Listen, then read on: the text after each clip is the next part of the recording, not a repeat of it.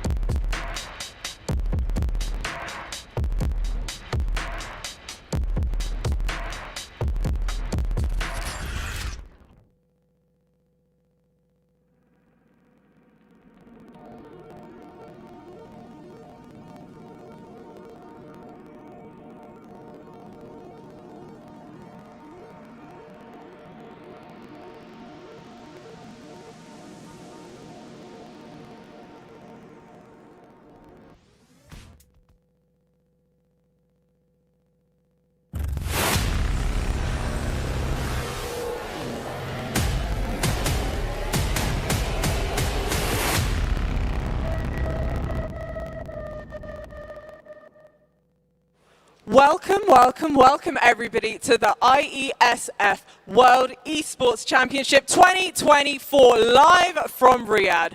My name is Jasmine and I'm joined alongside none other than Bara himself. Talk to me, bro, because we've got a long 9 days of esports action ahead of us. You got that right. Well, first of all, thank you so much for the introduction. Well, ladies and gentlemen, as she said, here in Riyadh for the Iesf World Esports Championship for 24. A lot is going to be happening right here. Different cultures, different countries, and different altogether with skills and precision taking place right here in Riyadh. That's right. We have 6 different tournaments across 4 separate game titles, as well as, I think we have a pretty good prize pool on the line, don't we? Ooh, well, maybe just something around the prize pool of $1 million US. What's happening? Honestly, I'm pretty excited for all of these different games we've got going on. Which one are you looking forward to the most? Oh man, is it MLBB, Dota 2, Pubg, CS2? I don't know, they're all pretty much excited and up there with the hype. Well, you know what? I believe we're kicking things off today with none other than Pubg Mobile. So should we go ahead and introduce some of these fantastic teams? Let's go, everybody. Let's start. I need the energy from everybody that is here in the crowd, as well as everybody that is tuning in online as well. So our first team may be in the heat of Riyadh, but they're certainly bringing the good vibes. Please welcome Chile.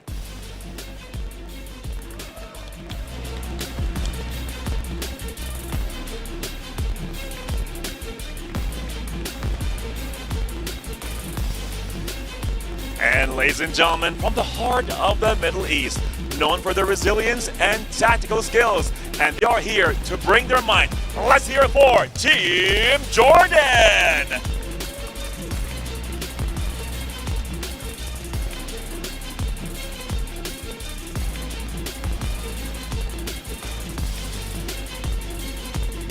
I hope this next team can find their momentum a little bit quicker than in the qualifiers, because it is now or never for Myanmar.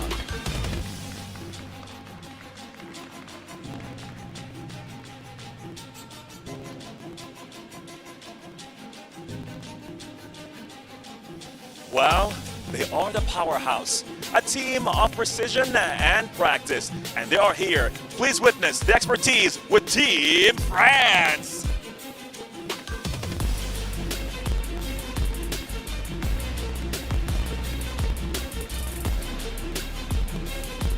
The former host country for WEC 2023. They claimed third place last time. Can they make waves on foreign soil? It is Team Romania.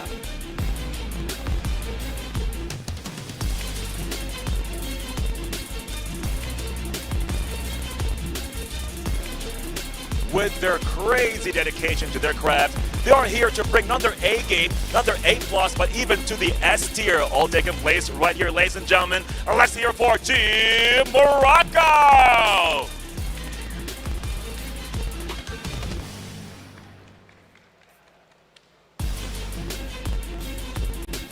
The team synergies should certainly give these boys a bit of a boost. Please welcome Team Turkey.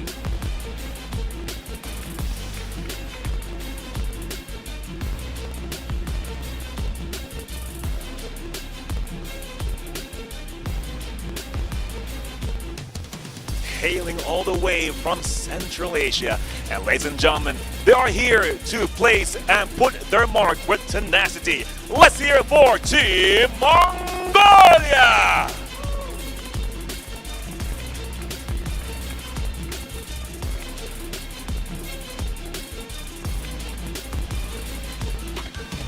A long-standing team hoping to prove that they have what it takes to walk away with $40,000 to their name. Please welcome Indonesia.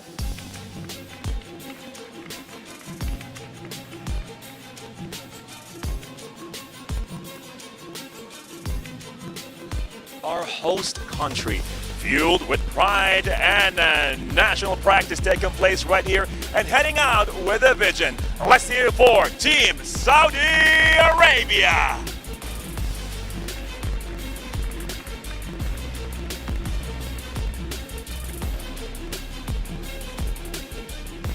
The #1 team coming through the EU qualifiers. Can this old boy teach his team some brand new tricks and walk away with a victory? It is Team Ukraine.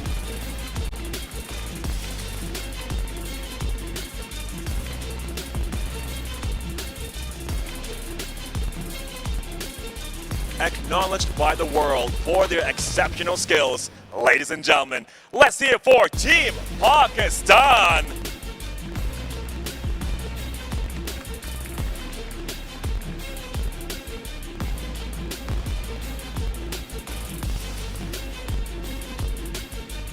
Barely making it to the big stage here in Riyadh. It's time to bring out the big guns. It is Team Bulgaria.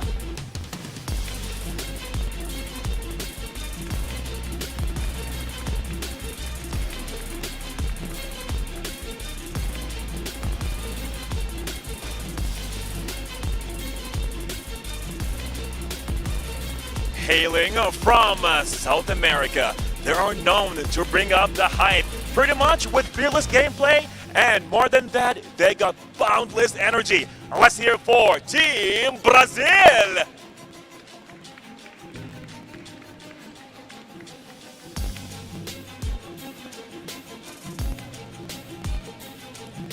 The reigning 2023 WEC champions. Can they do it back to back though, is the real question. Please welcome Kyrgyzstan.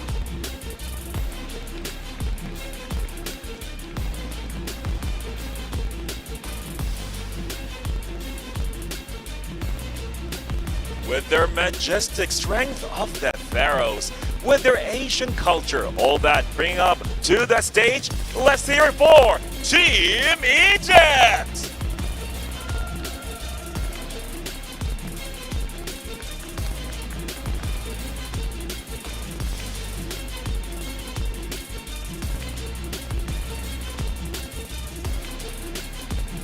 Well, there you have it. 16 teams, the best of the best, from national, regional to the championship right here in Riyadh. We're just warming up, but it's time to fire it up. You ready? I'm ready. Let's do this, baby. Over to the analysts. Let's go. Hello and welcome, ladies and gentlemen, to the first day of the Iesf World Esports Championships 2024, coming to you live from the heart of the Kingdom of Saudi Arabia, Riyadh. And today, we embark on a 9-day journey and $1 million on the line. And today, we begin with PUBG Mobile. I'm your host, Dawood Sandstorm Dawood, and it is my pleasure to be here on this analyst desk with my lovely analysts, Neptura and DK. Neptura, DK, we have 16 teams, we have 64 players representing those 16 countries. Talk to me. How are we feeling going into this competition? Because there's so much for us to go over. It really is. I am super duper excited for this, honestly, Sandstorm. It's going to be so much fun. I think there's a lot of teams here that could have a really, really good shot. Some teams I think are going to be a little bit of a dark horse coming in here, but I'm ready to see them do what they need to do and do it the best. DK, I mean, we got some new faces, we got some old faces coming up as well in the competition. Quite a lot of names in terms of like teams or players. So much for us to go over, but I want to talk about, let's say, like the vibes. How is it feeling being here at this competition? What might you expect from the teams that we have with us today? I expect today to be quite a bit of a vibe, right? Just looking at the caliber of teams that we've got on stage here, the competition that we have lying ahead of them, I think we're in for quite a bit of a ride, and I'm pretty sure the teams are going to make sure that we are thoroughly entertained all the way. Yeah, I believe so, because, I mean, when we're talking about some of the teams that are here, I mean, for example, Kyrgyzstan, they won last year's title, and they're definitely looking to get a back-to-back. And if we want to go into specifics as well, like one of their players as well, most recently, made it to PMGC, like PUBG Mobile Global Championship, took over in PMSL and got first place in MEA, so a lot of experience that he can bring to his team, and he's definitely on a high right now, and I know for a fact they're going to be pushing for a lot more. So how exactly will they be getting their points? With the system that we have in front of us. We are used to this for the past couple of years. 10 points, of course, for that first place, 6 for second, and you can see the rest, and of course, 1 point per elimination. And of course, every single point is going to matter when we have $130,000 on the line for PUBG Mobile only throughout this competition. And when it comes to the schedule, it's also something that we're used to. We're going to be talking about first map, it's going to be Sanhok, 3 Erangels in a row, followed up by ending the day on a double back-to-back Miramar. I mean, I like the schedule. It's I sometimes like mixing it up, like, you know, maybe Erangel first, then Sanhok, throw a Miramar in there, then change things up. But this kind of gives the teams the ability to kind of have like set plans going into it. Like we have a plan for Sanhok, we have a plan for the 3 Erangels, a plan for the last 2 Miramars, something like that. I feel like it gets them in a rhythm, DK, don't you think? Yeah, I think it's going to help quite a lot with the pacing, right? So whatever team feels like they might have been slacking out in the first match, they've got game 2, potentially game 3 to try and make up for that. The only difference, of course, being Sanhok, as you mentioned, there's only going to be 1. So they're going to have to rumble in the jungle. They've got to get right into the action, hit the floor running, and I'm curious to see just how these teams are going to look to push. Yeah, definitely want to see that. But we mentioned this before at the beginning of the broadcast, I'm sure there's a lot of teams and players, old faces and new, in this competition. But are there any players that kind of they're very clear to you, like that you think that they might be able to show us something different in the competition today, or anyone that stands out really? I mean, there's a couple of teams that have been here before in the finals last year, right? We're going to probably talk about them a little bit later, but one that does stand out to me is going to be Ragnarok from Team Jordan. He was here last year. We've seen him many times before over the years. He was in Team Nassar, Team Fate, Team Twisted Minds, and he was also in R8 as well. So he's got a lot of experience across a lot of rosters, and he's bringing that experience to this finals. So I think he's really one to watch for that. Yeah, definitely agree with you there. But I mean, when we're looking on one of the teams that they mentioned on the stage, Ukraine, Old Boy, can he teach his teams new tricks? That's what I want to know, because I mean, Old Boy has a lot of experience under his belt. 5-6 years maybe at this point. He's one of maybe the oldest players that we have in PUBG Mobile at this point. See, I think what works in Old Boy's favor is that the saying is you can't teach an old dog new tricks, but I'm pretty sure Old Boy can teach them whatever they need to know. So there's only going to be one way to find out though, right? We've got to step onto the battlefield. We've got to step onto the battlefield. They got to show us what they can do. So I think we're in for quite a bit of a PUBG day here. Yeah, today is going to be quite a treat, ladies and gentlemen. So make sure that you're tuning in. Make sure that you follow the channel just so you don't miss any of the live streams. Because again, we have 9 days of competition across 4 different titles, and it is going to be a very exciting week, I want to say. 'Cause I just love getting into the mood and seeing the fact that we have some of the best players in the world also with us here on the stage, fighting for pride, fighting for glory, and representing their country on the highest level possible. And when it comes to teams that have been doing that, we can talk about Turkey, for example, Right. who are represented by an organization known as Fireflux. They've been around PUBG Mobile scene for quite a few years at this point as well. And I want to say, with them being together for maybe the longest time out of the other teams, they have quite a lot of synergy, and I think they might have a little bit of an edge. Yeah. So definitely one of the teams to watch out for. Absolutely, yeah, definitely. Their coach as well was here with Team Turkey last year as well. So again, it is a slightly new roster for this event, but overall they are a really well-gelled team.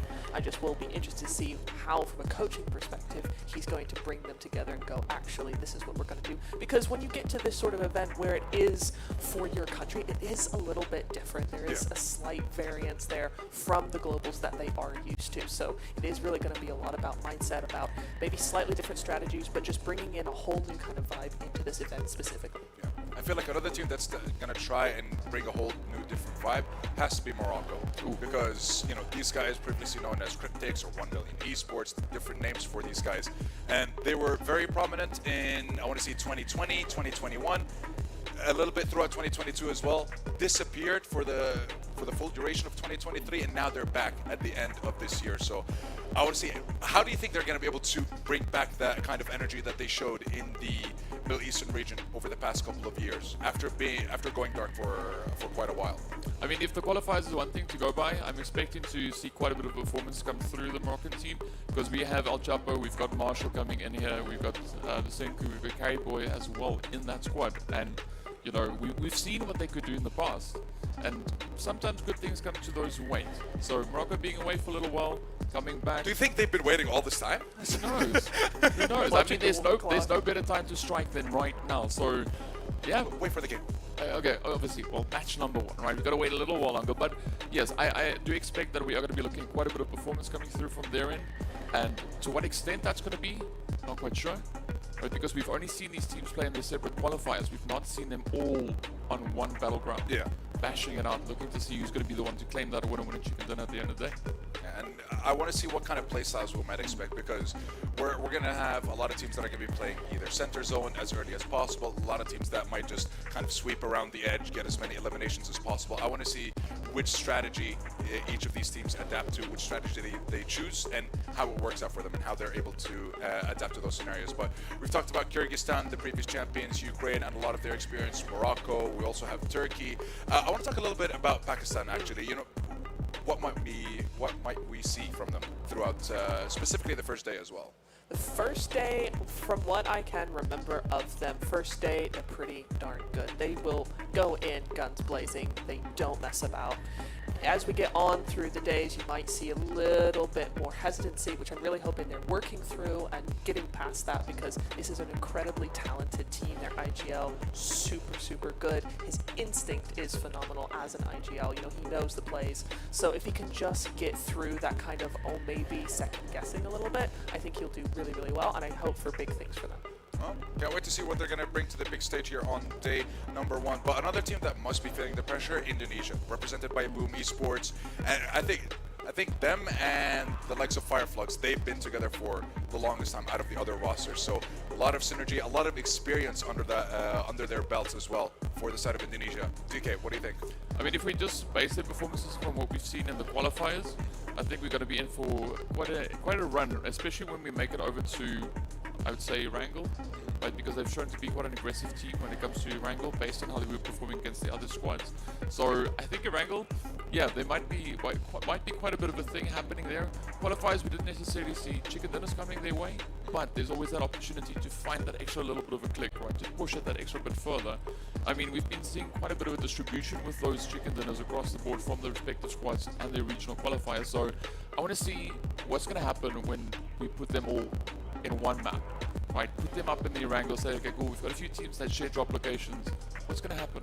Exactly. Like, are we going to be seeing hot drops from the get-go, or? Yeah. And here's the thing. Like, I've always noticed this in some competitions. There are teams that, let's say, you lose the first fight, the first hot drop, you change, and then there's other teams that decide, nah, we're going to fight for it every single time. We will drop with you. I mean, but I feel like in those scenarios, it's a lose-lose for both teams. Because it's like if you start a fight in the very early stages of the game, you lose a player or two, that hinders you for the rest of the game. And so what would be the best solution at that point? Do you think maybe revert to their second or third drop location, or go for the hot drop and just give it everything you got? I think it comes down to the level of what your confidence is when moving into a location, right? If you know you can take on an early fight and win it, guaranteed, sure, go for the drop location. I would say if there's a slight bit of hesitance, maybe go for the ult, right? I mean, don't unnecessarily give eliminations away, right? This is a competition at the end of the day. You're going to try and keep as many points to yourself without just dishing them out. So, yeah, I'd maybe go for a strategy like that. But of course, it's my opinion, right? I might be right, I might be wrong. Only one way to know. I mean, you're here for a reason, you know? I'm hoping you're right. We'll see. But, I mean, look, when it comes to that situation, I also feel like it might, or rather, their placement in the overall ranking definitely has a role to play as well. It's like if you're at the very bottom of the overall ranking, you just want to try and climb as much as possible, you definitely take the gamble. Yeah, you do. And it's a very fine line between feeling like we're at the bottom and there's a lot of big teams and I'm not sure we can do this, but we're gonna try, versus, hey, we're at the bottom, but we can beat them. We got this. Like, we're good to go. And yeah, it's going to be tough, but we've got this, and we're better than them, actually. You know, there's a very fine line between that, and when you say it out loud, it is very different, but the line is so thin between the two, and it's really difficult to keep that in check, especially with a lot of players. You know, one player might not be doing so well one day, but the team overall is okay, but that one player is not going to do well tomorrow, and he's going to bring the whole team down to in day 2 or day 3 or whatever. So it is very, very difficult to try and keep that, and that is really what PUBG Mobile is all about. It's not so much the strategy, although that's super important, it's the mindset in between that, and especially if you're at the bottom of any sort of ranking, it's like, how do you keep that going? Yeah, it's like, what do you even think about it in that situation? Yeah. It's like, let's say, game number 16 or 17, you're 16, 15, 14, it's the, what are you fighting for at that point? So what do you want to do? How do you want to end the tournament for yourself, and just take it from there? But going back to a couple of the teams that we have participating with us, I feel like having the tournament here in Saudi Arabia definitely must add a little bit more pressure on these Saudi Arabian representatives. 3 players from Power, 1 player, I believe, from Vision Esports as well, a couple of Saudi orgs, and very experienced players, I want to say. And when we're talking about, let's say, like regional performance as well, Power recently had the Saudi E-League's Major 4 title. So definitely also another team that's coming off of a title win and a little bit of a high. And I want to see if they're going to be able to transition that coming into this tournament. But Neptur, what do you think? What can we see from Saudi Arabia? And do you think the pressure might get to them? It's the thing is I don't think they're a team that will really be pressured like that, right? You say they have experience, they're coming off a big, they should be good to go. However, I think the first match is going to be super duper important, certainly first day, first 2 matches, but the fact that it's on Sanhok is going to be really, really interesting to see, because anything happens on Sanhok, normally I prefer when it's like game 4, game 3, because then I often find that when the team that's not doing well goes into Sanhok, they win and they do better the rest of the day. So for them, I feel like Sanhok is going to be a real trendsetter for the rest of the day. It's the first game, there's a lot that you can kind of do to counteract whatever happens in Sanhok, but it is Sanhok, so it's going to be interesting to see how they navigate that. What's your take, DK? I think Sanhok is going to be an interesting warm-up round, right? To get the nerves, just to get kind of loose to them, right? To get a good assessment of what the synergy is looking like for the team at the start, at the start of the day. And we are going to be doing it for 3 days, right? So I think it's a nice bit of a flow, nice bit of a rhythm for the teams to get into. I mean, if something goes wrong with Sanhok, it's okay. It's okay. It's a quick little map. well, not really little, but it's a quick map. I mean, it is the smallest map that we have in the competition. It's so. the littlest, yeah. Yeah. But I think definitely bouncing from Sanhok, moving over into 3 Erangels, right, it definitely gives you a nice bit of a litmus test as to where you're standing coming into the day and what you could look to improve on potentially moving into game number 2, game number 3. What do you think then? Well, the thing is, and I've lost my point as soon as you pushed it over to me, so I love that. No, the thing is, yes, this is what it was. Sanhok, do you think it being the first game of the day over all 3 days, it's kind of treated as a throwaway for these teams then? Because they go, yeah, Sanhok, no one really cares. Here's the 3 Erangels, and then the 2 Miramars. This is where the real games start. I mean, it could, especially if you're a team that focuses on a map like Erangel or Miramar. That's your stronger map. That's the map in which you're capable of really like letting quite a few things out of the bag. I can see where that comes in, right? But if your focus is Sanhok, it's a bit unfortunate, right? Because you've only got that one match, the first match of the day, to prove yourself, to show, you know, this is me.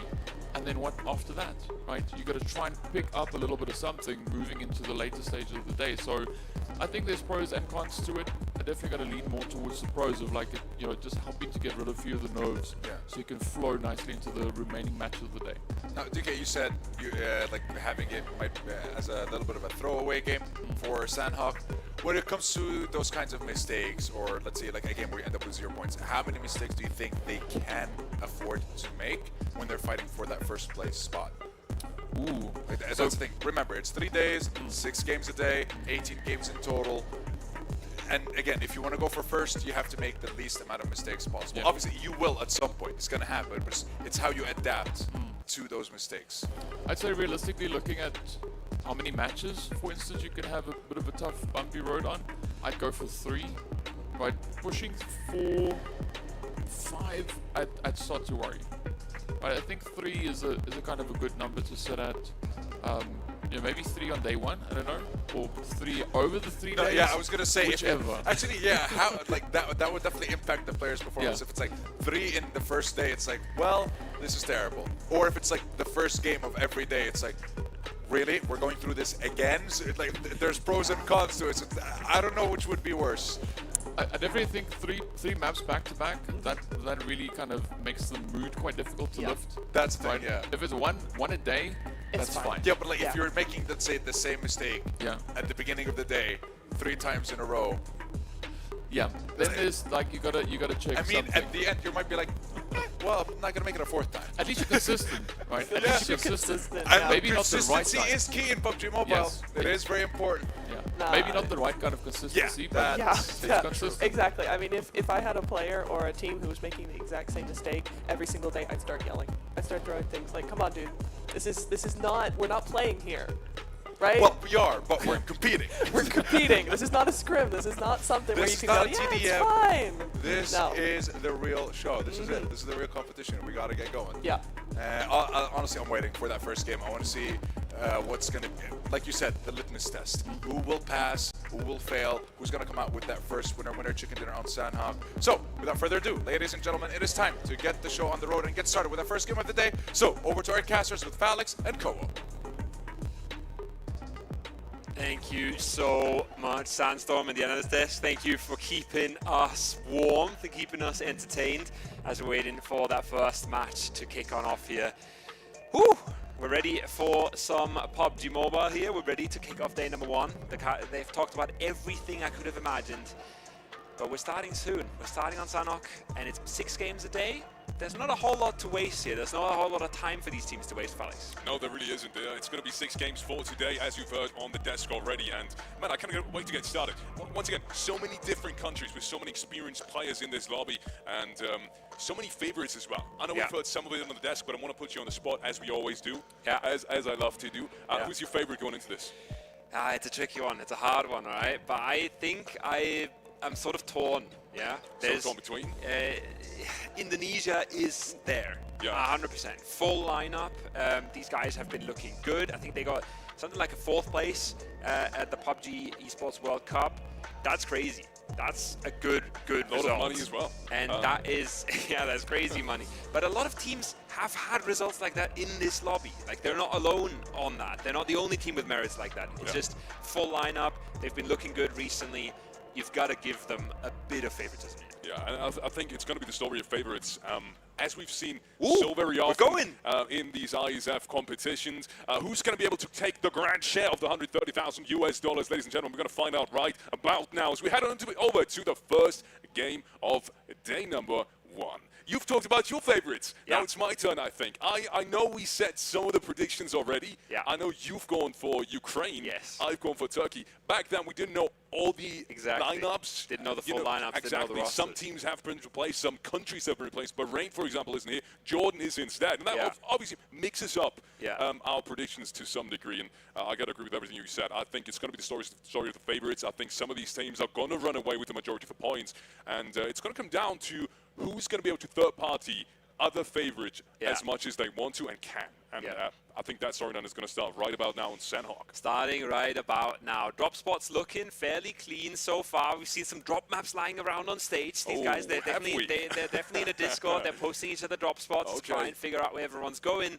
But there can still easily be clashes. The only thing I can see is Paradise Resort. That's looking a little bit too stacked there with Turkey and Miramar. The rest of the map is mighty peaceful.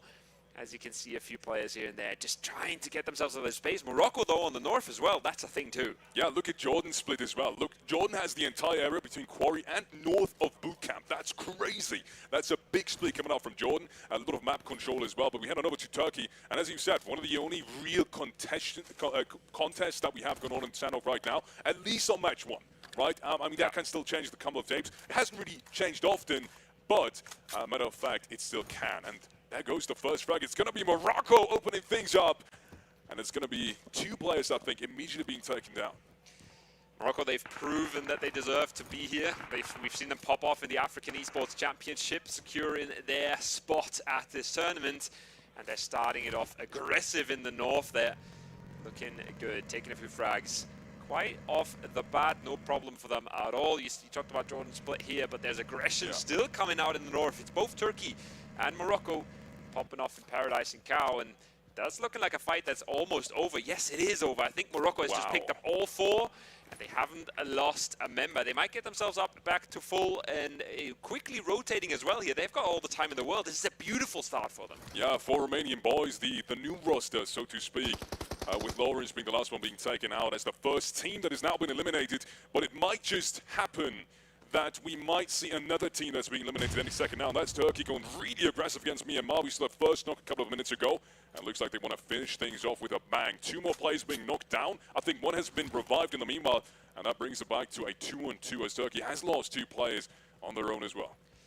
Yeah, it's a messy hard drop. This might still turn to the better here, especially if they find this trade now. They could try and isolate the 2v1 on the low ground. They don't exactly know where it is, but they know where their knocks are, so they want to just breach over that ridge and try to close that out. That res is coming through for sure, though, and that's the fall away for Turkey. Yes, they've gotten themselves a frag, but they've lost half of their members here in the first seconds of the first game, and that's the last year's champion losing one. That's Kyrgyzstan losing Effect as well. Yeah, Kyrgyzstan, my personal favorite now, just with recent performances. I think one of the strongest rosters in this competition, in this lobby.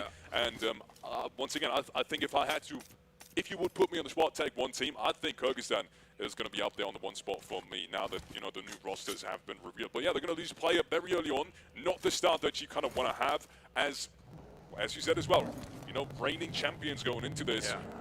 And they will be down to 3. And I'm very surprised, going back to that fight we've just seen, I'm really surprised Turkey didn't commit to this. It was a 2v2, and they know that chances with that circle wouldn't be perfect whatsoever. So I'm surprised they kind of ran away from this. The thing is as well, are you ever going to get a better fight than a 2v2 where 2 players, like a 2v4 where 2 players are knocked? You're never going to get a better fight.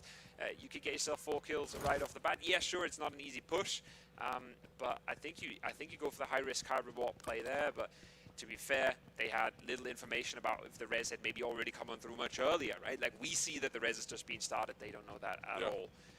So for now, they fall away, and I'm going to be honest, I think that's a little bit of a first game thing as well. We do tend to see people a little bit more hesitant as they shake off the rust. They get used to the setup, they get used to the stage.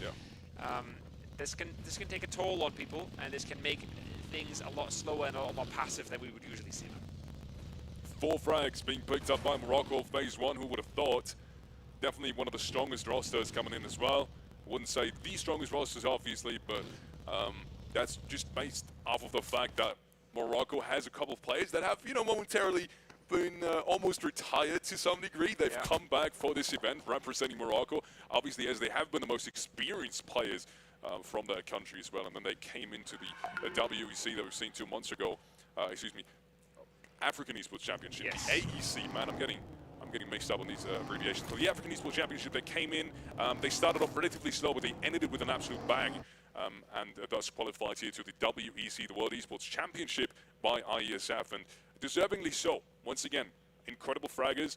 I think to me it kind of comes down to how much have they really practiced and gone back into finding that way of style and that new kind of PUBG meta. If they have, I think they've got great chances here as well for a top 5, top 4 finish. Yeah, I think it's also just hard to estimate what's going to happen in a tournament like this. Like we said, right? You've got the experienced rosters, you've got the recently well-performing rosters, you've got some crazy mixes with players that have insane pop-offs in the recent past, but other players that you haven't really seen on the big stage yet. So there's a very wide variety of teams here, and either of them could really work out. A team that's going to be a little bit sad about how the dates went for this tournament is Bulgaria, because if you watch the qualifiers, that team was a whole lot of Icy, and he's gone now. He's not playing. He's at the PMGC. So Sicario definitely has some really big shoes to fill here for this event for Bulgaria. Yeah, hold of Icy might even be an understatement. I think he just... is it too much to say he carried that team? I don't think it is. I hate that word because obviously it's a team sport, and you have to, pull yourself together. But we all know how Icy can be. He's such an influential player for any team, and just off of stats alone, he's been bringing these guys to this event, to the World Esports Championship. So incredible storyline. Now they'll have to find their own footing. They have to work together, and this is a good start. Egypt loses the first one against Bulgaria. Egypt, a team as well, right, that you have to keep your eyes on. They're not the most profile players, but they're right up there, and they've just won the African Esports Championship convincingly as well. Kind of out of competition, that's how well they were playing. I feel like at some point they were looking mighty good, and that just goes to show that they work as a team. Whereas a lot of other rosters, they have to show that first, because yes, they've got massive players, but they might have never played on this exact roster together before, and that's something you do tend to underestimate. If you look at the roster on paper, it doesn't really tell you all that much sometimes. Yeah. As we see Arthur falling away from that nade. Not a whole lot of support from the squad just yet. They have to try and get this together quick and maybe find a bit of retaliation towards the side of Bulgaria. Egypt now, one of the best performing teams in the AEC as well. And I want to say that, was that a nade knock? No. Close. No, I think it was really close, but a great nade nonetheless.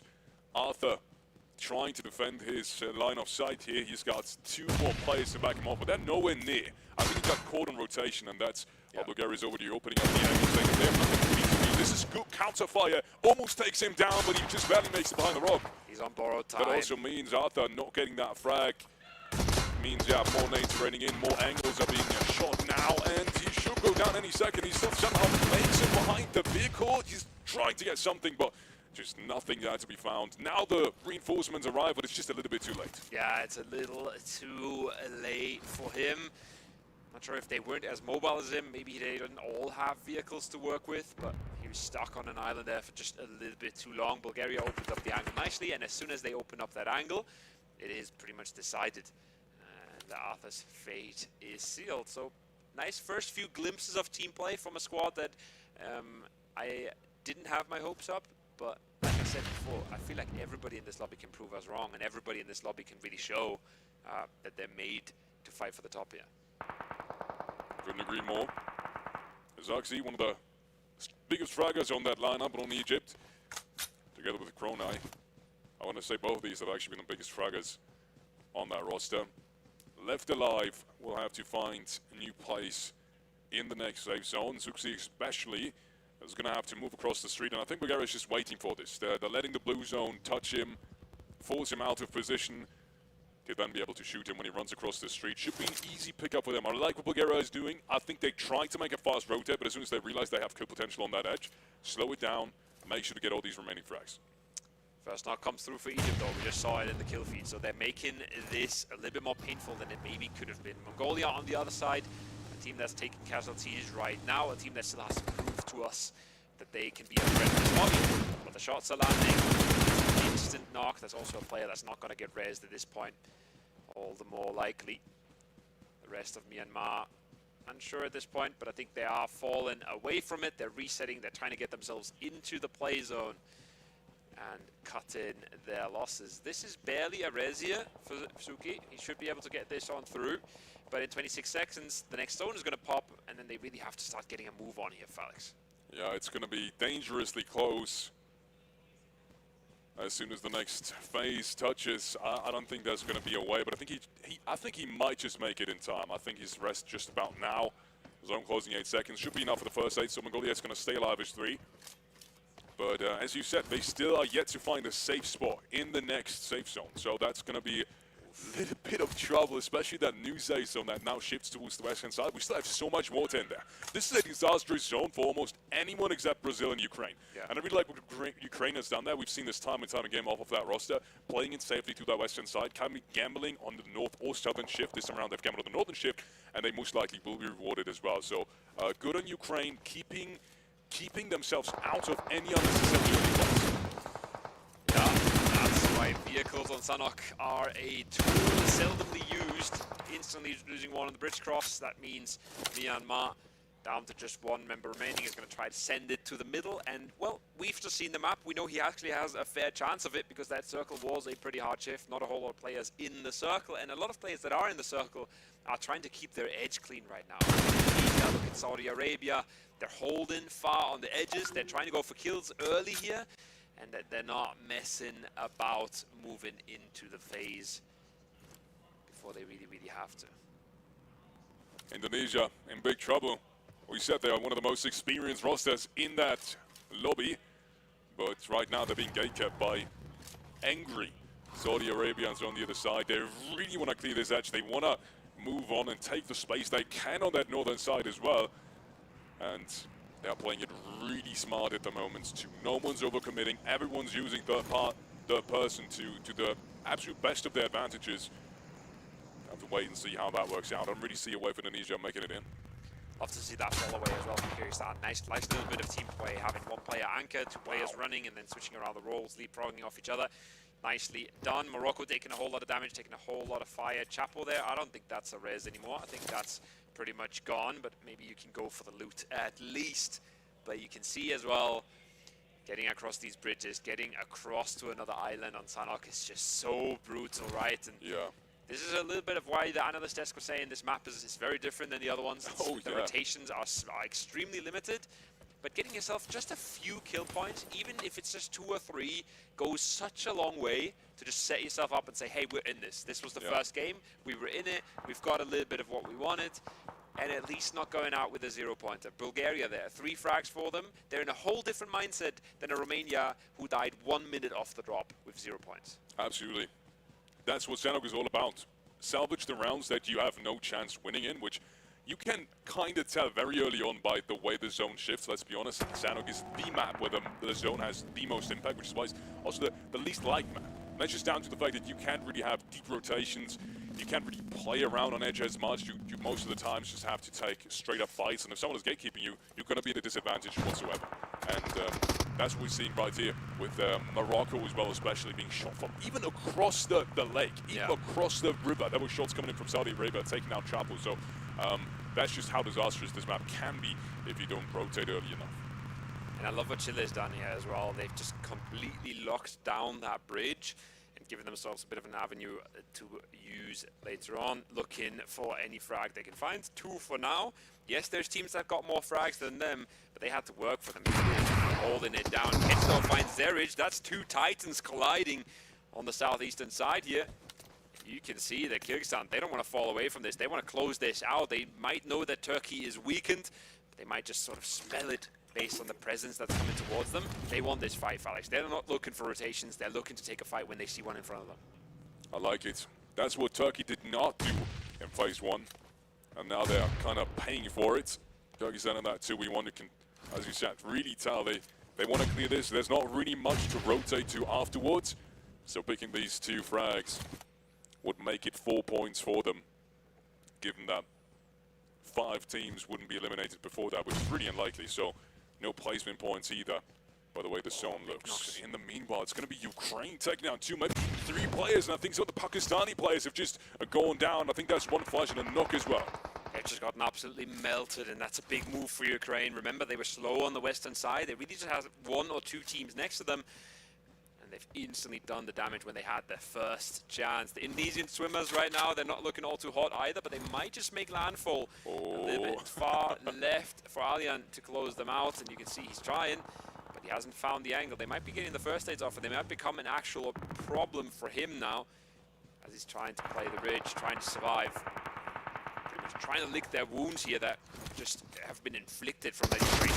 I think that's that 3rd frag now coming in from Old Boy, who's having one hell of a game. Now the Indonesian players are trying to take that 2v1, and he's the last player left standing. He jumps across and takes him down as Randy somehow keeps Indonesia left alive in this round. What a performance. Be reminded, they were stuck on that northeastern side at the bridge, and no one thought they were going to make it in, but somehow they end up on that western bridge. I'm not even sure how that happened. How did that rotate come to be? Incredible story coming out from Indonesia. That's a really good question. That's a really good question right there. Tell you what though, there's a few questions still to be asked from that Kyrgyzstan squad, and the question is, when will they stop fragging? They're now putting themselves in the prime position. Maybe even getting another res back up, maybe, not just maybe, closing out Morocco and making sure that they make whatever they can out of this Sanhok. Just like you said, get in the points when you can't win the game. Chile still a 4-up on their east, Ukraine still sitting pretty. Also Ukraine, big factor for them is, yes, they're sitting in a compound, but they've done damage to the teams around them. They've made their late game so much easier by killing one of Saudi Arabia and completely ruining Pakistan that was going to play that bridge side. So when they have to move out of their compound eventually, they know they have weakened teams around them. They know they have weak points they can exploit. Brazil has lost a player early on to Ukraine, but he somehow got revived. I'm not even sure how that happened either. Old Boy wasn't able to get the flash apparently. And thus, as of right now, they are back as 4 players in the same kind of prime position they were in earlier on. We said we expected it to shift north, it did, and thus they should be once again in the prime spot. More skirmishes now on that southern side. Everyone needs to move in. That means limited options, except kind of frag out as much as you can. Yeah, Not does not get away with the kill point there though. He does get the knock. He brings a bit of pain to Chile, but he does not get the knock himself. Now, M2M trying to prone it out. He spotted the enemy. He's trying to get some util over. Nice little cross. Good timing for Nort on that cross. He's going to bring out the shotgun here. Surely catches him in the open. This could be a good chance, but no. Tiger rings and true, and that's Nort going down. Flikey is trying to do what he can, but it's not enough, and they finally fall here towards the hands of Jordan, who keep themselves in this as Chile is struggling on that eastern side. Yeah, you could tell Flikey how much mechanical skill he has just based off of that one run across the street, the pre-fire, the leaning shots as well. Unfortunately, I think it's going to take a couple of more games to get used to the new phones as well. It's just LAN environment. That's, you know, what kind of comes into it as well. But yeah, I want to say 8 out of 10 scenarios, he wins that fight as well. So Kyrgyzstan, unfortunately, losing out on any more points. 5 points is what they will take away here in game number 1. We're down to the top 7. That means placement points have arrived as well, ladies and gentlemen. And we still have 3 teams left with all 4 players, France, Ukraine, and Brazil. And a zone shift that goes far towards Brazil, but I'm thinking this is pretty good for Ukraine, because what this zone shift does is it eliminates Saudi Arabia, which means they have to start pushing this, and Ukraine can still play on in. So if the zone would have gone further towards Ukraine, maybe Saudi Arabia could have just stayed put and been a problem later on. Now they're forcing this issue while they still have the space. And if Old Boy holds true here and doesn't get knocked, which is easier said than done, the jumping shotgun's coming on in. He's got to dance, he's got to weave, and he's the one going down. Easy equalizes the numbers just like that. It's a 3v3 in the compound. That's buying time for everybody on the outside as well. It's another nade knock. Another nade knock. Sunika takes down Easy to really low HP, but how was no one there to trade Old Boy? That's what I'm asking. Ukraine's position's unfortunately just not as strong as the rest of them. Now Brazil chimes into the action as well. Hafley gets taken down immediately. Headshot to top it off. And now Slonik out of the question as well. Ukraine unfortunately falling apart here. They had such a good chance at this edge. But with Old Boy Flash, it's just Tulika left alive, and he's the last one as well. Ukraine just down to 1 player, and Saudi Arabia as well as Brazil both making it in with players. Knocks one from the outside. Tulika knocks a second. It's just one up on Saudi Arabia at this point in the compound. And it's all fallen into place for Brazil. France now starting to make the moves on the outside. They've been quiet, they've been passive, but they are trying to activate. Do they know about Indonesia below them though? I don't think they do. I don't think they have any idea about this, and it's going to cost them dearly. The knocks are coming on through, they're bleeding members. This is looking like it's Brazil all over, Felix. Yeah, Mr. Blue goes down to the blue zone as well. And the rest of the France squad unfortunately follows very shortly after. Everyone is being taken out, and one of the only teams I wouldn't have expected in the late game to be is Indonesia. Are you kidding me? What kind of rotation is this? Still down to 2 players, but they have secured 6 eliminations in the meanwhile. Based off that rich line that we've just seen as well, I think they've gathered another 2, maybe 3 points. Now with Jordan and Brazil left alive, I'm not sure that if the chances are really that great, especially since Brazil is the one now taking the fight towards them. But either way, I mean, the top 3 is great already. They spotted the Jordan swimmer as well, so there is still a chance for Indonesia to take place. Not looking like it right now, but Randy is still on the swim, and he's still trying to make meters towards that middle of the zone. This game is all but over. Brazil is efficient in their first game of the World Esports Championship. Wow. We can talk about how Indonesia has stepped up massively with those kills and the few placements they are able to find themselves, but it's Brazil who kicks this off in style. They control their edge, they poison, perfectly time the fight into the compound, and then they clean it up in the end. Big win for Brazil. Wow, what a performance. Brazil coming out very strong in the first game of the WEC. Unbelievable scenes. We said we weren't exactly sure what to expect from that lineup. Let's take it a notch back, because yes, the zone has played a part in it, but still, individually, they seem to be absolutely on point. And as we said, man, I wasn't sure. There's so many strong teams from that Brazil region that I would have obviously maybe given more of an advantage they would have been here, but still, that's a great way to start things off. Especially because it's, for me, this is big. It's not just the individual gameplay, it's how they played their position. They took their time. They, like you said, right, they didn't lose a player to Old Boy. They made sure to stabilize that. They made sure not to overcommit to any of the fights. And once the compound explodes, they're not hesitant either. They're not waiting around. They're not saying, oh my god, nice, the other guys are fighting. They take that game by the horns and they ride it home. So beautifully done by them, and well-deserved win. I think, what did they have, 7 elims before they got the last 2? I think so. A massive start to the day and a massive confidence booster for them as well. They seem happy as well. They definitely seem happy as well. This is how you want to start, especially on a map like Sanhok, as we've said. That, yes, zone plays a big role, but that you only get very limited chances to actually take a win off. Yeah. So as a favorite going into this is how you want to start, because once again, this is the X factor of a map.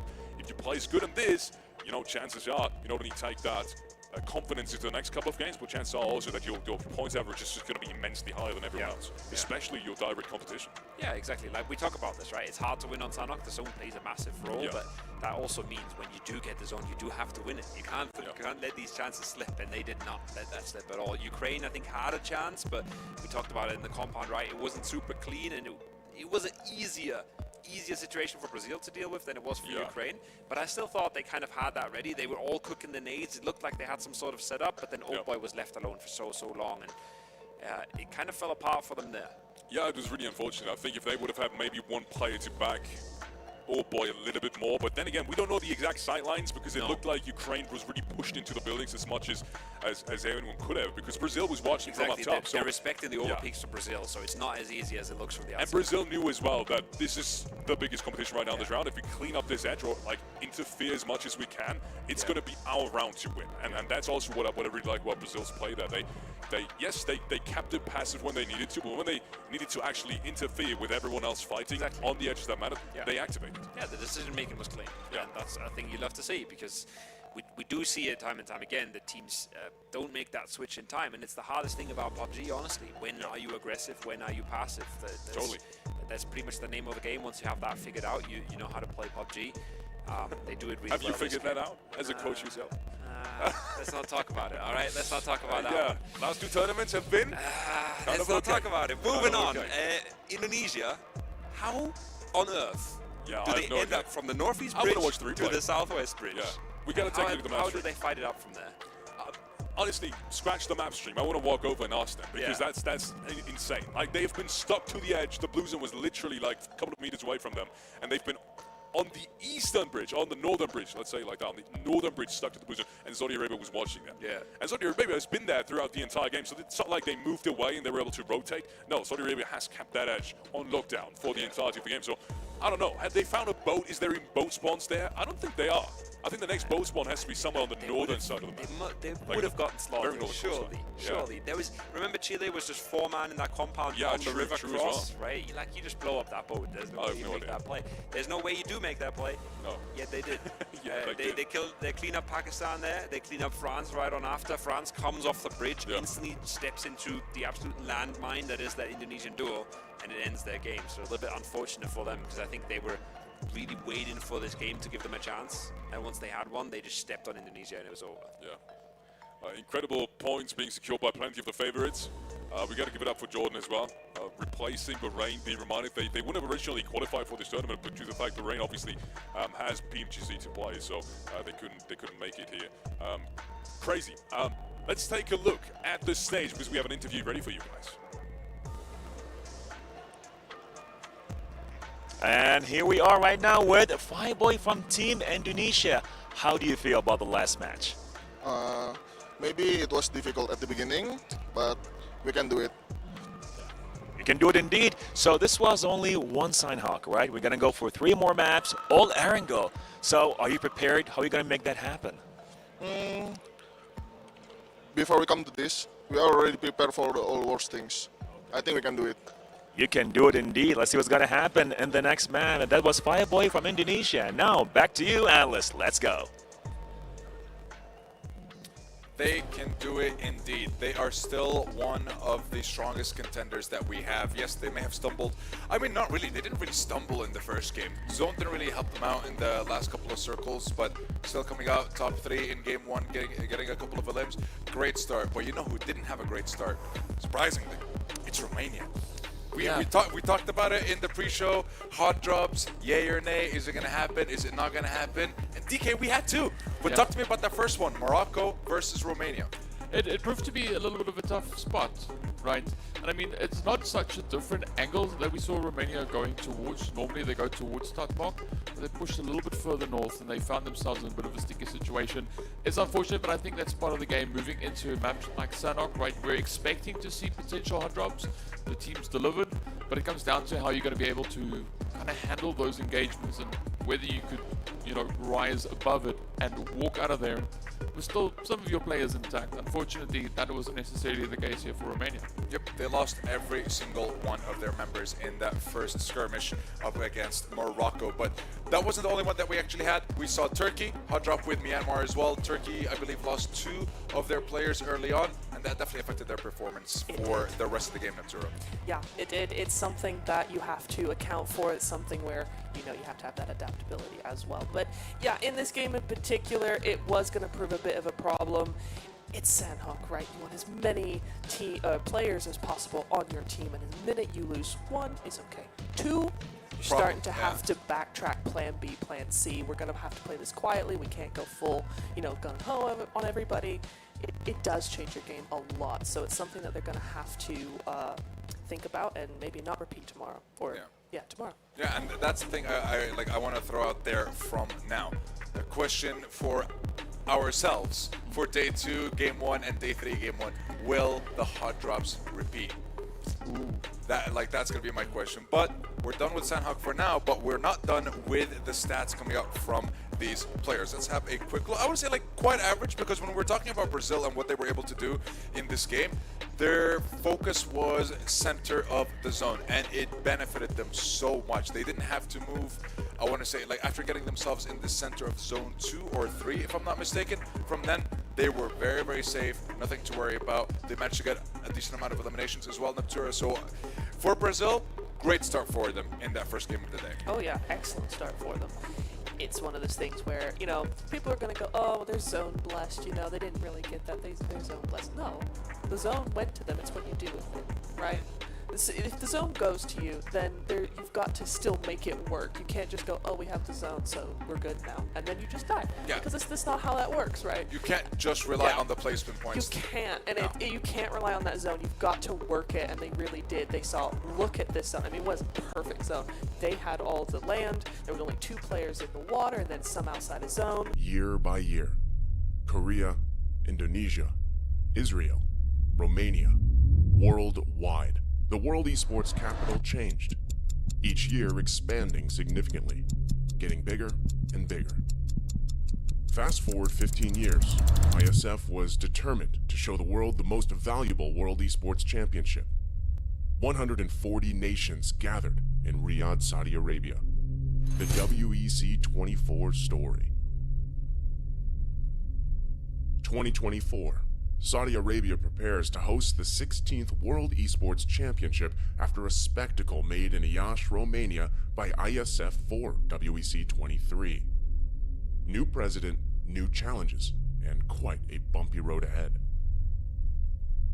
As the calendar turned to January, the national qualifiers took place, breaking dozens of records. In a wingspan of 3 months in every nation across the globe, athletes competed to get one step closer to the World Esports Championship and represent their nation on the global stage. However, as fate would have it, the road to WEC 24 was far from smooth. Things went south. 2 out of 3 offline regional qualifiers were forced to go online. Even though that barrier occurred, the online regional qualifiers shattered previous viewership records. The hype for WEC 24 was real. Meanwhile, Africa. Iesf showed just how much potential is hidden in Africa. Over 180 athletes, 17 nations, and thousands of fans. All in one place for one specific reason: esports. The bumpy road came to an end. The slots for WEC 24 were secured and everyone was ready. The much anticipated 16th World Esports Championship set sails. WEC 24 Day 1.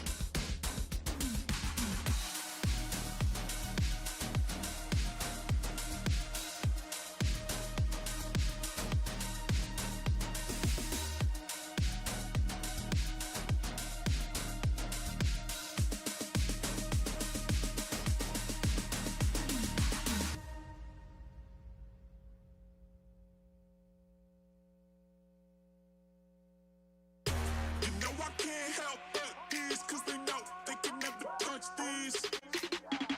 So they let me talk my shit, or I might just throw another fit.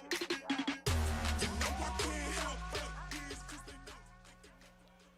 know. Ladies and gentlemen, welcome back to match number 2. It's been Brazil that has taken the very first match in grand fashion.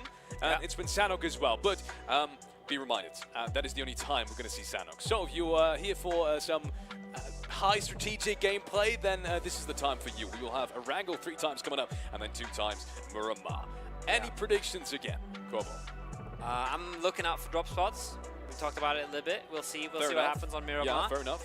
This is the first time we play the map. If you're going to hot drop, you better do it now. You better get it out of the way. Yeah. If you're a team who did well in game 1, you have a bit of a better leg to stand on than if you're a team who had a really rough start. So that's something that I'm looking out for. But basically what you just mentioned. A little bit more strategy, a little bit more nerdiness, you know, a little bit more cleverness in the rotations. Because Sanhok is really the brute force map. We saw a lot of good fights. We saw a lot of good team fights being taken. And a lot of rotations that didn't go that well. Yeah, I mean, we said it during the game as well, right? It's that kind of map that, as a professional player, if you get the zone, you're going to be really, really happy about it, right? You're going to sit there and just know that you're going to have some kind of kill potential going your way. If it doesn't, it's horrible, right? There's so few options for you out there. So, yeah, Erangel coming up next. Whole lot of different kind of early game strategies that you can apply, and that's what we're going to see as well. Some of these favorites, I am pretty sure, are going to come out swinging on that map, and I think one of them that we've just seen coming into the late game as well, which was Indonesia, by the way. It's going to have a good game as well. We saw it in the interview. How much are really going to change? Not too much. I guess that's fair enough. Storyline. Yeah, fair enough. After that game. Yeah, because if they pull off rotations like this, I'm not sure what can go wrong. Yeah. After what we've just witnessed in game 1. Yeah, and I think another team that I have my eye on is a little bit Kyrgyzstan. I think they would look very convincing in their fights. They didn't get a zone at all.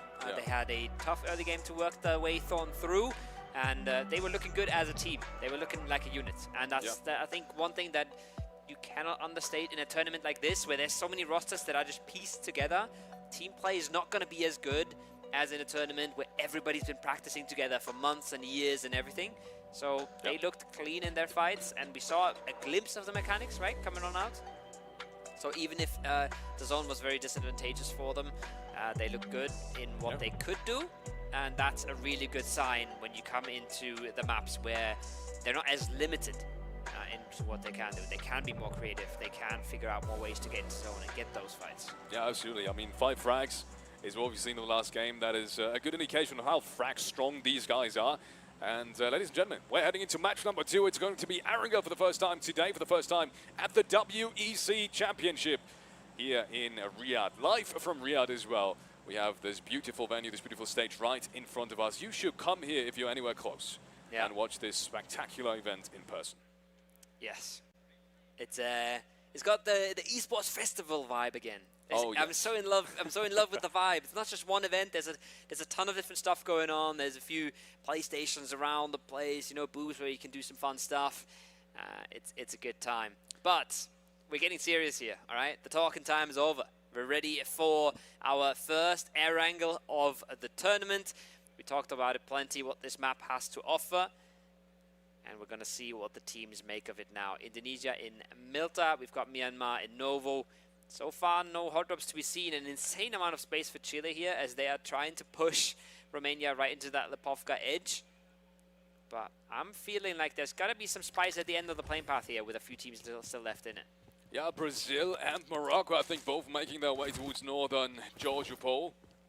And if that happens, we might see a contest. Same goes for Bulgaria. They're flying towards the South Georgia Pole area as well. So dodging towards it might just result in another hot job as well. Not too easy to find any kind of ground at the moment. Zone shifts far towards the north. France is going to be the team in deepest inside the circle center at the moment. But then again, there's a Bernie in that specific zone. Not exactly the place you'd play. I think they're going to rotate out of there sometime soon as well. I mean, the warehouses are incredibly strong. The cross-section compounds are incredibly strong. Lots of really strong compounds overall on that northern side. If you have prio towards it, it's going to almost secure you a relatively strong early game. yeah, you do have to take those odds. You do have to take those positions to see if you can play them into late game. Romania, really, really bad start for them into their game 1. Now to game 2, they're trying to correct some of those issues, as they only had 2 of their members from the qualifier actually in the finals as well.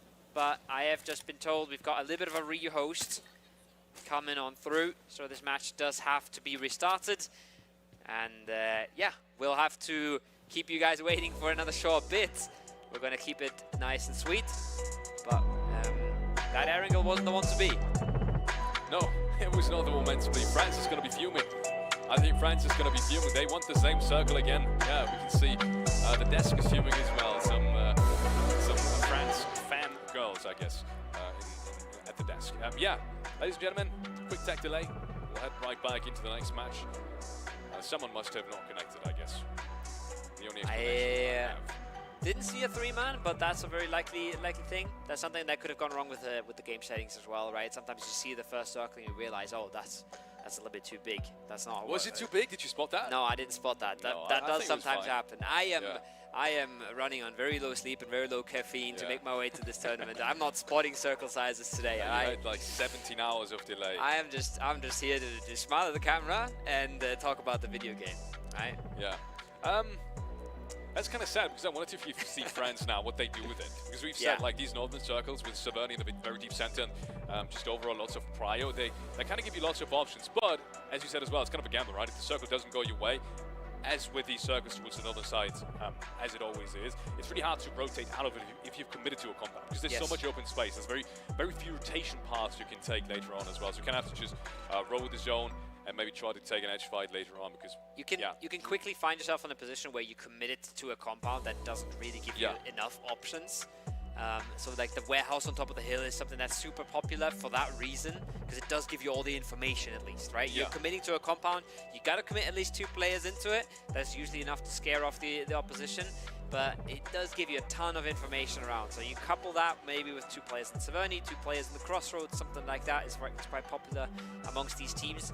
And then you're okay, but the zone shifts hard west, you're still sending it in phase 3, right? So you're never guaranteed in a phase 1. Phase 1 can be a bit treacherous and can sort of give you a false sense of security, but you still play the odds, because a lot of the times a good zone 1 will be good for you. Yeah, as you said, especially these western circuits, if it does shift west, and you have an originally very north side circuit, it's going to be really tough to rotate out of these compounds. Very few spots. Wave to the camera. It does go east, sometimes even tougher, but at least you can work your way in. And there goes the reigning champions, ladies and gentlemen. They're some of the most fabulous fraggers that we have in Pubg Mobile, some of which play at the very highest level internationally as well, in their respective organizations, not only for their country, but for their organizations as well. Kyrgyzstan, there we have right here. And I saw Old Boy as well with a paper in his hand. He's preparing. Yes. He's looking at the drop spots. He's looking at the strats. Yeah. He wants to make this one work. First game, unfortunately, they just about fell short of the very top placements, but it's been a good showing as well. This is what I'm saying. These guys, they know their drop spots, and they know how to prepare for them, and they know what to do about it. Oh, Brazil. That one was for me. Love to see that. That was for me. Oh, nice little hearts. Right back at you. Got some hearts in the chat maybe for this pretty man, as they were massive in game number 1. And there we have it. The Turkish representatives as well. I know they've struggled this year, but I believed in them anyways. Look at him smiling. I love it. It's okay. He's been my favorite player in recent times. Yes, they've struggled, but as I said, I believe this is going to be their tournament. Fragging power is definitely not a problem for that roster. Something you can say about a lot of squads in this as well, right? This is why it's so unpredictable. It's why it's so tricky to say what is going to go down. Yeah. I love this. I love just getting a little bit of an impression. You just get a little bit of a sort of a mood snapshot, you know? They have the same hair dye. You see I how just noticed. That's really cool. You just see roughly what's going on in the minds, in the heads, right? You get a little bit of an impression. Some people, they're in the tunnel, they're mega focused. Others, a little bit more joking around, a little bit more relaxed and confident, right? There it is, France. They look happier than I thought they would look after that rehost. Yeah. They got robbed. Yeah, they got robbed. Who is the culprit? Show it to them. But yeah, they've been struggling first game. Nevertheless, it's been Sanhok, as we said. That was kind of the big problem. There we have it. Bulgaria as well. These guys came prepared. They've shown us a couple of good frags in the early stages of Sanhok as well. So excited to see them play. And ladies and gentlemen, headsets are being picked up. That might just mean we are getting into the game. Yeah. Yes, everyone's picking up the headsets. That's a good sign. Looking good. That is a good sign. Looking good. The players are locking in. I have a feeling like they're loading in as well. And we will finally get that Erangel on the way that everybody has been waiting for. Drop maps soon to be put away. This is where the preparation ends. And it's where the action starts. Pillows being readied. The hand warmers are not really needed in this climate, fortunately. That's why you don't see them as much here. That's the good thing about playing in Riyadh. Even in winter, it's a cool like 28, 30 degrees, which makes it quite comfortable to play. Obviously, everything is AC, so we might even have like 20, 22 in here, which, yeah, as we said, does actually make a difference when obviously playing these games. Yeah. Not only does your phone stay cool, but also you just don't need these hand warmers that you sometimes do. Even at very big international lands, I've seen them on the table. Perks of being in the desert, essentially. But yeah, lights are out, players are in the lobby. I think it should be a matter of seconds for us to get into the game, but the lights are turned back on, so I'm scared now. I'm scared now. I'm scared. Are we being baited I'm by scared. production? I have baited as well. I've Yeah. baited everybody that's watching into getting excited. I just hope nobody takes their headset off right now, right? That would break my spirit. Team ready. I think we're going into the plane. Ladies and gentlemen. There we Ladies are. and gentlemen, we're going to bring it back up. We are going into match number 2 of the WEC, the World Esports Championship by Iesf. And this time around, for sure, I think. Maybe. Anyways, it's match 2. Let's hope for not another rehost. This is a disastrous plane for anyone that wants to be in the eastern side. And I think, yeah, that may... Okay, that...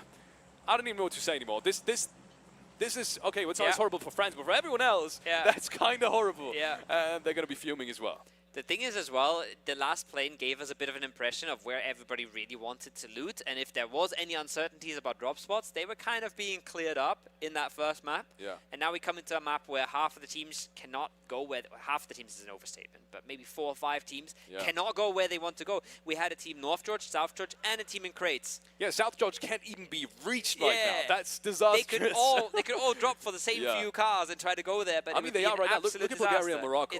I think it's Morocco trying to force their way into South George. Brazil is not here this time, so there's a little bit more space.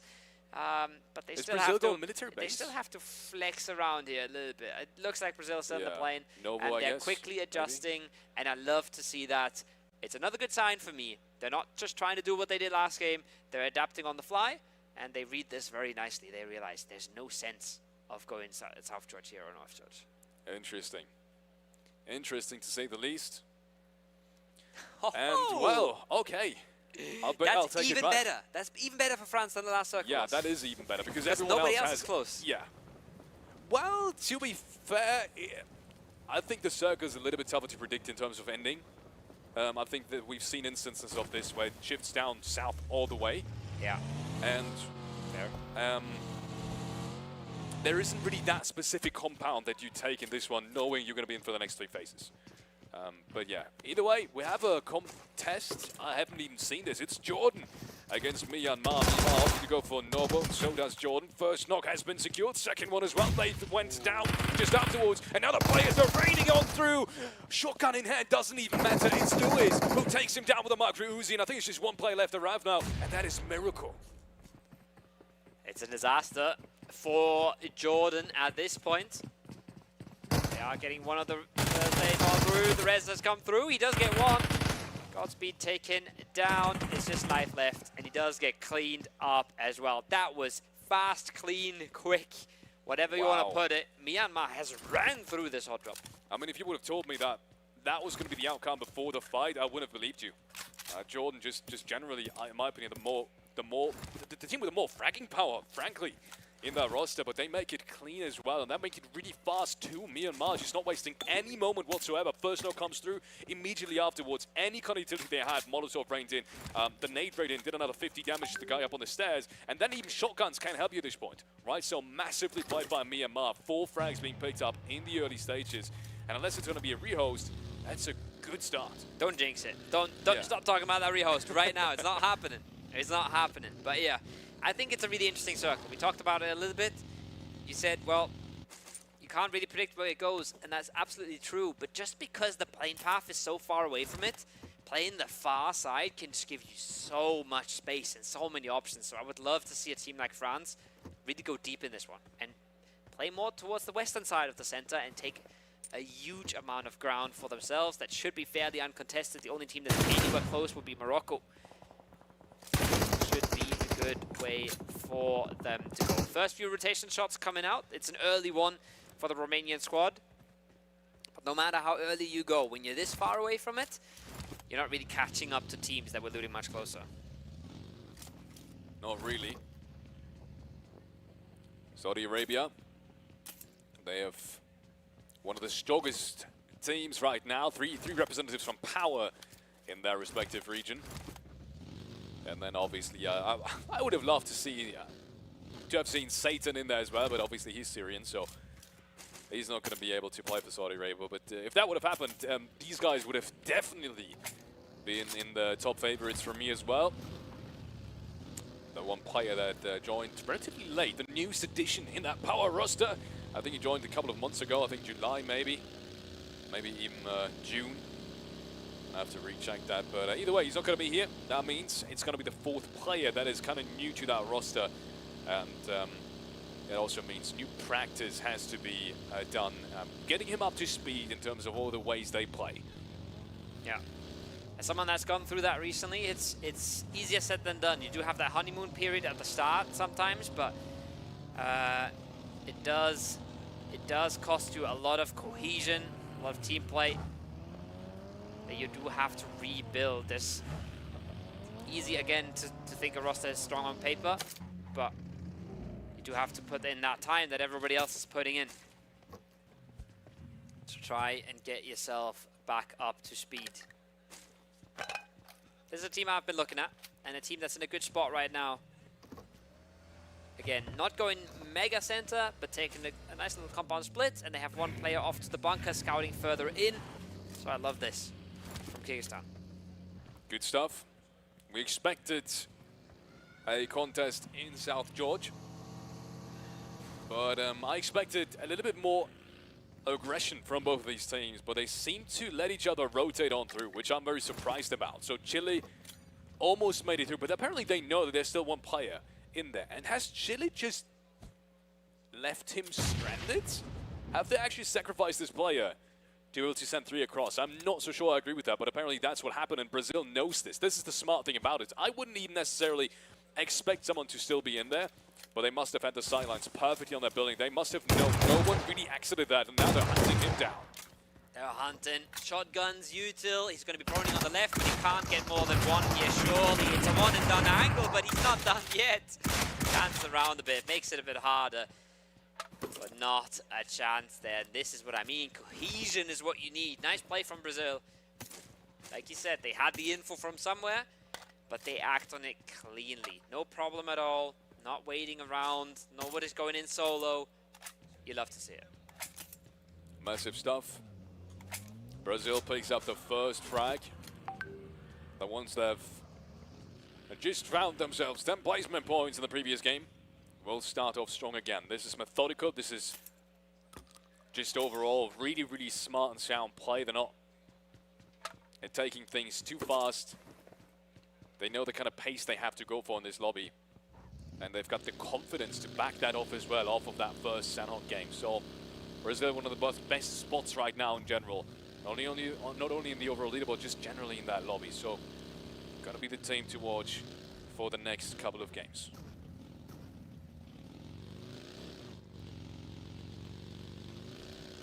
Pakistan. Slow approach. Playing it safe. Trying to keep all their members alive as Goku is on a sliver of HP right now. But it's been a quiet early game. It's really just been Chile, I think, bridge camped, and then it's been that one hot drop. Now it's starting to kick on off. That's Kyrgyzstan. Remember, they were in a fairly central position. They have picked up a knock towards Mongolia, a team that hasn't really gotten anything going just yet. Endless has been knocked. Should be brought back. As far as I can tell, the smoke is already there. The players on that northern side are looking for the flash, and they will find it as well. It's Flyky. They will find the first one as Kyrgyzstan finally finds the first frag in this round. Be reminded, they haven't gotten any placement points last game, but they have found 5 eliminations, which is a good sign. A good kind of indication of how strong these guys are in terms of fragging power. I've said it time and time again, but it is true. When these guys get into that kind of flow state, there's very few teams that can stop them. We might just see them again. Oh, and also they're warm, you know? They're ready. They're fired up. They're a little bit disjointed right now, though. I think there's a player a little bit caught off to the north there, if I'm not mistaken. They are trying to group that back up, trying to not get caught out. Phase 2 has come on in. It's evidently shifted west because everybody we see right now is in a car driving west. But it's, I think Kyrgyzstan that's in the compound first, but this might be an instant breach. This might be 3 teams around here, Felix. And the breach came on through, and the question only is Pakistan going to third party that because they have the option to do so? But no, even Kyrgyzstan is dodging the contest. And they're not breaching this, they're driving on through. They don't want to have any part in this whatsoever, and I think part of it is due to the fact that Pakistan was really close, and they would have potentially third party this from the outside, and that would have not gone well for Kyrgyzstan. They make it out alive as full. That's the big and essentially good decision as well. As Pakistan is still rotating on through. They haven't reached the compound either. Instead, they're chasing around the northern side of it, all around the plain area, as they've realized that position is open for grabs as well. What an absolute mess around that compound. Everybody tries to go for it at the same time, and in the end it's Romania that pays the price. Not what they signed up for, but it is what they got, and plenty of teams able to reset cleanly. Kyrgyzstan, can they get that res back on up? I'm not 100% sure. But Pakistan has reset fully out of this one, even fueling up some cars, making themselves ready for the next circle once that comes around. France, though, on the other side, that's not looking pretty. Oh, really? I think 2 players have immediately been taken down. They're out. Well, yeah. Must have breached this app. They've lost a player early on as well. That means, yeah, they're eliminated. Jordan and France both out. 2 of the teams that we said were in a pretty good spot coming into the circle. Especially France, like seeing France out as one of the first teams, that's got to be a really big miscalculation how they wanted to play this circle, because they've had all the access towards the northwestern side. It goes to show about what we said earlier, right? Phase 1 is nice and dandy, but it doesn't mean that much. And once a hard shift comes in for Phase 2, everybody makes hasty decisions. Everybody has to try and be fast on their feet. And if somebody is fast enough to catch you out, your game is done just like that. Pubg is very cruel in that regard. As Mongolia, they were also one of the teams to lose one earlier. But they have redeemed themselves now with that France wipe. That's going to feel good. As we see Brazil taking it very slow on that western bridge. A treacherous bridge at that. A very easy to camp bridge. Nobody likes crossing it. But they've really taken their time at this point. They've stuck around here for so long. They should have a good idea of what they want to do with it.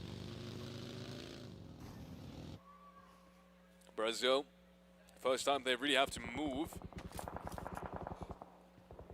Is gonna try and find a spot towards the northern side. But first of all, it's gonna be an air job for them. As if that position wasn't good enough, they get an air job. They top that off as well. Ukraine in the meanwhile, activating. Havlik finding a quick down with a headshot. Not sure towards who, now we see it towards Miramar apparently. Godspeed being flashed out. Means the first frag has been secured as well. Kyrgyzstan and the Miramar has made their way towards that little shack. Not exactly the position I want to see Kyrgyzstan at, but at least it's relatively centralized for the time being. And even these knocks will be revived, no problem whatsoever. So they will stay alive as full. It's not a power position for now, but it is a power position in the late game because you do get to play out to the ridges around you, especially if it does go west of you. And I think they're a little bit further towards the eastern side of the circle, so this could have been a good position.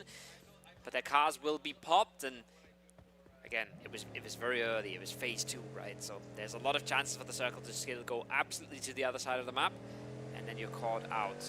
Still, they're keeping members up. They're keeping themselves alive. And I am never counting out a 4-man Kyrgyzstan. This is looking spicy, though. This might be a 4-on-4 fight here in the compound, Felix. Yeah, Indonesia has to be ready for it. Let's see if Randy is. He's got that DBS in hand. Doesn't even matter. First knock comes through. And the nade to finish it off as well. Spark immediately being taken out. I mean, Saudi Arabia is down to 3. But the Reno comes on through. Nawaf, originally the 5th player for Saudi Arabia. Apparently he's been the stand-in now who some really big damage, but is it going to be enough? That's the question. I don't think they found the flash on it. And the meanwhile, Indonesia really has on that 3rd player. Oh, it's a close nade as well. They want to close this out, but there's more people coming on in. There's more people interested in this. It's a very isolated compound. Makes it all the more powerful. Nawab wants to pull on through. That's a nice little peek. That's a nice little knock. Slows them right back down. And Indonesia now, they've got their own wounds to take care of. They can't speed through this like they have been in the past few minutes. Good stuff. Rez comes on through. That was an incredible knock, to be honest, from the Saudi side. Finding him up on that balcony area through the leaves. That's a really tough shot to hit, but they did it. But the question still stands, is it going to be enough? I don't think so. They found that one flash, but that's just about it. Their positions should be weaker than the Indonesian side. And the only way I can see this really go their way is if Indonesia pushes across and somehow loses play on the way there. Playzone is going to take down Zuxi. That's the next country eliminated, with Egypt being the 3rd one in total here, as we are down to just 13 teams in phase number 3. Doesn't look like a big compound to fight for, but it is, as you can always play up on the hill from here. You're always good in this lower ground. As Randy lets a few shots ring on through, just letting his presence known, hoping to scare the vultures away. But they do have to take care of Saudi Arabia in the compound if they want to play a good game out of here. They can't sit around and let them be happy neighbors. And you can see they're not aiming to do that either. The util's been looted up, and it's been expanded right away. 2 more nades on Randy. Maybe going to try to do something with that, but they do want to make this push whenever they can. And you can see they're smoking up for it, they're grouping up for it. They want this, Felix. It's the smart way to go about this as well. Nate doesn't quite get inside the building, but I don't think it would have taken down feet on anyways. And DBS on both sides is going to make it at least somewhat interesting. And man advantage doesn't really matter that much anymore now that it's down to these really close range battles. 1 more nade in hand. This might just be the one that gives Indonesia the advantage. It pops barely inside the door frame, doesn't take down any of the Saudi players, and now they run inside. 3rd party comes in. Brazil is there to charge into the action too, and this is falling apart. Indonesia is being taken down one by one, and Saudi Arabia somehow still makes it out of that scenario alive. 3 frags as well for them. What a turnaround coming out from Saudi Arabia. Oh, that's big, and that's a heartbreak for Indonesia. They were looking good. They got the first early frags. They were looking to take control, but just like that, few good DBS shots. The nade's not really doing any damage, right? The nade's just barely tickling the players, and it's not enough. It costs them the game. Pakistan, once again, back into that plane crash ridge. This time it's not going to be as easy to reset. This time they have a full Team Turkey on their side, and well, the car play is not going great either. Nah, don't tell me they... Did it get stuck? Oh my lord, it got stuck. Solka is going to be able to take a frag because of that. They might just find 2 more. 3 angry Turkish players right on the outskirts of this huge dip, and Solis finds Shamir now finally as Alien goes down to this is disastrous, this is falling apart. No real trades happening so far. There's one. Solis gets flushed out too. Oh no, that should not have happened. Turkey, unfortunately, despite that great engagement, loses a player, and that also makes it kind of somewhat not really worth it. Now it kind of does, as they are up to 6 frags. But they've lost a player that they shouldn't have, in my opinion. And they're in a great spot to work with that still. But Hold that and as thought. a foreman, they would have done so much more.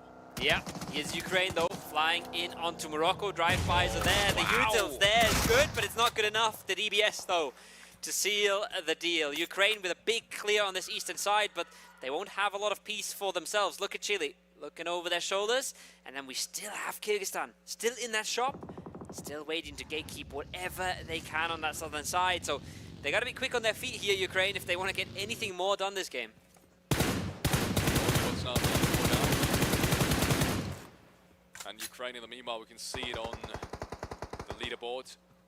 They have been able to revive both of the knocked players. Chapel, before being taken down, he threw a really great nade himself. I was excited because the nade coming back from Ukraine was perfect, but he threw a perfect nade as well. So Ukraine was in trouble for a second there, but now the Pubg come on through and they are back to a full match. So Ukraine has salvaged as much as they can, gathered 5 frags and brought it back to a full format. Ukraine in a perfect spot now to make even more out of this round. You said this is a power spot, by the way, from Kyrgyzstan.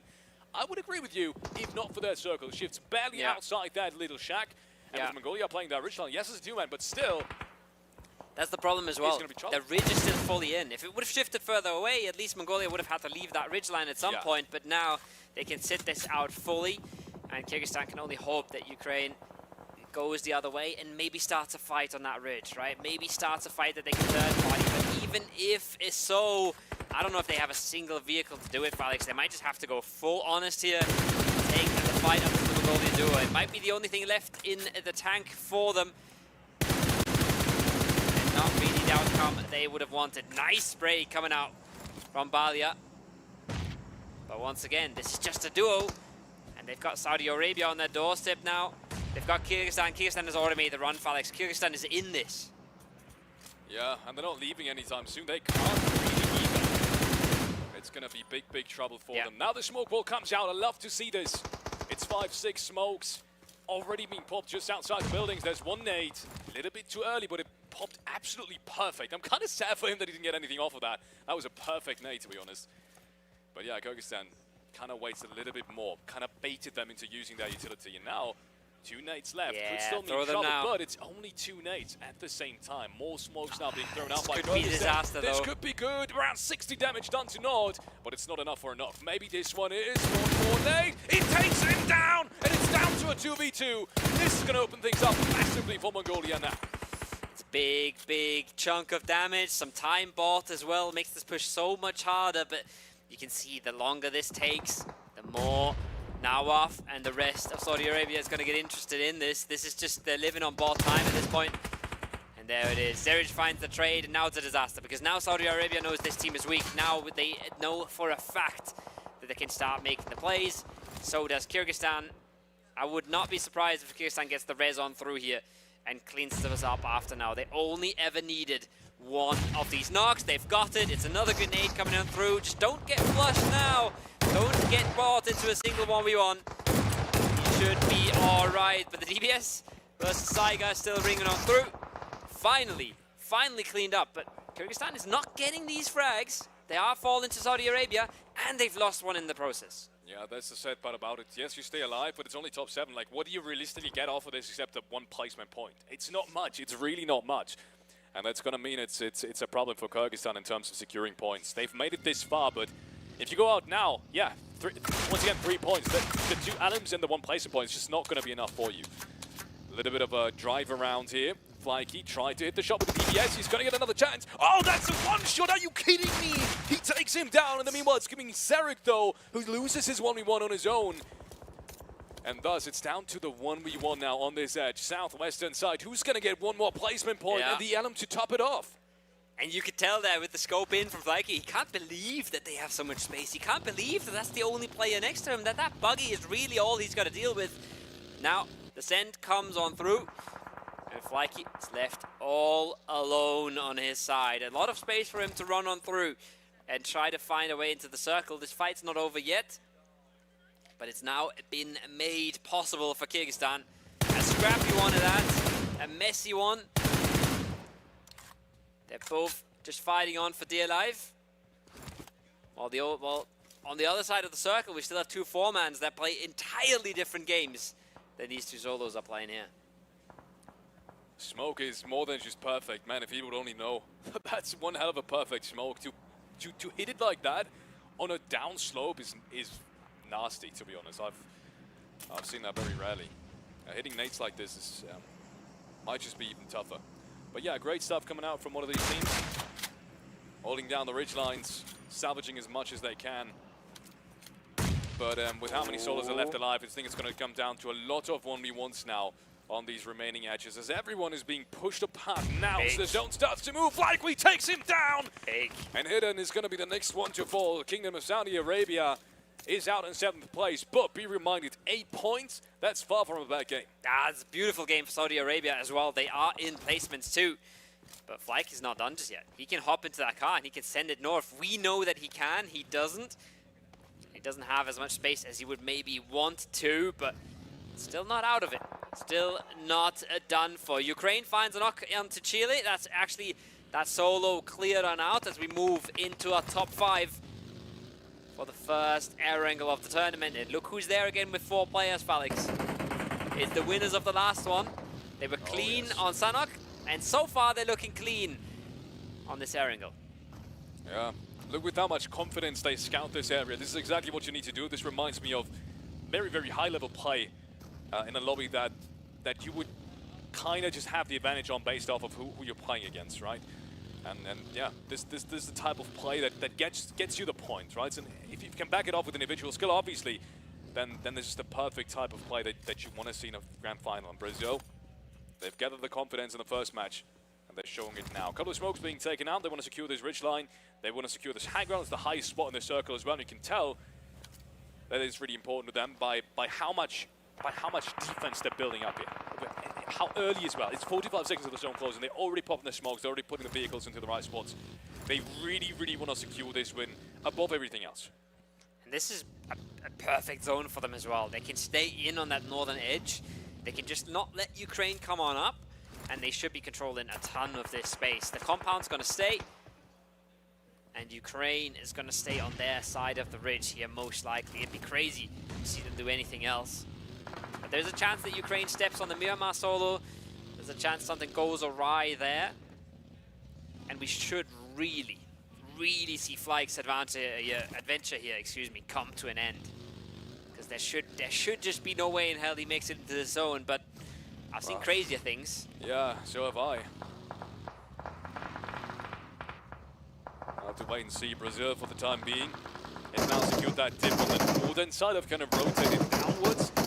They try to kind of harass everyone else on the edges, Flyke included, but it's not really worked out perfectly up until this point. Haven't really gathered any frags in the last couple of minutes.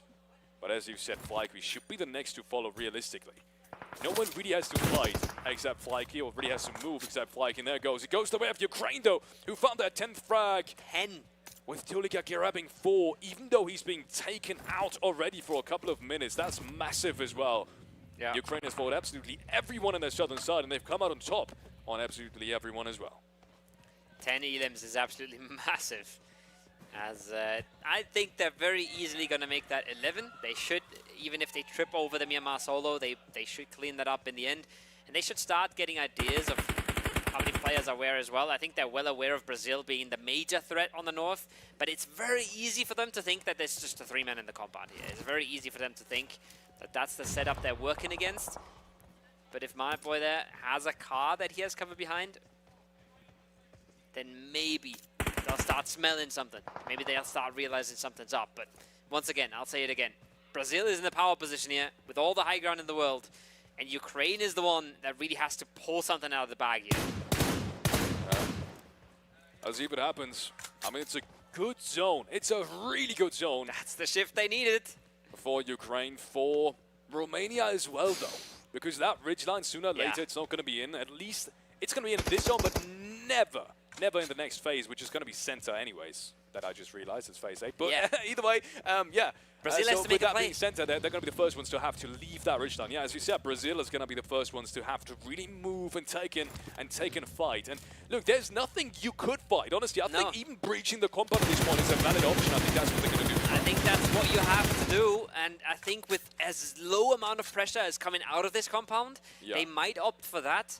because sending it in between the compound and Ukraine, yes, you have a little bit of a low ground on exactly where Manit Boy is playing, but it's almost suicide. They should be breaching the compound, and they are breaching the compound. Oh, I love it. If they get out of this clean, if they manage to pull this off, it's massive for Brazil, but that's easier said than done. First nade comes on through as the breach commences. Brazil has arrived. No one's been taken out on that rotation, so that means Brazil is 4. Ukraine's already pulling up. They're not even letting this play out. They're not wasting any time.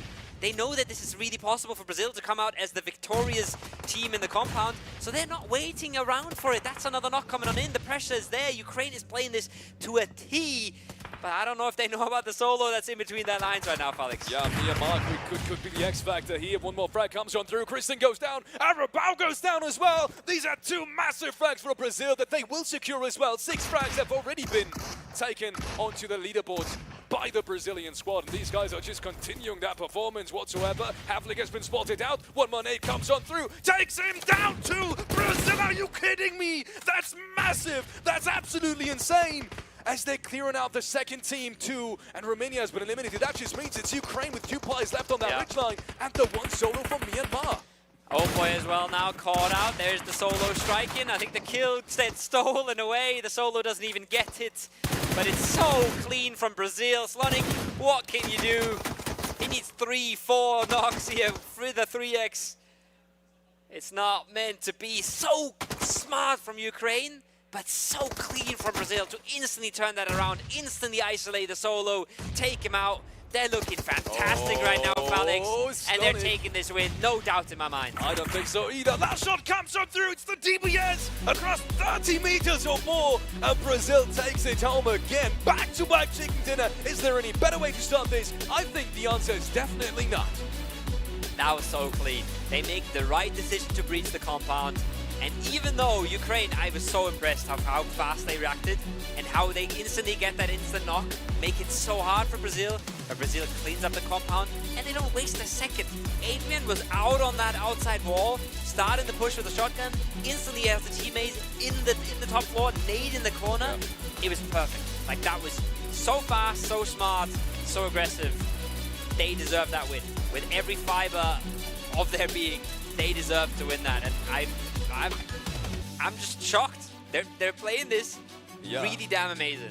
Man, I was worried for Brazil. I said that Brazil has so many great talents and players and such a thriving and active scene that I wasn't exactly sure whether or not they were going to be the favorites, right? Because obviously I put a couple of players before them, just realistically, mechanically, coming out of that country. But I mean, they've proven me wrong so very much. I mean, is there anything to prove up until this point? I don't think so. Incredible storyline coming out from Brazil, but also got good up for Ukraine. This is the second time they've had a chance of the match. The second time they've unfortunately just about lost out on it, despite making the correct calls. Yeah. Right. This specifically, you said it during the game. I didn't even notice it. Havlik running into the combine, knowing that Brazil is a 4-man. We're a 3-man only. If we don't get the third party in right now, we're gonna have a chance because they're running out of this one as a 4-man. Yeah. The only thing you could maybe say is do that as a 2-man, right? But then you're putting yourself behind a little one story with just 2 players. Yeah. You don't really know what's going on in the compound. One nade can just ruin your day. So I think that was so good for both sides. And I just want, like, if you're watching this from home and you're like, what are they so excited about? Put yourself in the shoes of Brazil. Think about everything they're communicating in that fight. They have to nade players in their top floor. They have to worry about maybe potentially a spoiler from Romania in their bottom floor.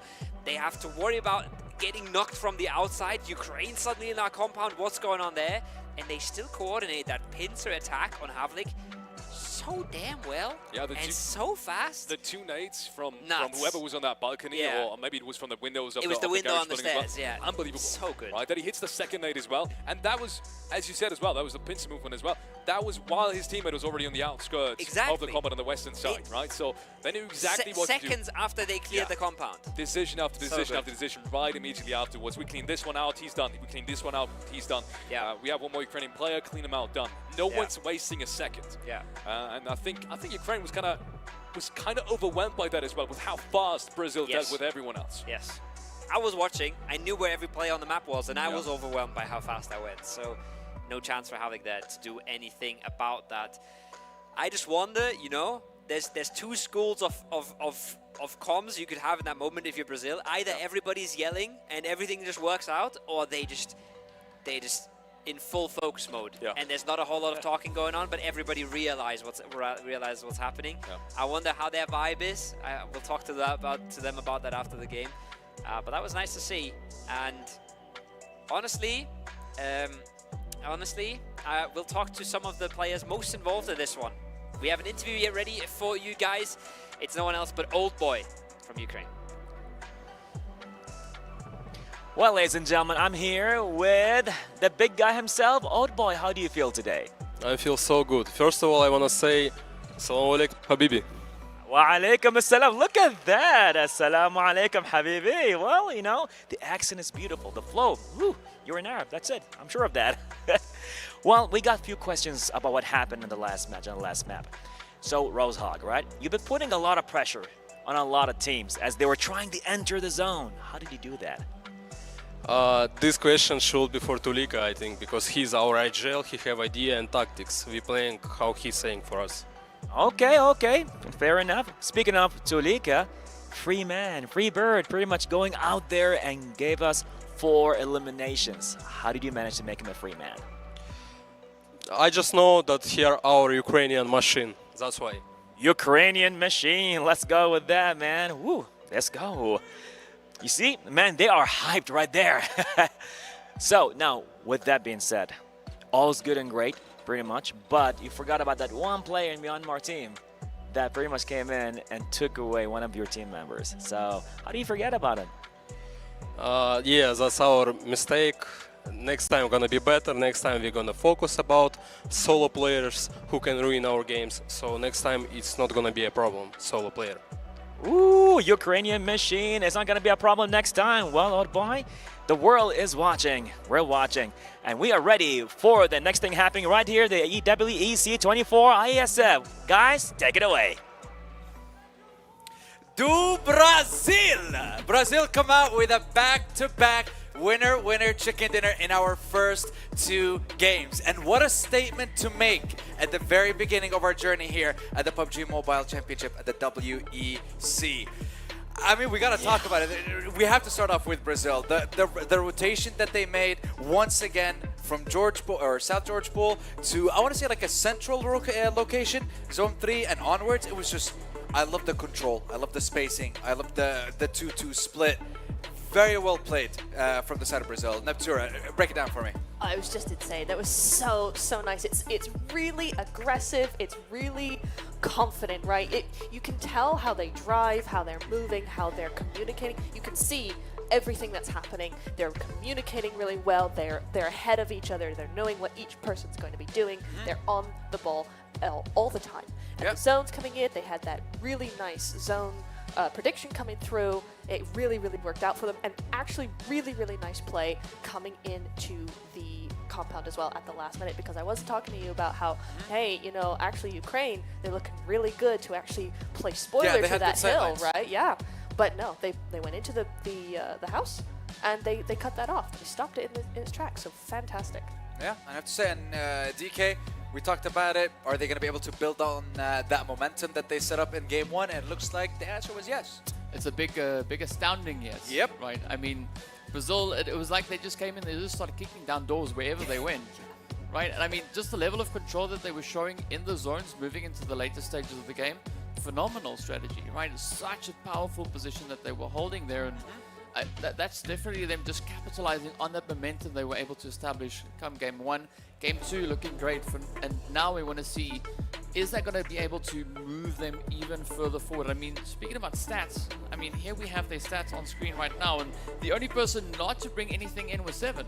Got to step it up. Right? 7 needs to step it up. I mean, looking at he's 0 right now. Looking at the rest of the crew, I mean, they've definitely brought their share to the table, so now we want to see a good balance come through from the entire Brazil squad. Yeah, definitely. I mean, look, he may not have had the limbs. He may have had a couple of knockdowns with the damage that he dealt, but at the end of the day, like the boys mentioned during the cast, it is a team game.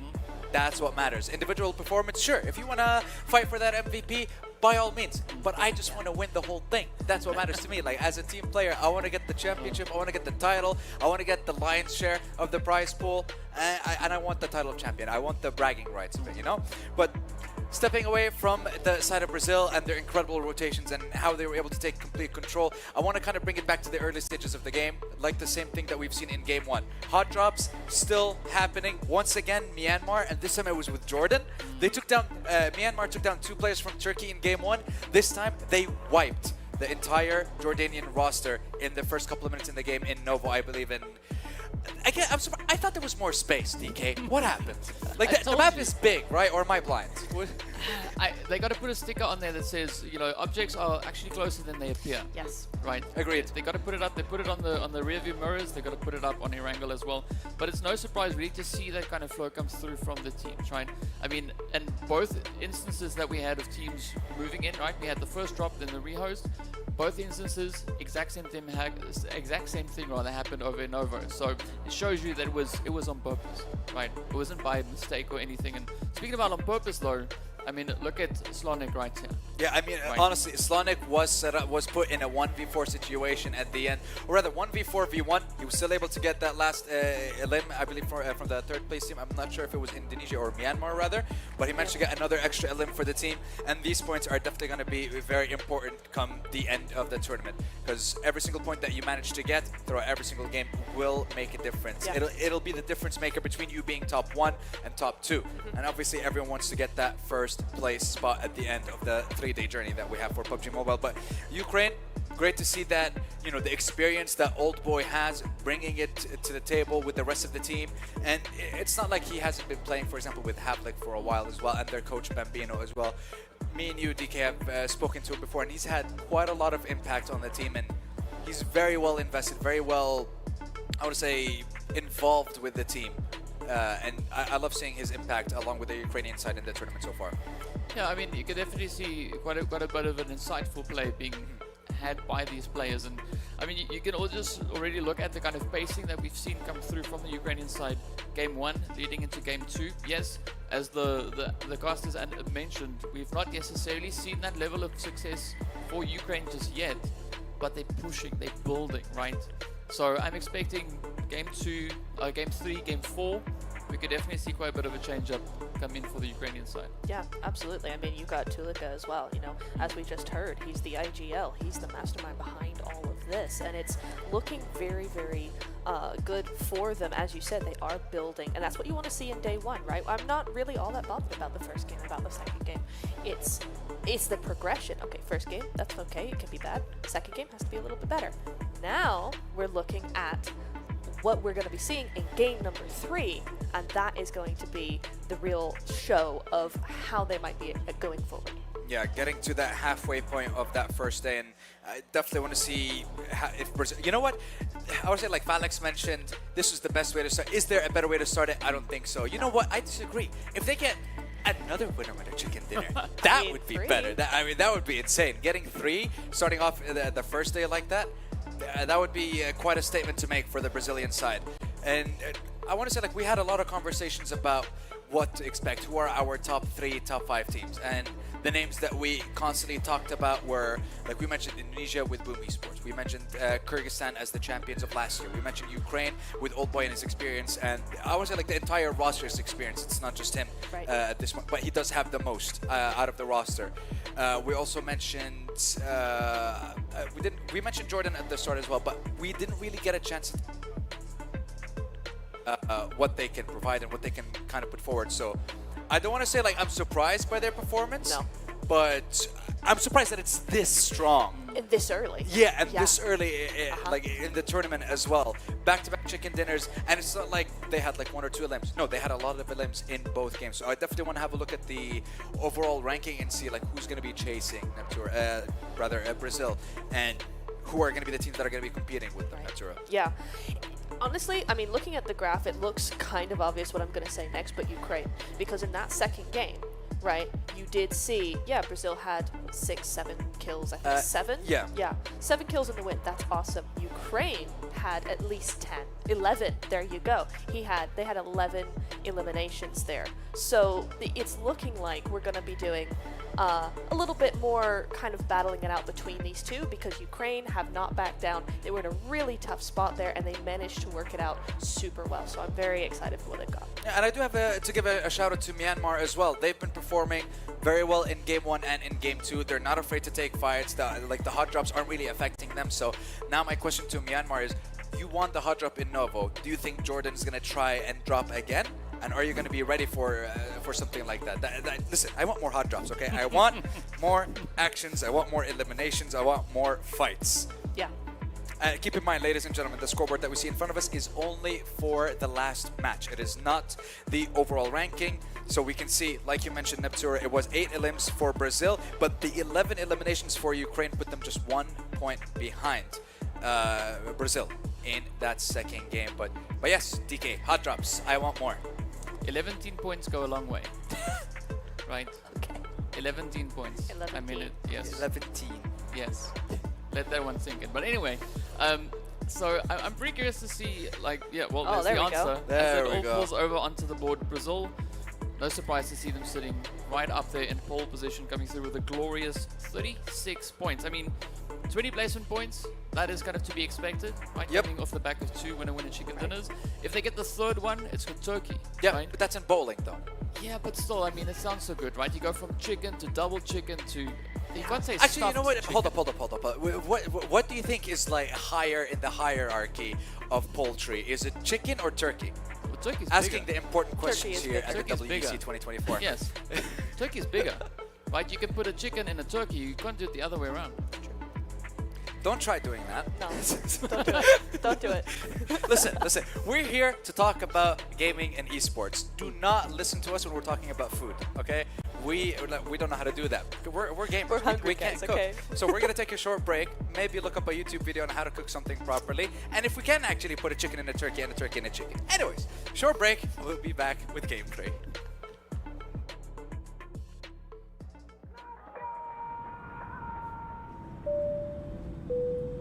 Good evening, ladies and gentlemen. We're landing in Riyadh, Saudi Arabia, for the World Esports Championship.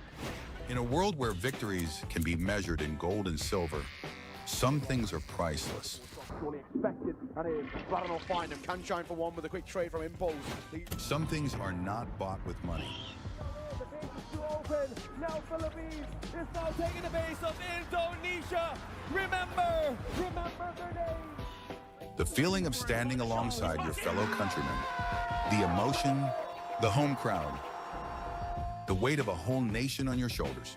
Sometimes I get emotional by the fact that I got chosen to be one of the representatives of my country. And it's just a dream, honestly. Here it's not just about the game, it's about the pride that unites us. Every match tells a story. Some missed shots. Sound picking up another one, another headshot. No way! 4 kills! What has happened? From every corner of the globe. All eyes on WEC 24.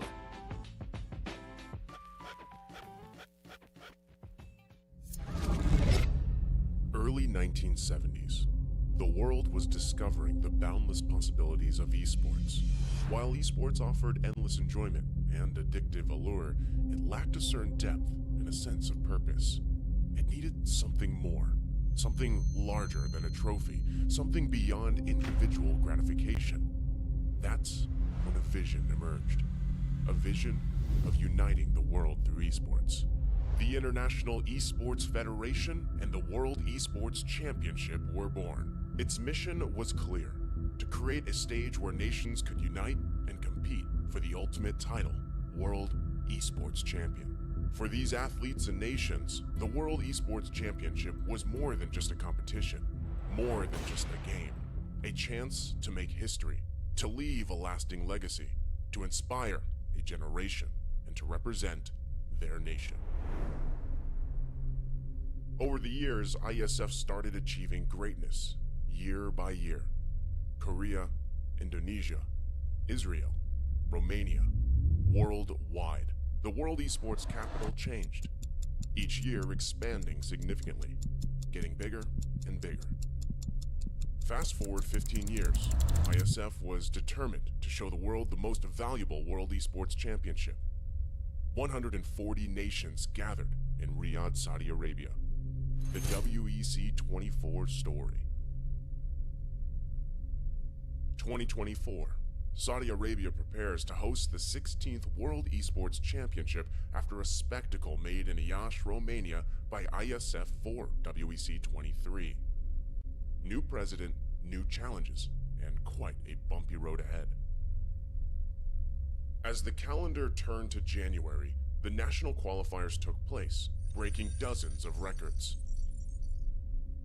In a wingspan of 3 months in every nation across the globe, athletes competed to get one step closer to the World Esports Championship and represent their nation on the global stage. However, as fate would have it, the road to WEC 24 was far from smooth. Things went south. 2 out of 3 offline regional qualifiers were forced to go online. Even though that barrier occurred, the online regional qualifiers shattered previous viewership records. The hype for WEC 24 was real. Meanwhile, Africa. Iesf showed just how much potential is hidden in Africa.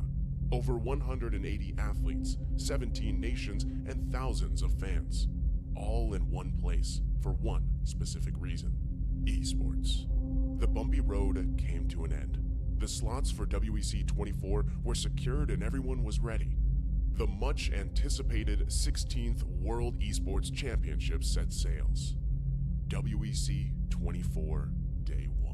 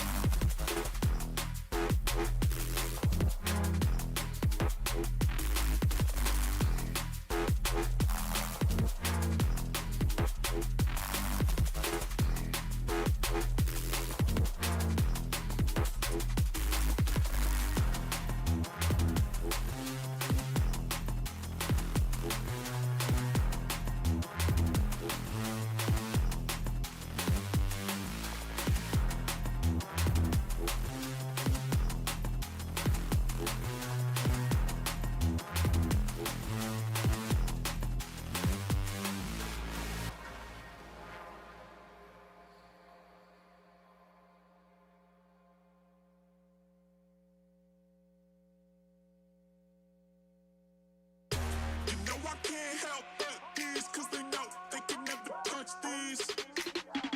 So baby, let me talk my shit, or I might just throw another fit.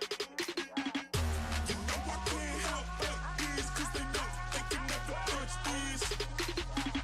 So baby, let me talk my shit, or I might just throw another fit.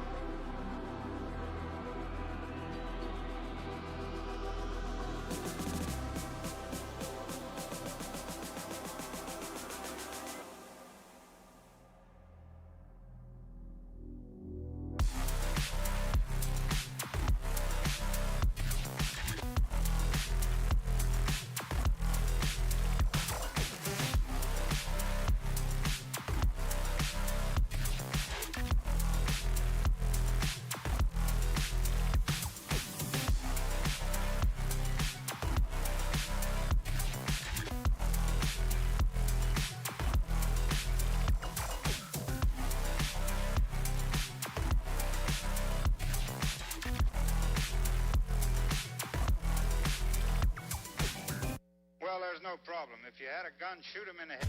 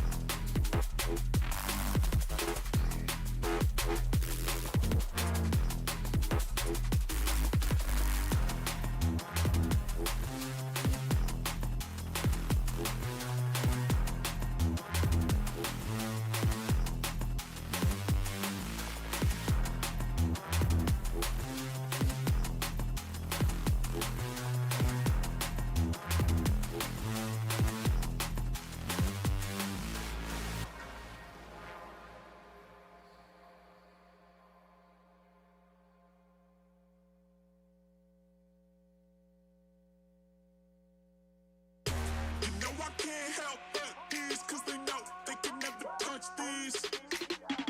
So baby, let me talk my shit, or I might just throw another fit. You know I can't help but these, cause they know they can never touch these. So baby, let me talk my shit, or I might just throw another fit.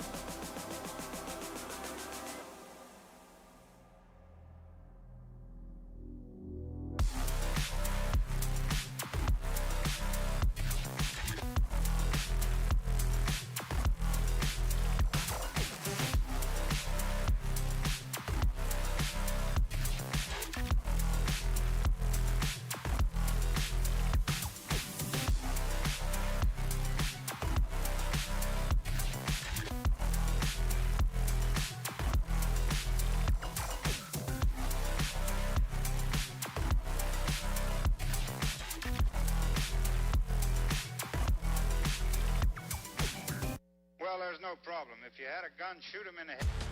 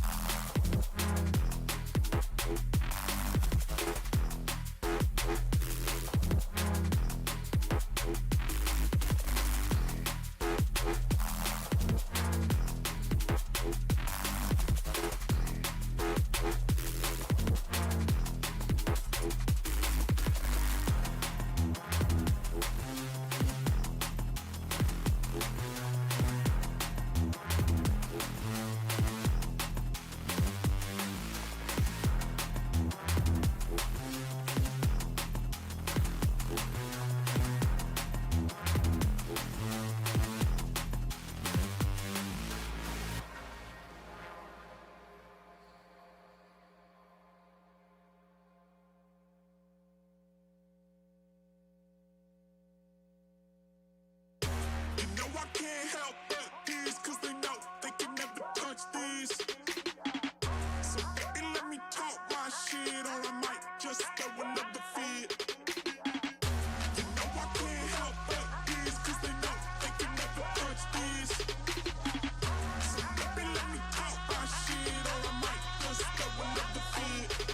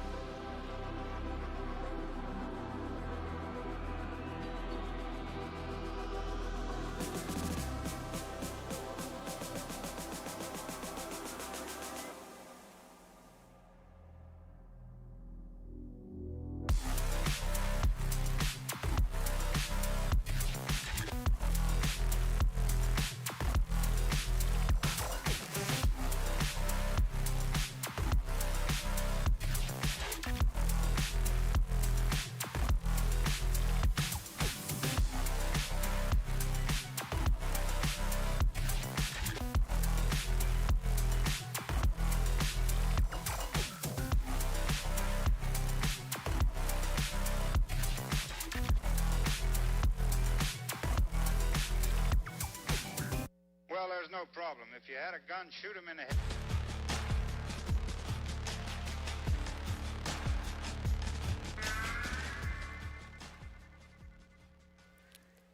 We are back from the break. We're back and energized. The players have had their lunch, and I think they're about to cook up a little bit more for us, Felix. It's been the Brazil show with a little bit of Ukraine on the side, but so far, overwhelming what the guys from South America have been able to cook up. Yeah, incredible.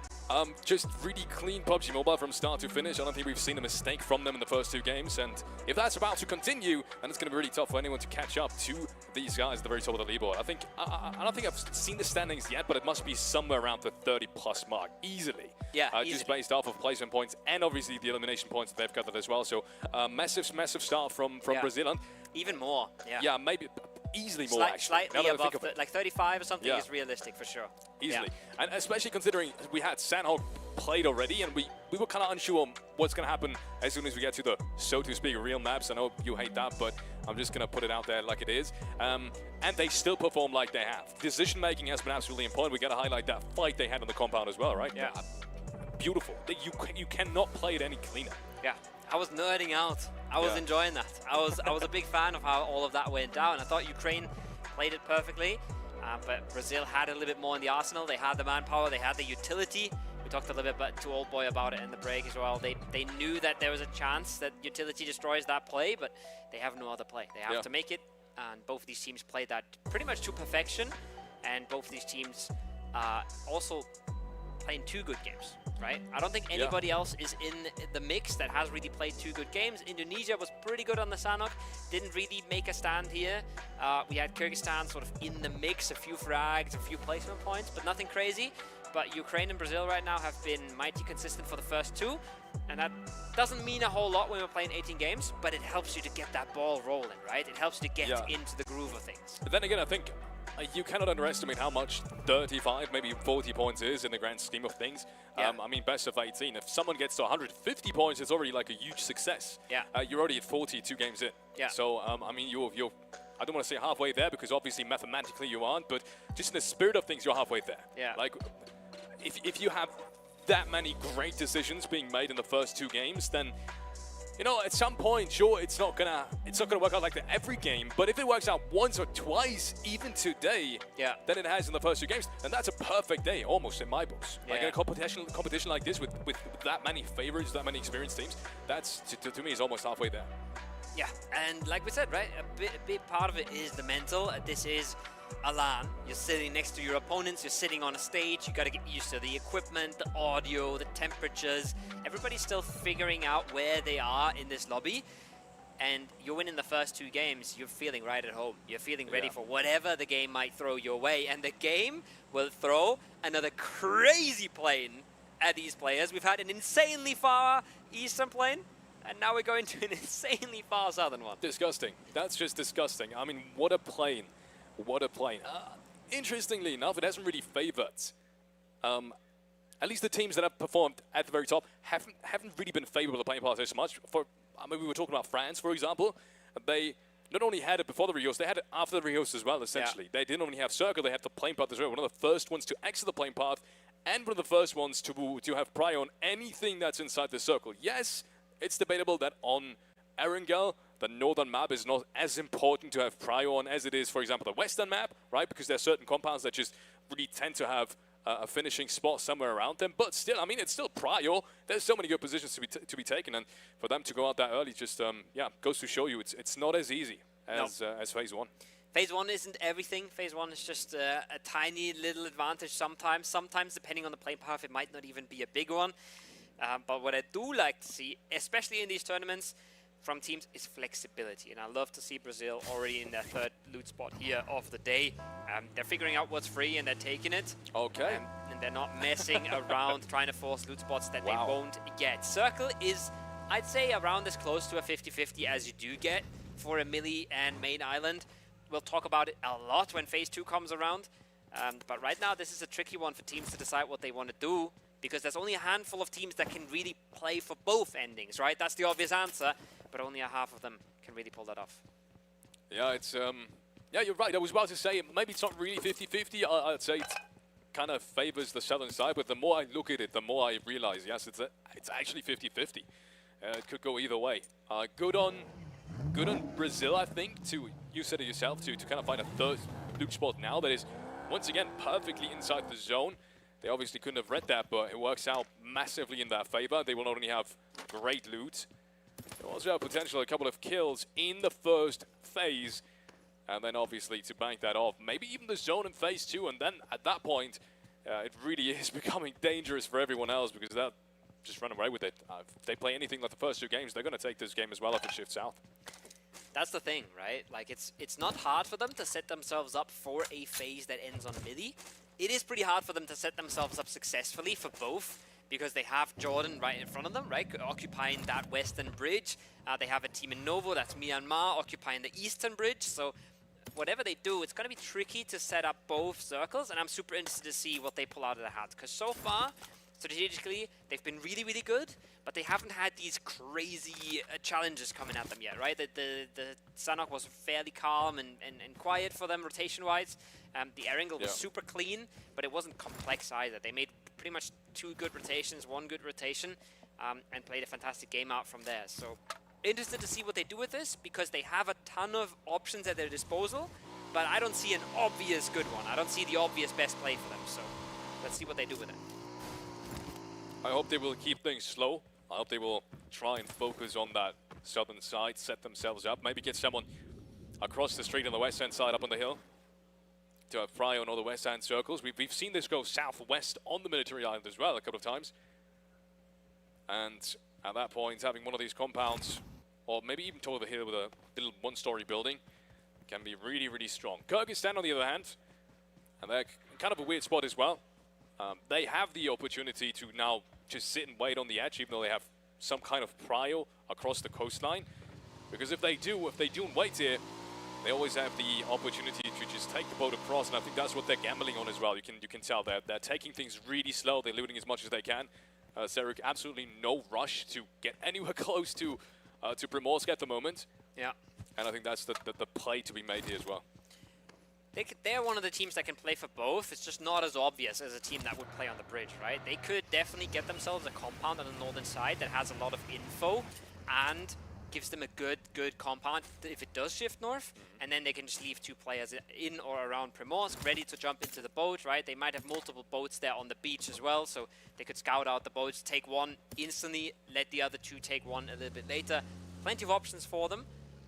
Again, not a clear best one, but I think for them it's obvious that they should be playing both circles here. Like, there's a few teams that should really gamble on one. There's a few teams that should make a decision now and just accept that they can't play for all outcomes. Kyrgyzstan is not one of them. Indonesia has also had an opportunity to win a game already. They haven't been able to conquer it, unfortunately, but they've come pretty close. They said they don't want to change too much so far. Well, they are far behind Brazil, but they're far from the very last place here in this lobby. It's been working out semi-successfully. Also one of the countries that had to kind of change their, team. Don't want to say last minute, but on relatively short notice. Some scheduling issues, otherwise we would have seen the most prominent players here from Indonesia as well. But these guys are far from inexperienced as well. Randy, Azriel, definitely names to remember. And they've shown us that they can fight as well in a lobby like this. Not too worried about them just yet. But at least in this round, they have big competition just outside their buildings. And as I speak, it's Brazil driving on through. First player goes down immediately. And that's going to be Indonesia with the first frag being picked up. Oh, that's crazy. It felt like they were riding that compound. It felt like they were hiding out, waiting for the breach to happen. But then I saw a Brazilian player already low. I thought it was over. I thought the game was up. Now the shotgun's coming out on long range. That is not looking clean. Brazil gets one back instantly. And now they might even have the numbers advantage in this compound. I think it's 2 Indonesian players here. Brazil can take this, but they've already lost a member. That's a big knock, though. That's a massive knock. Flash comes on through, too. Brazil is taking things back. It's a 2v1 trade so far. Unfortunately, Rafa has been finished. in the meanwhile. Now there's a good trade. It's Kalja activating. Brings it back to a 2v2. A couple of more nades now in the inventory of Brazil. As Seven tries to figure out where the last player is. He sees one right outside. It's the DBS against the Asphalt guy. Hits the first shot. Is it gonna be enough? Yes, it is! And there goes Ezreal. And suddenly the last player left alive is fighting a 1v1 as well. And even he goes down. That's Brazil picking up all 4 frags. Yes, they've lost the first player, but my goodness, they're not to be joked with at the moment. No. They will still clean things up in an incredible fashion. 4 more points being secured. 4 points secured, 1 player lost. Tricky to say if you're happy with that or not. In a circle like this, where you might have a chance of winning the game, you might not even be happy with that trade, but usually you are. Egypt on the other side is picking things up on the coast here. They bring the pain towards Pakistan. At least getting the knock again. We've seen him do great amounts of work in the African Esports Championship. They've had a slow start to the tournament here today, and it's not looking fantastic now either. Krona, though, is on the beach. Might be a little bit of an unknown quantity here with, again, in the shack, getting him the information. Krona might be the one that gets himself the angles and makes this hard, but we do have a zone closing on in. It's going to tell us so much about how this game's going to go down. There's the knock from again, and we have a zone in just 3 seconds. And the zone, it does shift north. That's crazy. It does shift north. It's not going to be a military zone, so it's not as easy for Brazil as they might have hoped. And not as easy for Egypt either. They just made their way across. Yes, they're finding themselves frags, but they're going to have to turn around. And so does almost everyone else that's just now arrived on that southern side. That's a switcheroo. That's definitely a switcheroo. They do not like this circle whatsoever. So many teams have been in such a good spot a couple of moments ago, and they really aren't anymore. It's the trickiness of the 50-50. It's one of the most, probably the most iconic part about Erangel is this military island. It's so hard to traverse. Corona is pulling up. They don't want to waste any time. Good damage coming through the window. And just like that, they're looking for the flush. They've got the player down to 1 HP. It's looking almost over. He does get him with an 8, but it's an instant trade. Trades himself out, actually. And Egypt is happy that they got away with 3 frags here. After losing the first member in that fight, they bring it back a little bit. They've got themselves cars now, but I wouldn't even be that surprised to see them swimming back here, Felix. Yeah. It's a reasonable play, and there's a reasonable chance nobody's holding the Northern Rocks just yet. But once again, they're giving up control again to swim over, and they will have to hope that it works out, because you really are just laying your faith in the hands of the Pubg gods. I could understand it both ways. But I'd swim over as well, to be honest. Then again, if I see that rotation, I might think twice about it. Miramar is trying to take things on the other side of the river. And so is Chile. They've already done so, to be fair. They found themselves up at the lighthouse. Glass house on the other side is taken as well, so Chile is all around that northern side of the West End Bridge. And they've got a pretty big split going on right now. Saudi Arabia is the only one that really tries to contest them, but Easy hasn't really found an opening. And that knock, actually, and that flush on the bridge is big for Brazil as well. Jordan's the team on the bridge. They were 4-man strong. Now they're 3, and now Brazil is pinching from the backlines. If they find an opening, suddenly they're in a very advantageous fight. So them hearing that knock, seeing that flush come on through is big news for them, because they know they will have to cross that bridge, and they're happy to fight their way through here. They're happy to try and scrap their way across instead of going for a desperate send. So Chile helping them out here by holding their side down.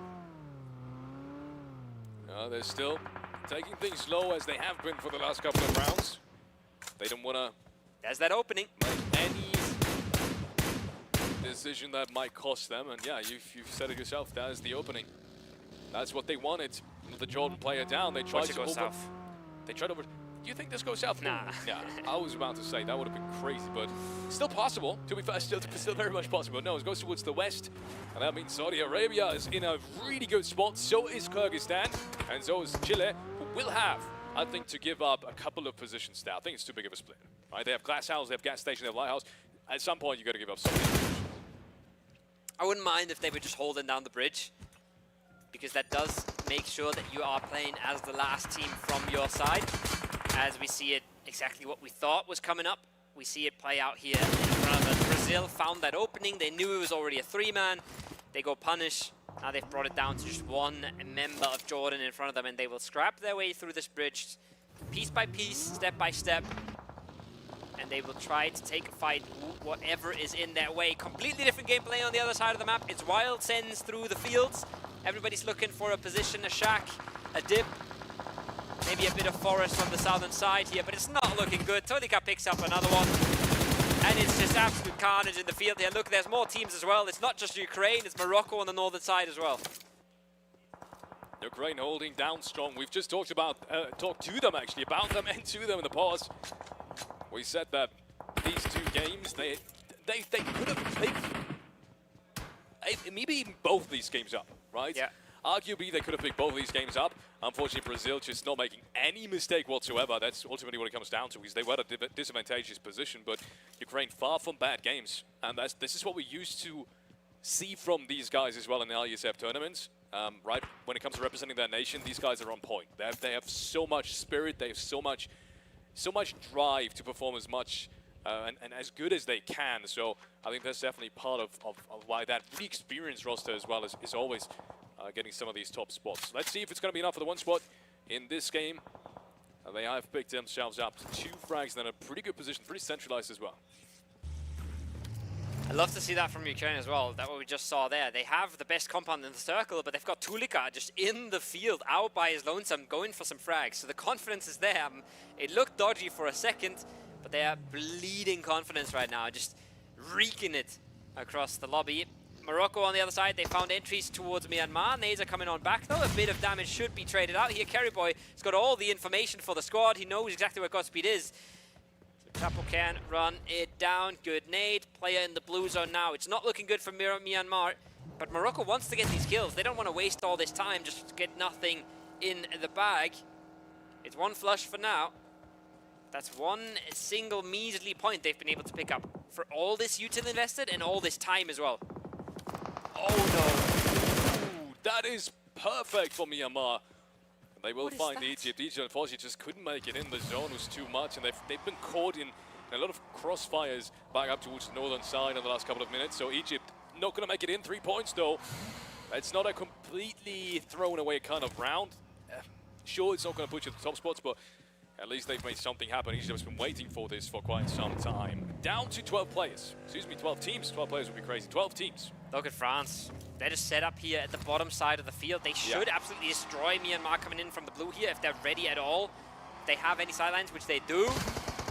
Shots come out. There's the first. They should be the second. Godspeed, he has to jump out immediately. He's still on the fire. That car's blowing up as well. Nowhere to go. A far knock comes into France.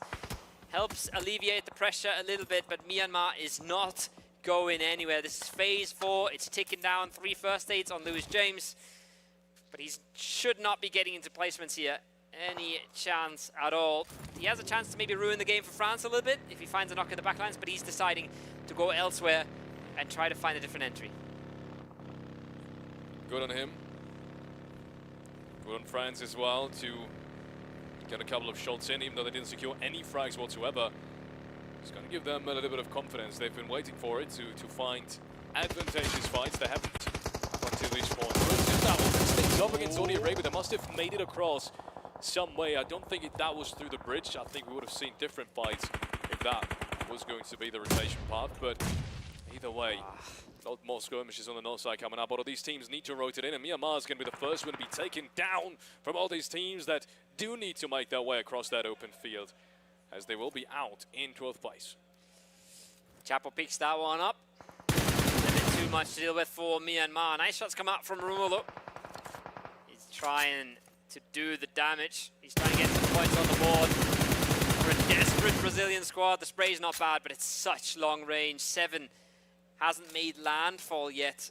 Looking for an angle, but he's well known. You saw easy, he was ready for it. They decided to not take the bridge. They decided to swim across, it seems, but not sure how much they can reward themselves with here. Wherever they go once the circle closes, they have nothing left on their side. That's Romulo knocked as well. Turkey, on the other hand, they were looking good this game. They're picking up piece by piece, picking up a few frags on that eastern side, and they've now picked themselves one of the best positions in this circle as well. Looking like they might make a stand for the board this game. Oh, clean. That's a good shot. Nice. Scarface takes down Lazy. He's being stolen away, though, by Ukraine. And Ukraine thus picking up the 3rd frag as well. Turkey has been farming. That position should be farming as well. Let's see what else they can do with it. It's a position that you can play out of relatively easily. But also you have to watch so many different angles that sometimes it's just all a bit too much for that team playing up there. But Sokai, he's already ready for it. I love this. They know no one else coming to the eastern side because they were the team that moved into the eastern side. And thus, they can easily focus on everyone fighting towards the south. This is big for Turkey. That information alone might just make it a whole lot easier. Beautiful spot for them to be in. Look at the map as well. Brazil still with one single player in this, trying to heal through this blue. Not for long, I can guarantee you that. Knock comes into Turkey, but it's all just an opening for Chile to try and close out these warehouses. They really want to take the aggression here and now. They are getting peppered from range. The util has to be so good. They have to blow up the team inside. Romania has to fall for Chile to go anywhere with this game, but the circle has shifted so hard south.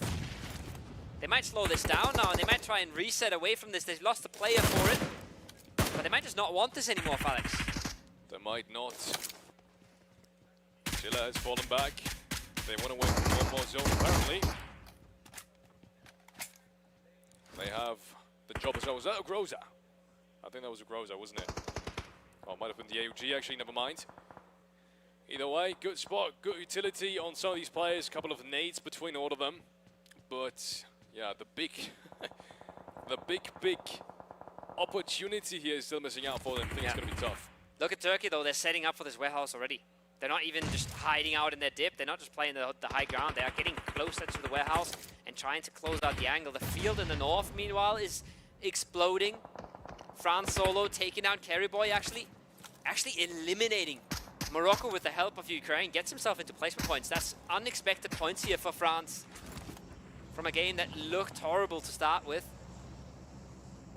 Ukraine, though, they're starting to take the first bits of damage, but they're still holding strong in their compound, and they're still just in such a power position. Look at a team like Bulgaria in the field. What can you even do? It's by far, and we've seen this time and time again, it's by far the strongest position anywhere around that area. Yeah. By far. It's almost impossible to get breached at. If you defend it correctly, you'll have the information that someone is breaching you relatively early on, which is why it's fought for in phase 1, 2, and 3 very often. Especially in phase 1, I've seen teams so many times fight for phase 1 because there's only so many endings as well. Yeah. You always have a way of rotating out, and if it does shift south, you have an exact scenario that we see right now. Everyone for the northern side needs to move in. It's just a shooting gallery for you, and you'll pick up frags for absolutely nothing. No danger involved whatsoever. You can play on top of the roof. You can play outside the buildings. You might even have Turkey's position sometimes because no one else is really having sidelines to deny you. So amazing stuff coming out from Ukraine, and they know exactly why they wanted this position. This is one more reason why there's another frag being picked up as France goes down. France goes down. They're looking to pick up 2 more on Bulgaria if they can. They don't want Turkey to steal that away, but that might be out of their hands. But they will wait until their backs are clear, and then they will start making a push towards that Turkish squad. And many times, Turkey will be busy. Teams to their south. There's a few good shots through the smoke. And Bulgaria, you just have to feel bad for them at this point. They're just getting peppered. They're not going anywhere in this. They're getting slaughtered in the field. 1 player left standing, and this is what I meant. You can see it there. Turkey has split their attention very, very well. They left the player to watch the warehouses, make sure nothing fancy happening there, nothing happening without them knowing. And then they have Solkai off as well a little bit, just playing a different position in the circle, getting themselves a separate angle if they do need it. Another circle shift, another beautiful one for the compound. But that warehouse area on the southeast, Felix, that's going to blow up, and it's going to blow up fast.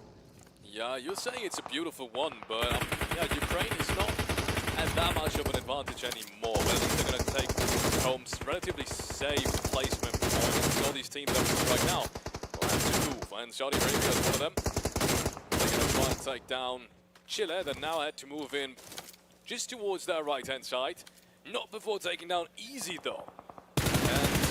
that's got to be the goal for now for this phase. Make sure Easy does not get flushed. If he gets flushed, it's going to be a whole lot of trouble for Saudi Arabia in terms of playing into it, because you can see on the west-hand side, everyone is ready for Saudi Arabia to make a move out of their compound, and that happens right now. You can see he's already being shot at. Nawaf has to cross towards that ridgeline. He does, but he realizes that ridgeline is not even inside the circle anymore, so he has to commit to that shack. He's being dropped off. Rest of his team drives on further. They want to save Easy, and I said this has got to be the goal. They want to make it happen on that edge. They need 4 players. There's Solkai, though. The trap has finally been strung. Turkey was ready for this.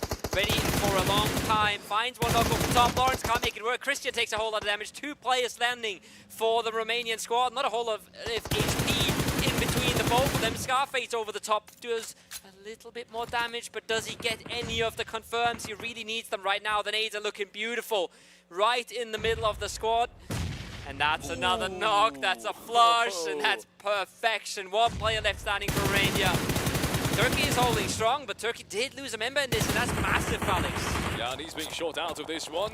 Did it go towards Turkey, though? That's the question. Yeah, I think Ketch was able to catch him off guard. And they have picked up the 12th frag. That's nuts. And now Ukraine activates. They know that Turkey has been dropped down to just 1 player, and they have just rotated out of the compound and immediately found another knock. And that's what we want to see, Ukraine activating at the perfect timing. 3 players now, and I think the 4th is somewhere as well. Yeah, you can see the mini-map, so it shows 3, but Ukraine is still with 4 men left standing, and they are taking control of that eastern side any second now. This is what they've been waiting for the whole time, waiting for Turkey to show some weakness. Now Ketch caught out as well, once again down to 1 member. They just have to find him and clean him up, and there they go, Ukraine. They're not waiting around, they are taking control. 9 elims and counting, the strongest team in the late game, and everybody else is ready with each other. Kyrgyzstan, they're looking hard in this, but they don't have time to set up for a fight. Ukraine can do whatever they want with this. Yeah, they can. Spark knocked down as well. Navarre knocked down. All sorts of trouble. Saudi Arabia has to fight left, right, and center. There's another car driving into the mix. No takes down Navarre. And even Hidan doesn't stand a chance. It's just Easy left standing as Saudi Arabia is being taken apart by Kyrgyzstan. They've all the space in the world, but to be fair, Saudi Arabia had the toughest entry out of all of them. They had to cross the street. There's so many positions you can play.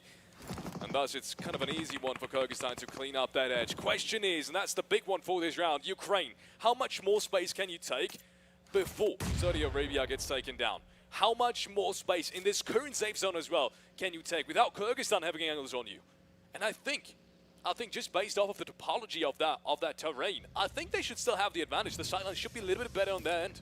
I think the solo in the shack is a big problem as well for Ukraine. You saw the shack still barely inside, and you saw how much of that ridgeline he makes harder for them to play.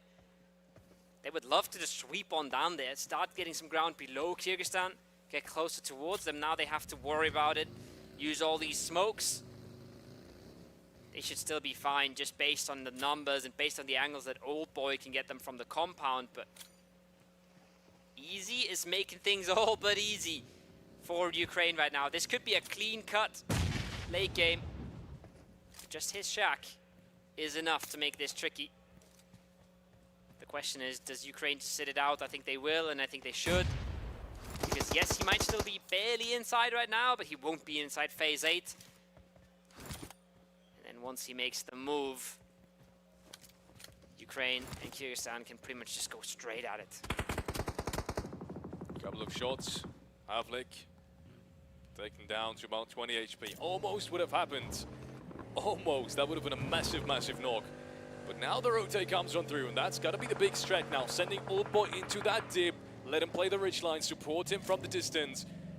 And it works out just fine. Kyrgyzstan hasn't put up anything against them. They couldn't have, because Havlik was there to watch the angles. And so was Slonik on that west-hand side.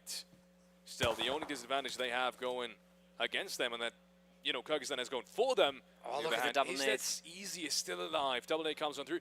Nothing being picked up, though. Good damage onto Flyke with the 3rd one. But they are trying to make the plays. They are trying to speed things up a little bit, put the pressure down. But with the circle taking another while to close, there is some time for Kyrgyzstan to reset. You can see, though, they have almost no space, no angles. Not really a whole lot to work with. They need to go for some crazy play. They need to hit a massive drive-by or something of the sort. Otherwise, it's going to get very hard. Oh boy, left alone now, and that's a risk. That's a big risk to be taken. If Kyrgyzstan can isolate that, it doesn't even have to be a good pull-up. Just fly past him with 3 cars, pull up below him. If you get the knock, you suddenly have a fair 3v3 on your hands. And it's not going to get any better than that. There's no better chance for Kyrgyzstan to do anything in this round. They would love to find a 1v3 somewhere. They would love to find a way into this zone somehow. So much space has been taken though in the meanwhile. Ukraine has used the opportunity that they have been given to absolute perfection, make sure to send their old boy and Havlik into that dip as soon as possible, and that's what they've done. And that just leaves Kyrgyzstan with almost a sliver of terrain left standing. And Easy is still on their side as well. Ukraine has delayed this so very long.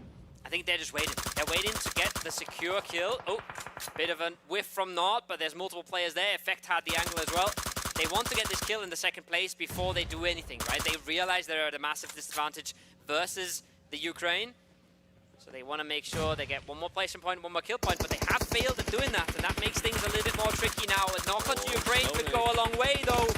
It's not to be found. It's on the other side, though. Flaky finds one.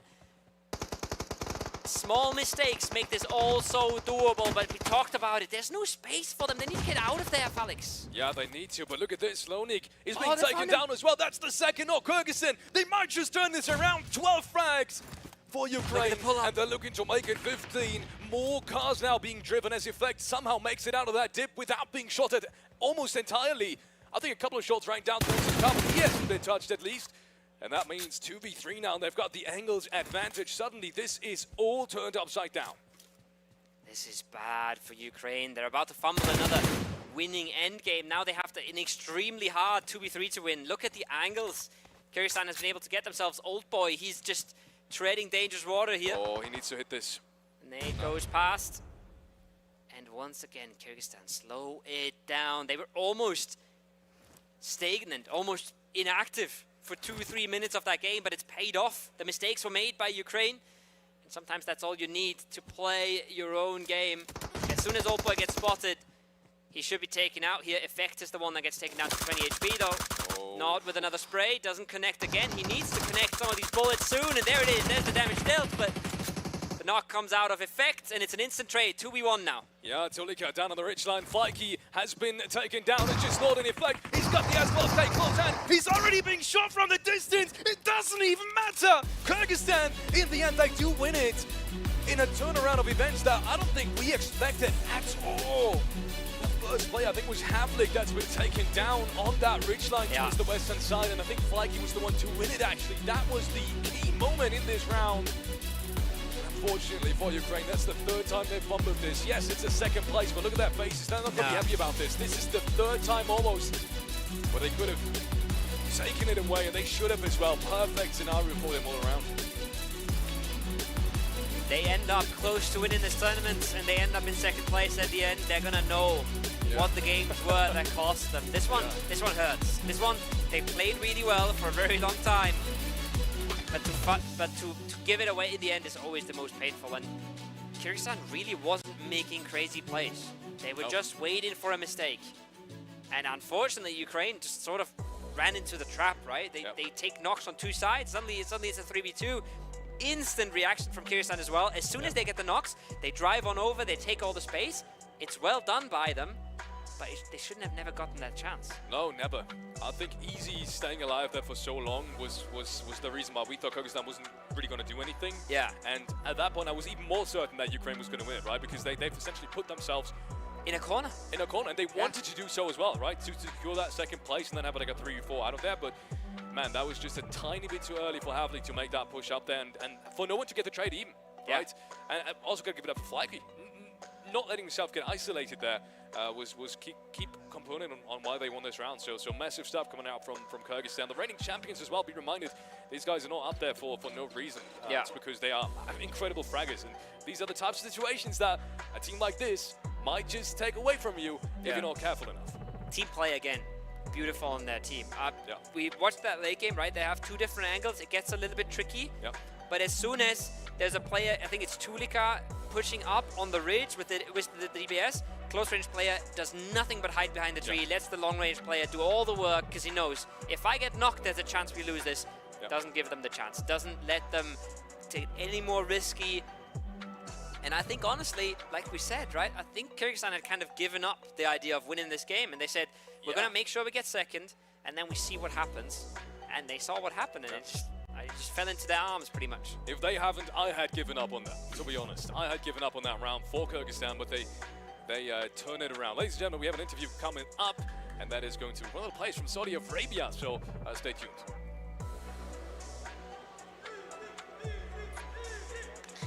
Well, ladies and gentlemen, I'm here with Iesf from Saudi Arabia. It's going to be a bilateral and bilingual, pretty much of an interview taking place over here. فإيزي عطنا عربي وباش أخبارك شو مسوي؟ والله بشرك الحمد لله كل شيء تمام. الحمد لله. Pretty much feeling good about this. Now for the first question, السؤال الأول. الحين في الزون الثالث والرابع كنت تواجه كل الناس جايين من المنطقة البحرية. كنت في الضفة الخلفية رحت في الأمامية. شلون؟ وليش؟ في الزون الرابع والثالث خلاص لازم نصفي ظهرنا ونلعب عشان نلعب قدام بريحية يعني مو قصة بحر ولا غير بحر يعني في أي زون بنلعب كذا نصفي الظهر بعدين ندخل الزون. يعطيك العافية. So pretty much we're asking him on the third and the fourth zone. Pretty much he was facing everybody coming from the sea side. He took it from the back side and then he went all the way to the front. Pretty much he wants to clear the backs before he goes to the fronts. الحين للسؤال الثاني. في الأخير قالوا الأفرقة وكل شيء وخلصنا بس ما سويتوا ريجروب تفرقتوا ليش؟ طبعا خلاص نهاية الزونات لازم تفرق عشان تاخذ مساحة أكبر لأن الزون على شوي بيسكر عليك أنت تخلق لنفسك مساحات عشان تلعب الزون اللي بعده. يعطيك العافية. So the second question was pretty much at the very end we had less teams. Instead of regrouping, they went pretty much everybody in their own way. The answer is that, you know, at the very end, we don't want to take the risk of taking as a group and pretty much being annihilated. Each person should go in a different place to cover as much space as we can. أي كلمات أخيرة؟ ولا شيء والله الله يوفقنا إن شاء الله. Well, pretty much wishing everybody the best. And now back to you, talents. Let's go. Finally, the reigning champions of 2023 strike fast and they strike hard by getting their first winner chicken dinner in game number 3. Wait, Ukraine, what happened? What? Honestly. What happened? What did you do? This is the third time, like the casters mentioned, that they dropped the ball at the end of the game. But here's the thing, let's not take away the fact that they still managed to get, again, 11 eliminations by the end of the game. And I think they still ended up with more, if not same amount of points as Kyrgyzstan with the winner chicken dinner. But DK, come straight to you with that. So break it down for me. It was a 4v3v1. You had only one person as an Easy from Saudi Arabia on your flank. When it comes to the side of Ukraine, you had the center zone. Yeah. You had the game in the palm of your hands. All you had to do was just back up Old Boy, maybe cover the flank a little bit from Easy. It's just one player. I don't see why they devoted so many resources towards it, like they threw all the nades. So I don't get it. I don't know what they were trying to do in that situation. I mean, if I look at the initial position that we had coming through from the Ukraine side, right? What I think would have made a little bit sense there is taking Old Boy from that scouting angle out front, falling back, coming back to the team, or having the other three players move up and kind of join them up in front. I agree, focusing all the effort over towards that eastern side maybe didn't make all too much sense, and it opened up the opportunity for Kyrgyzstan to come and really strengthen their angle, and we saw how they were able to turn that whole situation around, turn it in their favor, and I mean they were able to bank the chicken as well. So I think this is definitely where you got to try and figure out what is going to be the best positional angle to play for the squad based on what you can read off of the zone. Ukraine, for them it was to focus their efforts towards the eastern side. If we know now, maybe it should have gone down towards that southern side instead. Yeah, because if they gave back up to Old Boy and you just had one player watching the eastern side, I think it would have been perfectly fine. Yeah. You can throw a smoke or two, you have yourself some cover. And here's the thing, even in that situation, I think Easy might have had line of sight on Kyrgyzstan if Kyrgyzstan were taking a fight with Ukraine. So they could have actually benefited from leaving him alone, letting him third party, and you'd actually give him second place and take down Kyrgyzstan. Yeah. Just to make it easier for you, but honestly, I'm not sure. Neptura, this is the third time, like we mentioned, that Ukraine have made similar kind of mistakes. Yeah. But I don't think they're going to repeat them anymore. No. Like, I was going to say like third time's the charm, but it's like this turned into a fool me once, shame on you. Fool me it twice. did, Now it it's did. thrice. So like, does it go back to me or is it on us? Or You know what? I don't know. I Yeah. think we're gonna have to let them do that. I almost want to say though, Sandstorm. I almost want to say that was a lack of information. I think they got it messed up because the way they were playing that game up until that final moment was not the team that makes that kind of mistake. So Yeah. I almost want to say, not knowing what they're saying, what's behind the scenes at the desk, right? I'm going. They didn't think that was a separate team, or they thought there was more than one player there, because you don't do that. That's silly. That's silly if they think that's what happened. So I'm thinking that's a lack of information there that's caused that miscommunication. Could be, because they were thinking maybe if it's if it's actually a 4v4 rather than a 4v3v1, definitely changes the way that the game gets played out. But we have Scarface from Turkey, who managed to get 6 elims, 9 knockouts, 1.4k damage. Absolutely insane. And we were waiting for something from Turkey. We were talking about how they're one of the strong contenders, again, with Fireflux, very experienced lineup, a lot of synergy between them, a lot of events together. You'd think that we'd see a massive performance from them, and then finally, Game 3, they managed to show up. Yeah, I mean, they showed up with some heavy numbers. That they did, yeah. Being pretty evident right there on screen. But this is the kind of pacing that we want to see be built on, right? Good way to come back after a bit of a break. Now, build on that, right? Yeah. Take that momentum, push it forward, move into Game 4, into Game 5, right? Kind of trying to get that good flow going. Because we've seen this happen with Brazil, right? Match 1, Match 2, phenomenal play. Match 3 come in, still looking good in the beginning, but then having a little bit of a situation down towards that southern side, the zone catching up with them, things not going all too great. But then it opened up the gate for Turkey to come in, to really start bringing in that extra bit of flavor to the whole situation here. And of course, I mean, Ukraine also, right? They looked really good. We were pretty convinced that they were going to bag this one. It was supposed to be their game. Yeah. Again, they were the full squad. They had everything they needed. Yeah. And I mean, look, at the end of the day, they still benefit. Regardless of the fact that they didn't get the chicken dinner, they still have the most points in 18, 16 to Kyrgyzstan. And I do have to mention that Saudi Arabia in Game 1 and Game 2, they may not have been consistent in terms of placement points, but they've been getting a decent amount of elims. Going into Game 3, they were in 3rd place, and the consistency is still there for them. Turkey finally showing up as well with that game. And Brazil, despite them being eliminated early, they still have 6 eliminations. So they're not taking their foot off the gas. They're going to try and keep going and building on the points that they got in the first couple of games as well. Well, I think it's time to have a look at the overall leaderboard. Yeah, I want to see. I mean, it's still going to be Brazil in the lead. Oh, yeah. But there we go. Ukraine, without a single chicken dinner, only 2 points behind. And now we're starting to get a little bit of an idea of who's competing for that top spot in Natura. We really are. I'm just seeing Saudi and Turkey as well tied at 27.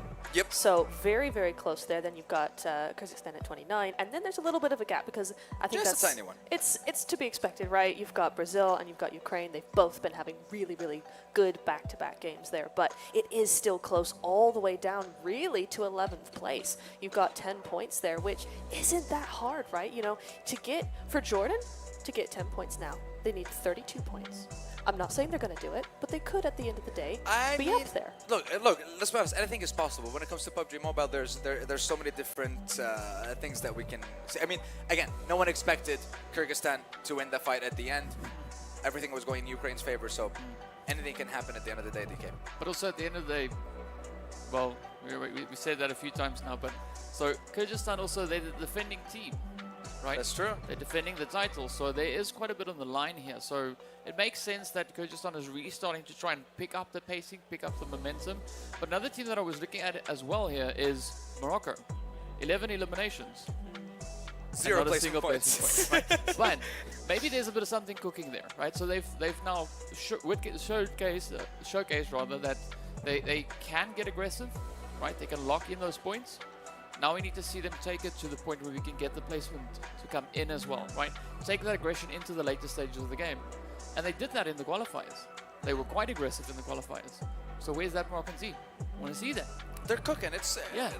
I think they're lowering the heat, letting it simmer lunch for a is little passed bit. already, so that is true. Yeah, what That are they is waiting true. for? Yeah, and we did have chicken in case you were wondering. Yeah. I mean, surprise! It's PUBG Maybe Mobile. that's Winners why. get chicken dinner. There you go. They're waiting until dinner time to get a chicken dinner. Is dinner time going to be before Game 6? Well, we'll have to find out. Well, we might actually have to give them some chicken dinner after that. But yes, I mean, look, the first couple of games, we're basically like halfway through. We have one more Erangel to wrap up Erangel, I guess, and then we're going to be wrapping the day up with 2 Miramar. So make sure that you stay tuned because we still have quite a lot of PUBG Mobile action. And of course, we also have like Counter-Strike running. We got a lot of things going on over the next couple of days. Like we mentioned, $1 million on the line, 4 different, or rather 6 tournaments on 4 different titles because I believe we have men and women competing at the competition as well, which is fantastic. You love you love to see that. Just everyone getting an opportunity to showcase their abilities on a global stage. And when we're talking about a global stage, you guys mentioned already Kyrgyzstan won last year, and they're starting to feel a little bit of the pressure. But I do have to say, after a game like that being gifted to them, they got to feel good about themselves. Right. Yeah. It's got to motivate them, DK. I wouldn't say gifted. They worked to get that point. True. Right. I mean, they kept the positioning going. Yes, coming into the later stages, they were kind of huddled up on the edge of zone, so things weren't looking too great. But when that shift popped, and they were looking golden, then it's like, now's our chance. Yeah, the timing. They stepped up and they clicked in exactly when they needed to. So yeah, they earned that chicken. Yeah. So well done. And of course, they just reminded us why they won the previous year. Yeah, it's just they waited for the right moment. Yeah. All good things come to those who wait, and they waited. I mean, sending 2 players from the Ukrainian side to focus on easy, but completely forgetting about the fact that Kyrgyzstan now has a line of sight on you. Taking down 1 or 2 of your players, it was a level playing field then. Old Boy was feeling a lot of pressure, no support there. And at the end of the day, Kyrgyzstan, yeah, this is the 3rd time we got stopped. Kyrgyzstan still managed to come out with that chicken dinner. But now I want to ask you for your predictions for game number 4. And, you know, everyone watching at home, let us know, who do you think is going to take the 4th game of the day? DK, Neptura, give me I'm not going to ask you for like a winner prediction. Okay. Give me like a top 3 prediction. I've got 3. Go on. You've got 3 for the top 3. So Morocco, okay, Ukraine, and Brazil. Is that in order? No. No, just no. Morocco, You Ukraine, said top Brazil. 3. You didn't say rank. Okay. That's true. Yeah, I don't want it in order. Neptura, what do you think? Gosh, that's a hard one. I want to say Not Pakistan. France, right? That's right on there. You nailed that coffin yourself. All right. Yeah, we're going to go France. You're just applying the caster curse here, so I mean, it's not my fault. It's your fault. Come If on, they I don't have lose, that. now it's your fault. Help, please. Okay, no, we're going France. We're going Ukraine. I want to see Kyrgyzstan. I think they got that win under their belt. The timing was impeccable. And they've got that momentum now for another win. I will personally go for. I'm gonna join you on Ukraine. I'm gonna go. You know what? Ukraine, Brazil, and Kyrgyzstan. I think those are gonna be the top 3 for the next team. Why? Because they're the top 3 in overall ranking, and that is in-depth analysis. Anyways, before we get on the next game, let's see what's gonna happen. Actually, yeah, no, we're just gonna jump right into it. So, Alex and Kovo, what do you guys got? Game number 4. Here we go. Thank you so much, Sandstorm. Thank you for the professional analysis. That guy has some good ideas. Maybe he should do this for a living or something. I'm not sure what's going on If there. he does, you're out of work, my friend. You're out of work then. I mean, it's hard to argue with that. That guy is just like, top 3 teams might get top 3, and I'm just like, Yeah, that's nuts. what else do you want us to talk about? The winner is going to win. The You know weather, about that yeah, one? it's pretty hot outside. Top 1 gets champion. I think the team that gets the most points is probably going to win the tournament. That's crazy. That's great. I know you guys haven't qualified to the grand final just recently. Now that all makes sense. Anyways, ladies and gentlemen, running to the next game. Predictions. Predictions. Because I heard of France in there. Yeah, that's just delusional. That's delusional at this point. At this point, that's delusional. Yeah. That's rude. I'm just kidding. Of course, I'm a fan of France. So generally, yeah. that's the team closest to Germany actually now participating from all these teams. I felt really bad about their Sanhok, how that went, because I think they were in a good position to be taking in this game as well. And then Turkey stole everything away. Yeah, I mean, that game, I feel like they never really had the control, right? They had a bit of a hunker down position, but they weren't really going to get out of that alive. The Sanhok game just felt like ruined by a mega play from Indonesia that they weren't expecting. But we have another plane. It's another not super central plane, but we've seen worse, right? We've been hardened by the planes. We now know that they're not going to be all too fair, and the players are ready as well. This is the first time we're going to see Brazil in the George Paul area again, because finally a plane lets them go there. That's analysis, Sandstorm. Yeah. Take notes. Also, I would have expected them to go military base again, but it looks like out of all these drop spots that can be reached, and they want to go George Paul. They want to, exactly, yeah. So they want to go George Paul. which makes sense. It's a pretty strong loot spot. Is it? I mean, in this instance, I'm surprised because you have Prio on military base. You've fought it before. Yeah. And you kind of know what to expect. Whereas here in Georgia Paul, you're not only late out of the plane, you also kind of don't know what to expect. Because last time, it was barely enough to reach North George and you had a contest. This time around, you can reach South George. But even then, you're probably going to have a contest because you know Bulgaria is really close to you. At least, the one thing going for them is the circle. And it looks like no one's really contesting them deep in South Georgia Paul, as we can see. They will once again land there relatively safe, as Bulgaria is deciding to go for the crates once more. There's almost no circle that could have been better for them. This is really, really good. To join together with the plane path again, right? The plane path has somehow, by being western, forced a lot of teams to jump east. Not sure how that went down, but barely anybody around the western side of the map. Tons of space for Brazil to grab, but this is a compound with a whole lot of players in it. No space to be found here. Mongolia find a few. Indonesia on the other side. I think it's just one left standing. The flick with the S6 is not enough. But what is that? There's another pull-up. Romania wants this as well. Yeah, they want to get a piece of the cake here, apparently. Piece of the points. Oh, if they know how many are knocked, they're flying in. They should as well, though. That's the thing. They should. They were in distance to definitely read the knocks and the kill feed. And Indonesia are down to just one player. In the meanwhile, has used that time to get one of the players back up just this very second. And maybe even another one any moment now. But they have to be fast. If Romania wants to make this breach happen, they already should have driven down there. But it doesn't look like they will. Maybe.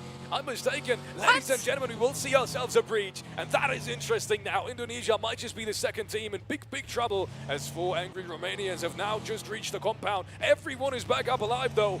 And that makes it a 4v4.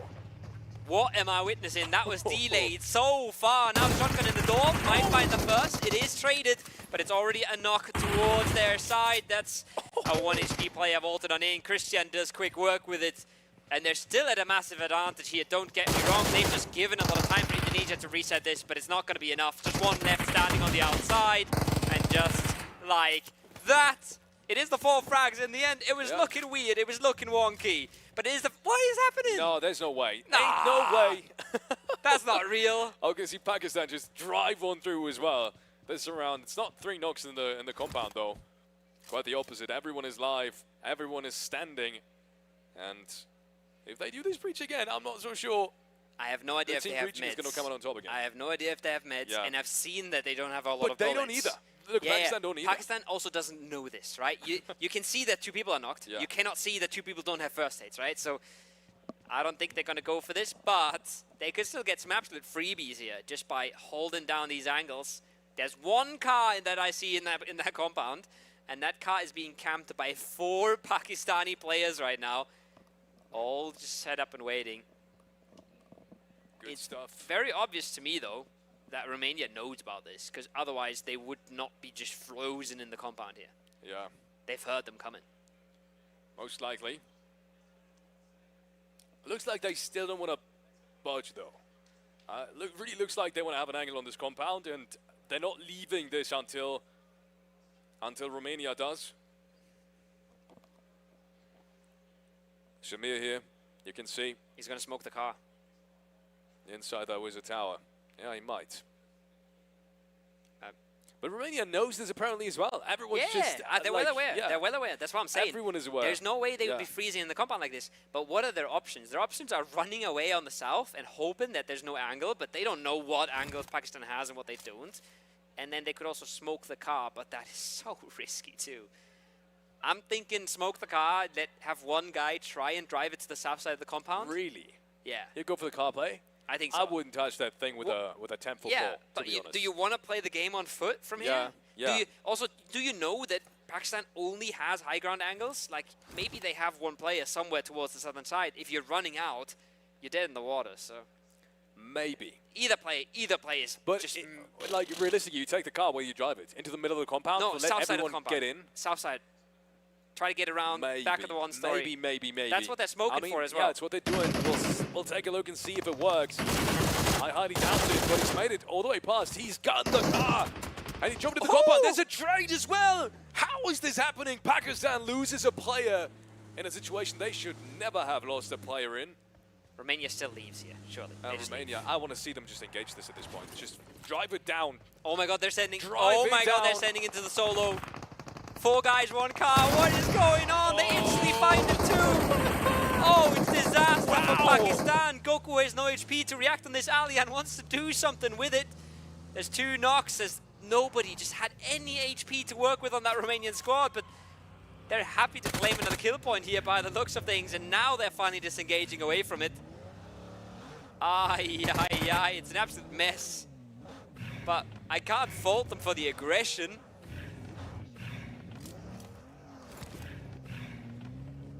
I think it was perfect. I would have isolated that player as well. I mean, you have that much If of a mess. if they even knew he was there, maybe that was their play they were trying to make. It seemed relatively yeah. straight on. Yeah. But yeah, I agree then. Maybe they didn't have the information.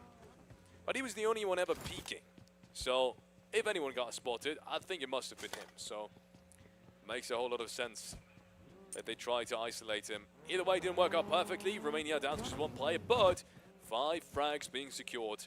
Far from a bad round, especially considering they had this very, very troublesome contest in phase 1. Now, the quiet after the storm. Just the most wild pull-up by Romania into that compound. But 5 frags is not all too shabby. 5 points a game is not how you win a tournament, though. 5 points a game is fine for your bad games.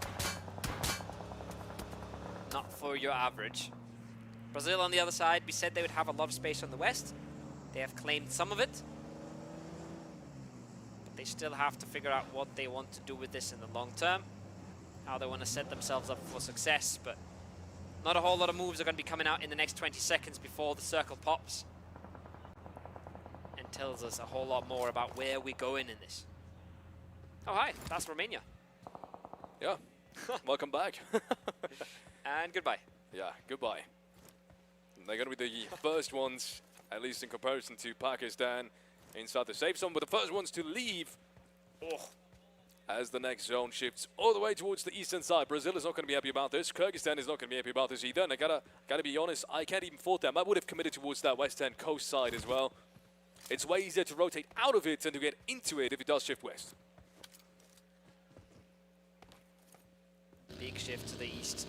Gatka still free as well. Whoever drives past figures that out. Got to get themselves a nice compound to play the game out from. Turkey realizing the yellows are free. Ketch is checking the double whites, but Ukraine is there faster and more joined up. The only thing I would have maybe liked to see from Brazil is actually start driving before the circle pops, because you didn't really have a pressure on the west, so get yourself ready for the eastern shift, but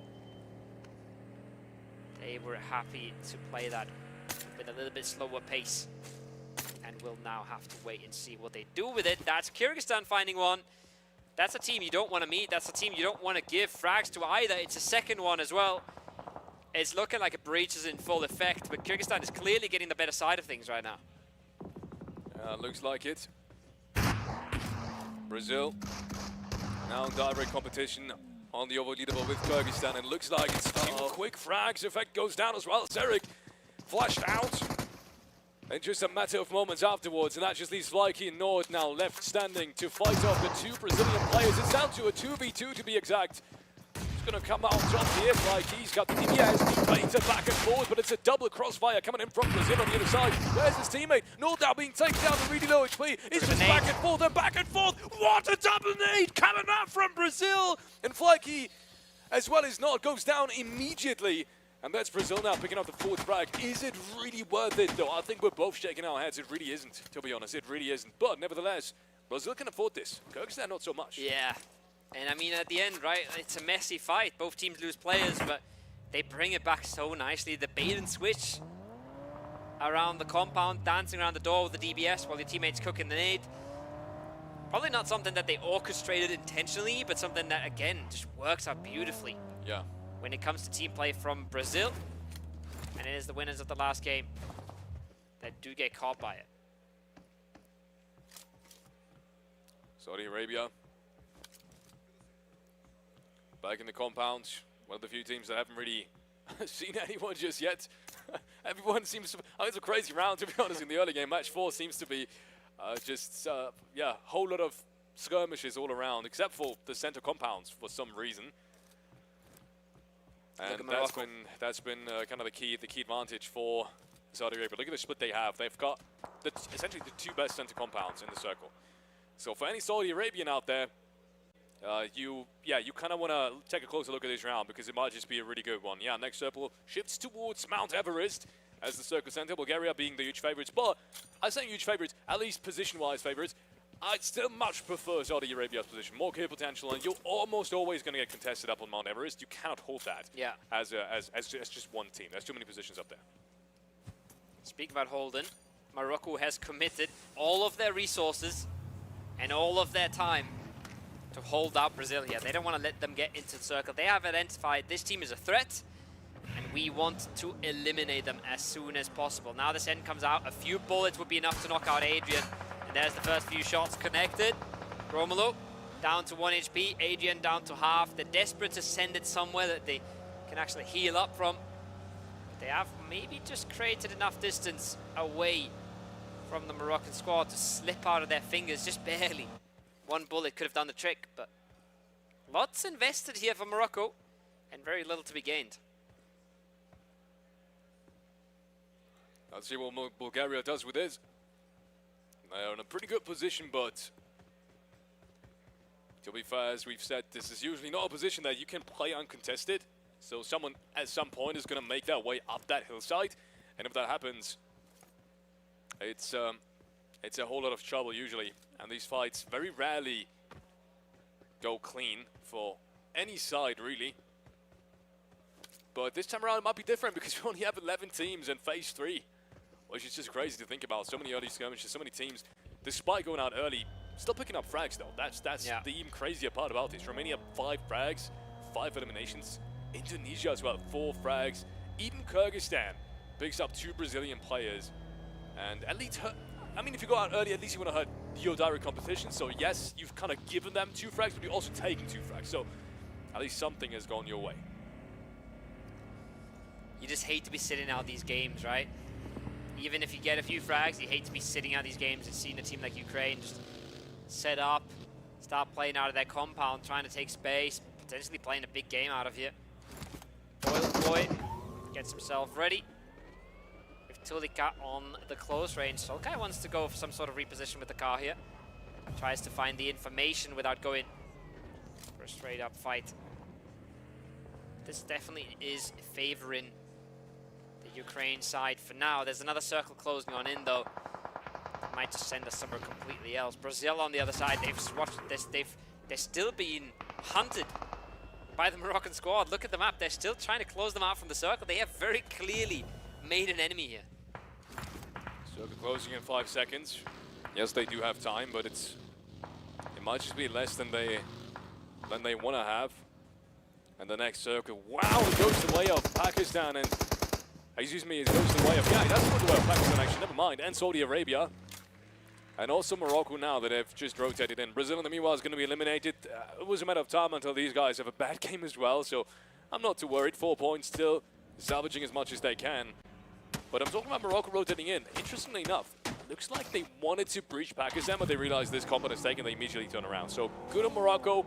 I would have understood that breach as well. It's the best position and no one is there to third party, but they want to take things slow. It's a hard breach as well. You're flying over the ridge. You don't know how the enemy's set up. You don't know if it's a 4-man in the compound. Plenty of potential to drive into nades or crossfire setups. So stay composed. Play your game from the northern side. You might just find yourself a nice bit of space if Jordan and France engage in a fight here. So plenty of chances. Turkey coming the same way as well. This might clash, and this might clash big here in a bit. Turkey seems to be the one that actually ends up with the best pathing. France really unsure where they want to go with this. And then Jordan still stuck in the warehouses as well. That northwestern side has to explode here, folks. Oh, that's one way. Drive on through, takes down. What? He almost took down the second one. Clever is being traded out though by Carry Boy. Oh, They're still looking for his first couple of frags. Chapo now takes down Franz as well, who've just arrived in the dip down below, but that third party might just be a tiny bit delayed as the fights all around that hillside have already been cleaned up. So the sidelines are back in Jordan's and is kind of as well in Morocco's favor.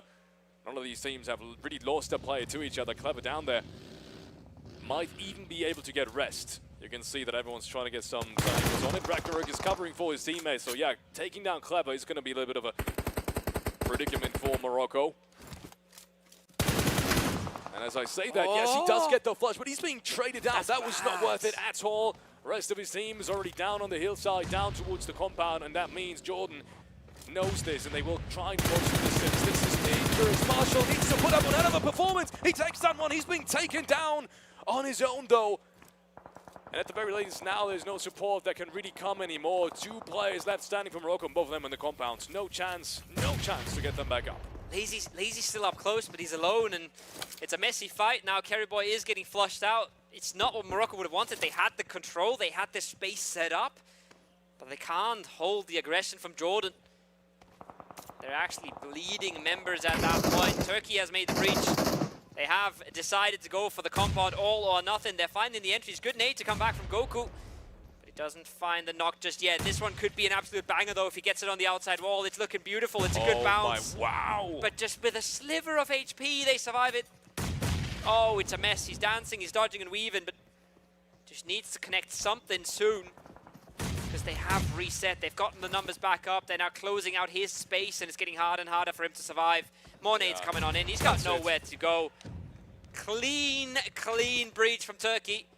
It's the first time we've really seen them pull things off in such a dominant fashion.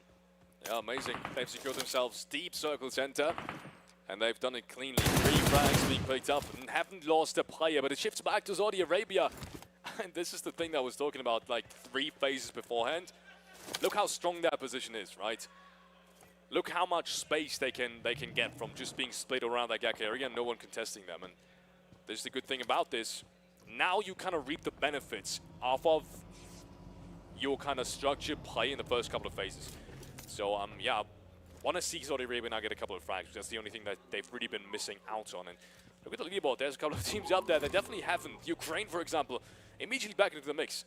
And I gotta shout them out once more. They're not having an easy way in there whatsoever. They're constantly fighting, and they're constantly coming out on top. That eastern side is one more reason to have a look at them in the grand scheme of things for this tournament. They've been performing really well up until this point. And they're scrapping their way on through. Now they should be able to slot in below Saudi Arabia here. The only problem is moving past that compound if they do have to. So they want to keep their options open. I think they want to keep their option to go back up to the east as well open for now, because crashing that compound is mighty hard and driving past it is nearly impossible. So if phase 6, 7, whatever, if they go north, Ukraine, they want to be able to wrap around here. That's why they're not committing to anything just yet. Jordan, 3 members up still. They've got a solo in their back that they have to worry about, that they don't seem to be all too aware about, as they're focusing all their attention up towards Bulgaria.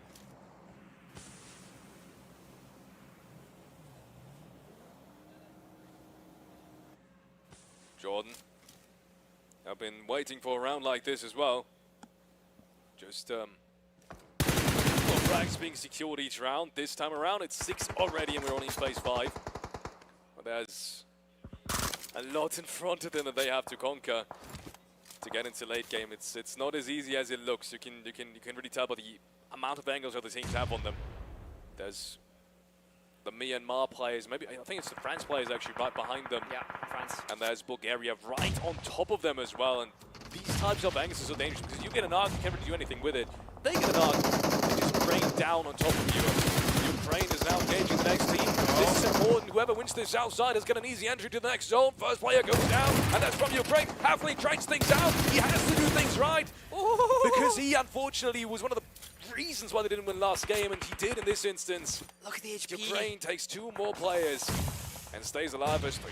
Old boy with the drop shot gets away with 1 HP. The fight on the mountain, meanwhile, is heating up. The nades are barraging down, and little does Jordan know this isn't the only problem they have. That France solo is still around, just a snake in the grass, waiting to bite them in the backside. but it's Bulgaria that are finally sweeping down from Everest. They've had enough. They've waited around long enough. They are trying to make the run. I see Bandita on an angle that looks mighty fine to me. He's going to peek around that Miracle. He shouldn't have anything to work with here at the tree anymore. He's got a few nades though. He's got 4 more of those. If he just lands a few, he might provide the time he needs. But look at that. He's so overwhelmed. He's so outgunned. It doesn't matter. He's the one who connects. But he gets traded out immediately. Sicario's there. The drive-through. Lave trades things out. And he takes the headshot against Supra. And that brings things back, but he's the last player left standing, and the shots from up top are just a little bit too much. The angles are too good for Bulgaria. So yes, they will pick up 3 frags, but at what cost as well? Like, what a defense coming out from Jordan. That's massive. That's a 7 disaster. points as well being picked up, and a couple of placement points to top that off. Really well played. Bulgaria is gonna fall short to Saudi Arabia, who've just now gotten themselves that last frag on them. And there are still 4 players alive as well. Where does Turkey go here, though? They're looking for the field. You can see Scarface. He wants to make the play. He wants to clean out this angle. They want the lower ground here. They want the ridge. The first knock goes towards Morocco, though, still severely outnumbered. And it's a pull-up into the field that should get them the angle, that should get them everything they need. Catches almost caught there, though, but Solkay finally. That's the angle we were talking about. That's the angle that cleans it up. And Turkey, they should be able to consolidate here just barely. Get the res on through. 4 for Saudi Arabia in the compound. 3 for Ukraine on the south. And 4 for Turkey. But where do they go here, Falix? They've got no space. They've got nothing. They got a breach. Or they can try and delay. But really, it's a tiny dip on their side of the road that's in. That's not how you get any more points. That's how you survive 1 more circle. But what do you do after? It's tough. And Saudi Arabia realizes all of that as well. Look how much space they take, how much angles they have on almost every single one. And they can count as well, I assume. So they know, Turkey is probably still up as a 4-man. They saw them fighting. They haven't lost anyone. So that means there's only 3 players left alive. And they can probably guess it's Ukraine. So that's why they can split out as much as they can. Ukraine couldn't earlier, right? They didn't know Miramar was alive in the game that we've just seen. This time around, it's a lot more easier for the teams up in the center to kind of figure out who's really left standing and who do you have to expect where. So a lot more structured play is what we're going to see in this late stage. Phase 6, ladies and gentlemen, as we are approaching the last 3 teams. Time is ticking on down. Love to see that Saudi Arabia is flexing out more. Not sitting in the compound, in the comfort of where they've been surviving. Easy getting himself up on that mountainside for more information, for potentially an angle as well, right? If Turkey breaches the north side of the compound, he'd be in their backs, ruining it completely. But Turkey is happy to wait it out here. They've got a phase 7, and they've got a phase 8 coming. They're thinking that maybe, just maybe, they can find some openings here before they have to move. It's very unlikely that the phase 7 is going to keep them in. It's very unlikely that they're going to be able to make a whole lot of plays, especially now with the blue closing on in. They don't have space to speed up cars, right? Whatever they do, they'll be very, very slow coming over this ridgeline. But then again, Saudi Arabia has pushed so much of their focus towards other sides of the map. Could still be doable. I don't fancy their chances. But we'll have to wait and see what the zone does. And there it is. Tough zone for Ukraine, even worse for Turkey. And it has to be a miracle here, Falix, for the home team to not walk away with the win. Well, we've seen a miracle already. Just last game, Kyrgyzstan somehow pulling things back. This time around, it's Ukraine with a man disadvantage against these 2 top teams. So, who the hell do we know?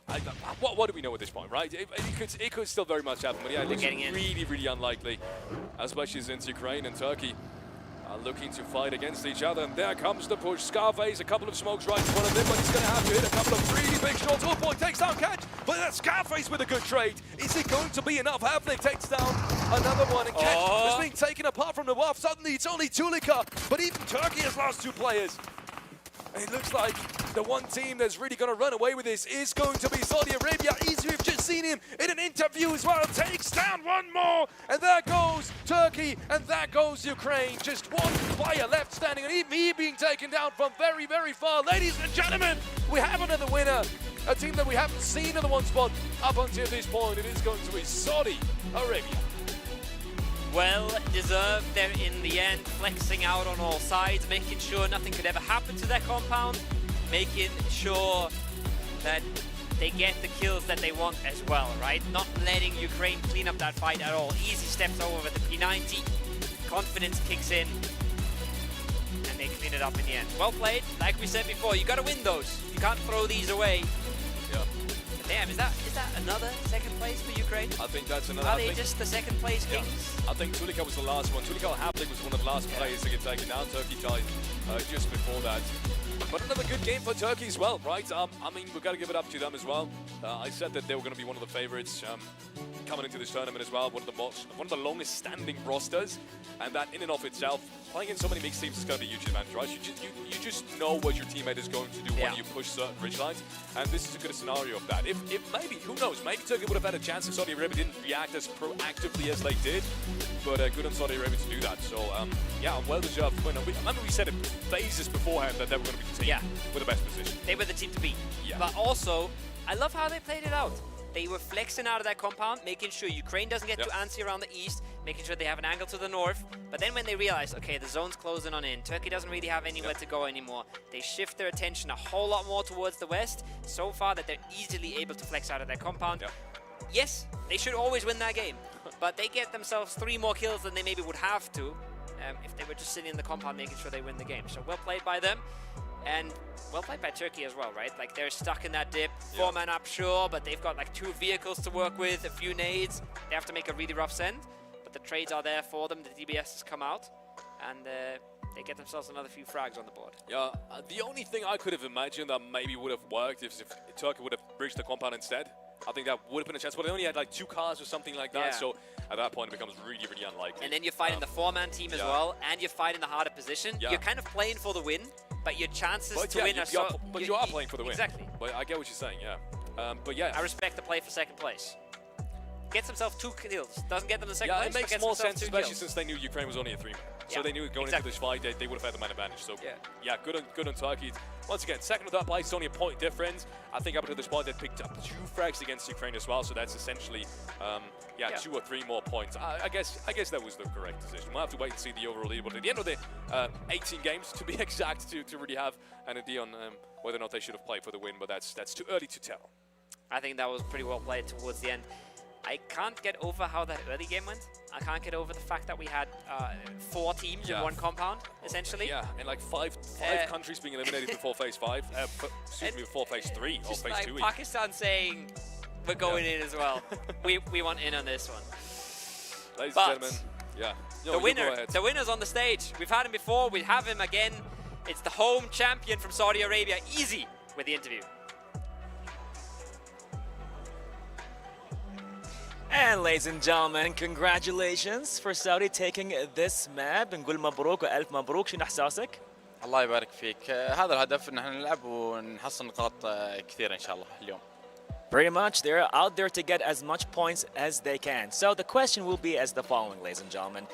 In the previous interview, he said, it's all about, let's split the team and pretty much conquer as much space as we can. But in this one, they went as a group. فالسؤال هو في المقابلة اللي سبقت قلت إن لا خلينا نتفرق خلينا ناخذ مساحة أكبر بس هالمرة لا جيتوا كجروب شو اللي تغير في الكلام؟ حلو لما يخدمك الزون وتجي أنت سنتر الزون لازم تجتمع تجتمعوا في كمباوند واحد ولا تجتمعوا في أي مكان لأنك أنت سنتر زون بس الجيم اللي قبل الزون طلعنا فصفينا ظهرنا وأخذنا مساحات لأن ما عندنا كمباوند ما عندنا نقطة تجمع فيها ما في إلا أوبن فالأوبن لازم تاخذ مساحة أكبر في الجيم. Okay, يعطيك العافية. Pretty much it's all about the strategy and the zones. This time it makes more sense for us to come as a group due to the size and the space of what happened in the strategy. الحين we are done with Erangel, going to Miramar. شنو استعداداتكم? What's your preparation? هدفنا في كل المباريات ان احنا نحصل اعلى نقاط ممكنة في اليوم، يعني نطلع بأعلى نقاط ممكن ان شاء الله. Well, pretty much they are ready. Main point doesn't change. Let's kinda collect as much points as we can, as much as we can. Now you are the in-game leader. How do you feel about that? كونك أنت حين القائد في الموضوع كله. أكيد مسؤولية كبيرة بالذات إنك تمثل المنتخب وبلادك يعني، فإن شاء الله نمثلهم خير تمثيل إن شاء الله. Inshallah. Pretty much, he feels proud of being the in-game leader and pretty much to be the representative of Saudi Arabia. And now, heading back to the Atlas. Take it away, Talents. The hometown heroes fight back and get themselves a chicken dinner in the final wrangle of the day. What a spicy finish. And once again, second place. Who had it? Ukraine. What doing? Honestly, at this point, I mean, look, we're not wrong in choosing them as one of the teams to constantly be there on top in terms of gameplay and strategy, but in that situation, it was once again a difficult thing. But I want to get to that a little bit later. I want to focus on the compound breaches that we had at the beginning of the game. Neptura, walk me through how many times, how many squads just, you know, met their fate in that small compound. It felt like the whole lobby. Yeah, it really did. It was one after the other after the other. Great timing from everybody, right? You have that one fight coming in. Except Pakistan. And that then was a little bit. they were there, and this is what I keep talking about, right? It's like the IGL. He goes, hey, they're not doing so good. We could take advantage of this. They get there, they set up, and it's like, oh, actually, maybe we should wait a little bit. It's like, no. The timing. Let's go. You had the timing. It was such a really good fight from all of those teams concerned. But it did end up happening where Pakistan just really just delayed it. They delayed. They came out in the end. I really liked how Romania did push that solo. It didn't work, but I liked the thought behind it. But, I mean, DK, it was just a little bit of a mess. Ever so. Yeah. Lovingly. Yeah, we'll go with that. We'll go with that. So it was a. It was a little mess. It was messy. Let's go with that. It's a messy fight. Yeah. It's tiny Ronaldo, but it's fine. A very little tiny one that we had there. But another amazing play that we also saw coming through this match, right, was the confident push coming through from Jordan. Yeah. That was very well timed. Such a smooth execution. They just moved in. It just looked so comfortable. Right, yes, it didn't quite pan out exactly the way they would have wanted to, but the I don't know, it was so great to watch. I mean, it just looked so comfortable, like it just had to be that way. And if we can see more performances like that come through, I think we're going to have a few more teams that are going to be smiling quite comfortably. And speaking about comfortable smiles, of course, here we have it, right? Our winner chicken dinner team stats going straight over to the side of Saudi. But I mean, the Saudi team as well. What a play this game. They held their ground in that compound. They, like Easy mentioned in the interview, yes, their idea and their plan was to kind of split up a little bit, get more information, work on covering more ground. But the zone that they were given, straight to the center of the zone, make sure that you have one of those compounds, and all they had to do was just wait. Another team that had the similar kind of idea was Bulgaria on Everest, but we were looking at them for a long time, and we're thinking, like, why aren't they taking shots at the people that are passing by? Like, what's going on? And at some point, it was clear that they didn't have that much ammunition. And DK, like, you noticed why they didn't have that much ammunition as well. Yeah, because I mean, what happened with them is they dropped down, went into the container yard, grabbed weapons, and just headed up to Everest. Right, grabbed the weapons and left, and they stayed there as long as they could. So it explains everything. Why we didn't see too many engagements coming in from their side.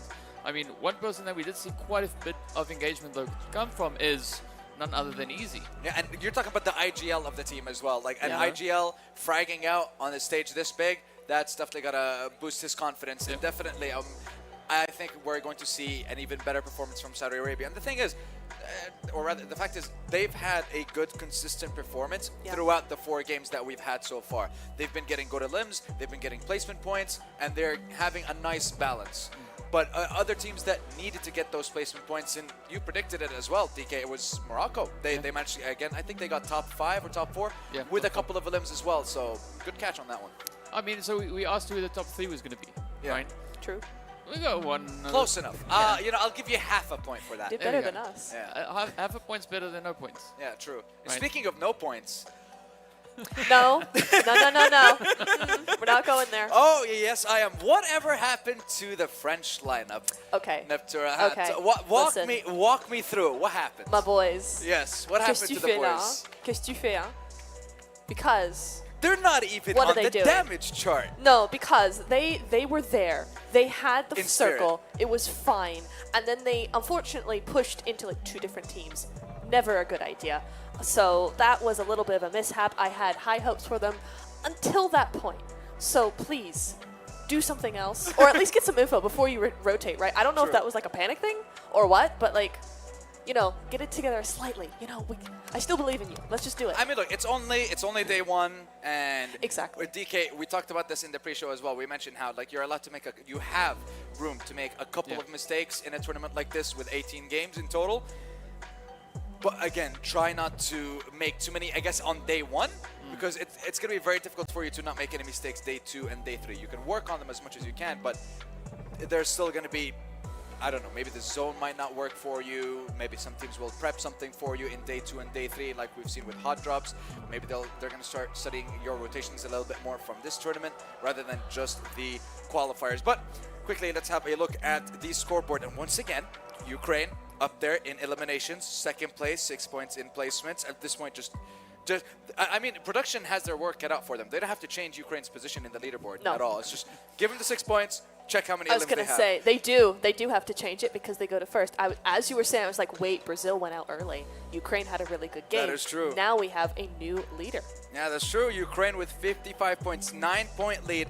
They have 9 elims more than Brazil. Same amount of placement points, but of course without those chicken dinners. Saudi Arabia in third with 44. Turkey as well, coming up there with 39 points. So, I mean, they're getting up there. They're getting a little bit closer. And you mentioned as well that Jordan needs to get a couple of points, and then they're going to jump up a little bit in the standings. They did that, jumping from the second page to first. They just need to do a little bit more. I want to say, like, the goal for these teams is from Indonesia all the way to the bottom is if you want to compete for that first place, try and cross the 35-point threshold. Agree. Yeah, 35 sounds really nice there. It's not impossible to do in the final, what was it, 3 games we've got left? 2 games? Yeah, Only we 2 got games? 2 Miramars, yeah. Oh yeah, there's still plenty to do, especially how Jordan has been performing in the last couple of games. They're starting to ramp up a little bit, and I think they will actually do quite well there.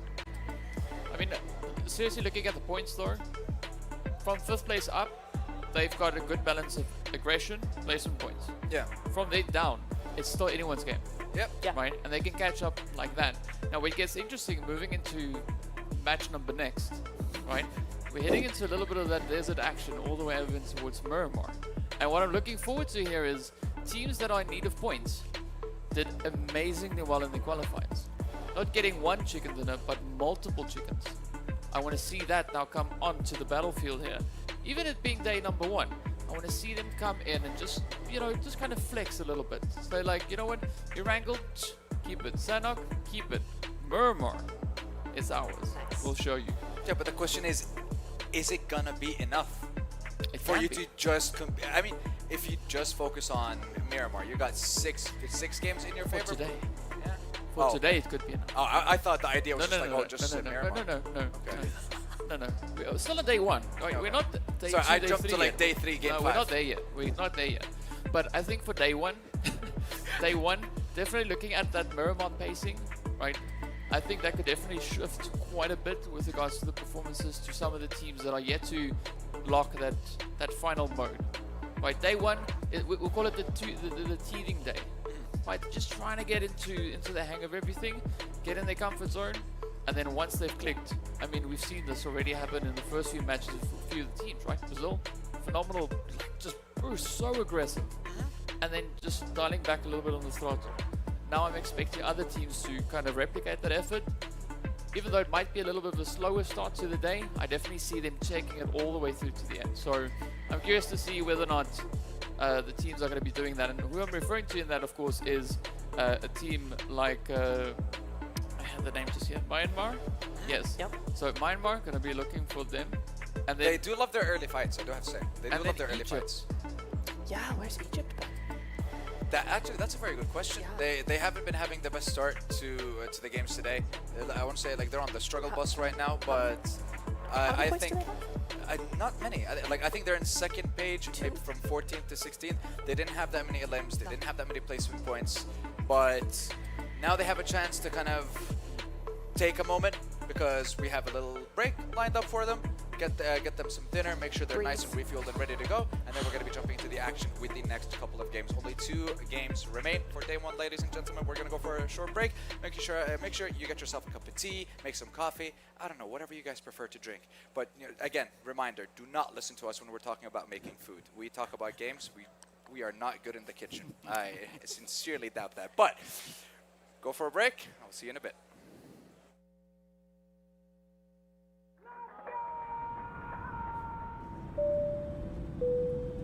Good evening, ladies and gentlemen. We're landing in Riyadh, Saudi Arabia, for the World Esports Championship. In a world where victories can be measured in gold and silver, some things are priceless. Surely expected, and a battle find him. Can shine for one with a quick trade from Impulse. Some things are not bought with money. The base is too open. Now Philippines is now taking the base of Indonesia. Remember their name. The feeling of standing alongside your fellow countrymen, the emotion, the home crowd, the weight of a whole nation on your shoulders. Sometimes I get emotional by the fact that I got chosen to be one of the representatives of my country. And yeah, it's just a dream, honestly. Here it's not just about the game, it's about the pride that unites us. Every match tells a story. They need to some missed shots. Sound picking up another one, another headshot. No way! 4 kills! What has happened? From every corner of the globe. All eyes on WEC 24.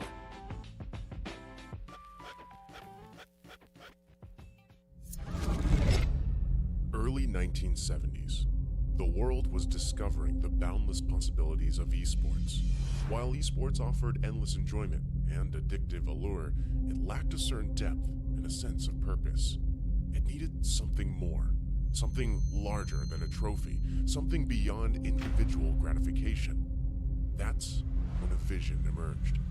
A vision of uniting the world through esports.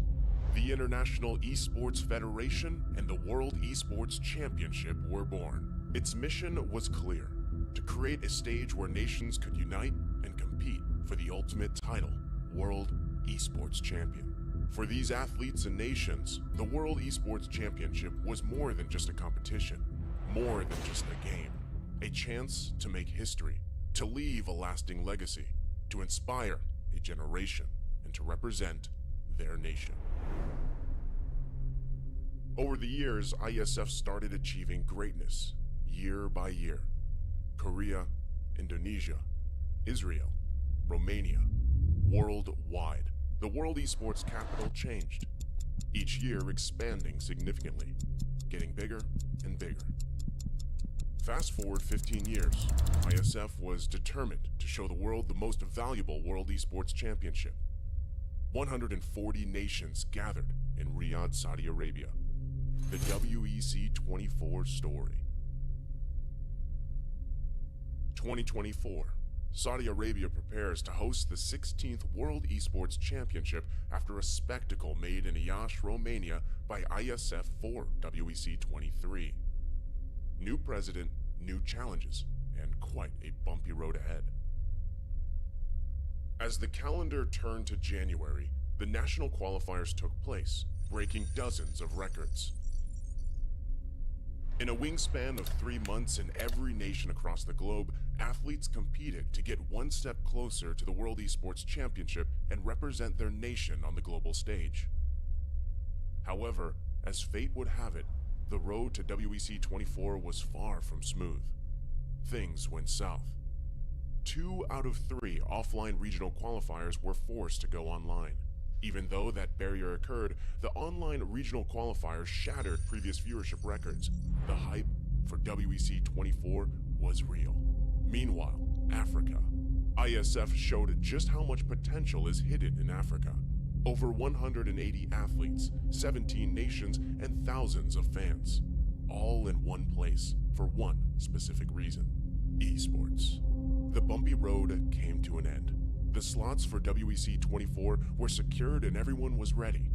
The much anticipated 16th World Esports Championship set sails. WEC 24 Day 1.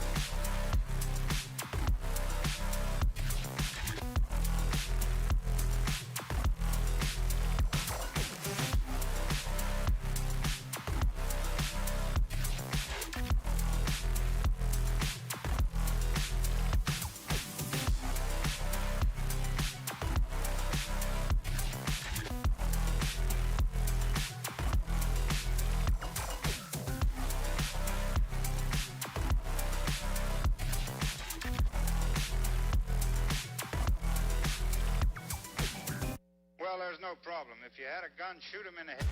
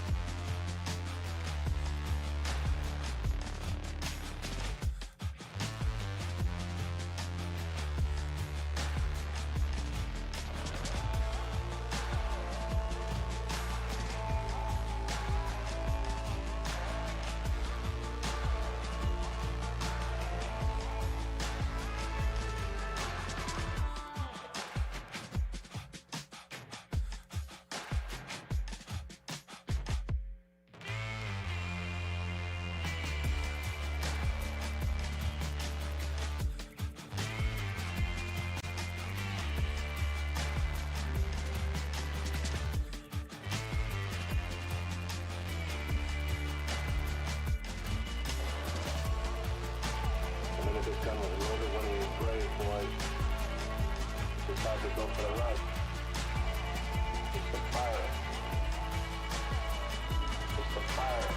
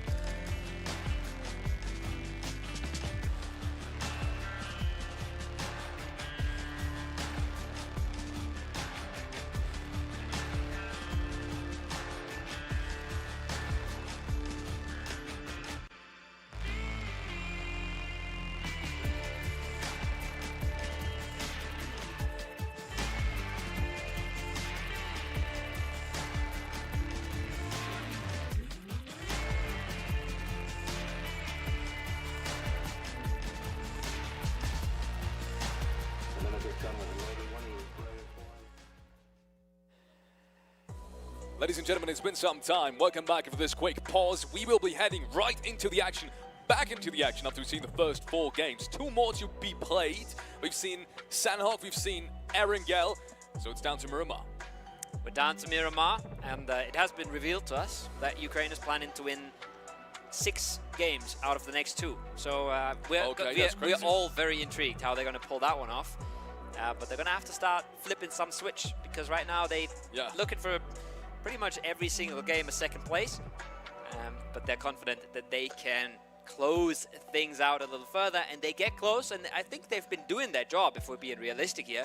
They absolutely You can't win every game. Yes, they fumbled some of them, but that last game, for example, that wasn't theirs to win. That was just out of their hands almost completely. Yeah, I'd much rather fumble like 3 games, or maybe even 4 games, and still be somewhere at the top and know that I have a chance in this lobby to take the absolute top spot than just not have anything at all, have like maybe 1 din out of 4. Yeah. Because I'd much rather be consistent and consistently bad at closing out games than the other way around, you know, than not even get into the position. That's what I'm ultimately trying to say. So, yeah, Ukraine in a good spot. Plenty of these teams are in a good spot to grab some more points, to solidify themselves going into the next 12 games. After today, we'll have 2 more game days being formed. So tomorrow 6 matches, and then the day after another 6 matches. And there we have it. He's been under a bit of pressure today, I want to say. He's been having lots of impact frags. Some have gone his way, some haven't. But he's been one of the key players for them, and there's Old Boy as well. And there we go. The Turkish roster as well. They've had that chance in the last game. Unfortunately, they couldn't quite close it out. Again, well-played game from them. Wasn't really theirs to win. Also remember, Funny thing. Oh. They tried. They tried. They did try. Yeah. Remember that mid-game? We had Ukraine set up at the double whites and Turkey right to their north. And then they realized, hey, this team in front of us kind of knows what they're doing. Maybe we're going to go somewhere else. Ukraine send it all the way around the south. Turkey goes all the way around the north. And they meet each other again in the top 3. Just a bit of mutual respect there, right? Realizing, maybe this side is not the one we want to play in from. And they do both find themselves easier sides to actually play the game from and get themselves a whole bunch of points.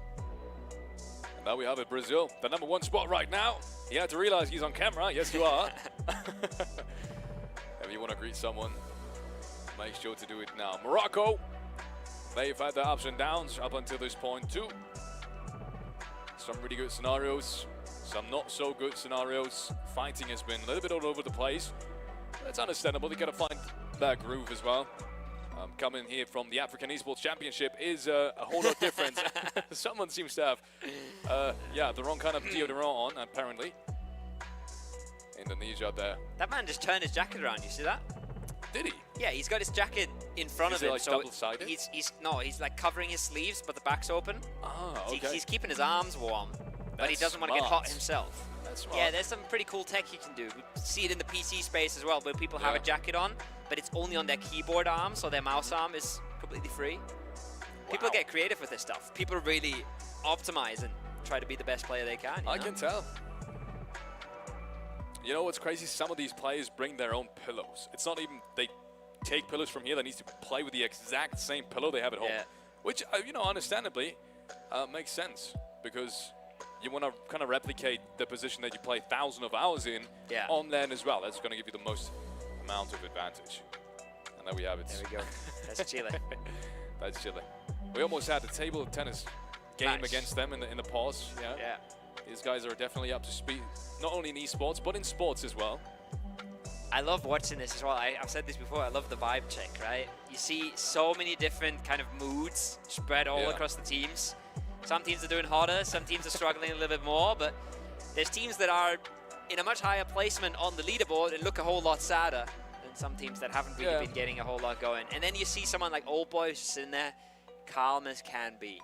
Yeah, he's just got the poker face. Yeah, but he's also just vibing out the confidence, you know? You can see it from the outside. While other players, they're fully focused, or like we see in the front there, Egypt, you know, they've had a day to forget so far. And that shows. You can see that sometimes. Players will reset into each game as much as they can, but it's really, really hard in PUBG sometimes. Sitting around waiting for everybody else to finish their game because you've gone out early again can be absolutely brutal. They've done a lot today. Oh. Yeah, ladies and gentlemen, I'm seeing headsets being picked up. That is going to give us the signal that we might just head on over into match number 5 any second now. The French players have got the phones ready and waiting for the game start as well. So we should be heading into the match any second now. You've waited long enough out there. We feel you.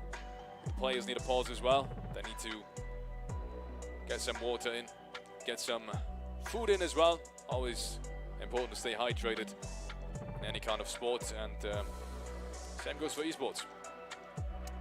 Absolutely. 2 more games. We're switching it up. Do new map. We're going to Miramar. We're gonna be... There's the drop maps again. Love to see those. My little nerd heart starts beating faster. Everyone's got them as well. They've got Miramar out there. They know where we're heading. They're ready for this. They're ready for this, and we'll have to wait and see what the plane path allows them to do. We've had some crazy ones today, especially on Erangel. We've had some really, really edge case ones, but hopefully we are getting into a plane. We're getting into a match. It's match 5, the second last match of the day. We're finally going to Miramar. I can't wait to see what the players have in store for us. 2 more games today. Let's get it. Let's get it. It's been one-sided up until this point. A couple of teams, well, it's been 3-sided to be honest. Plenty of the same at the very top of the leaderboard in all 4 matches that we've seen.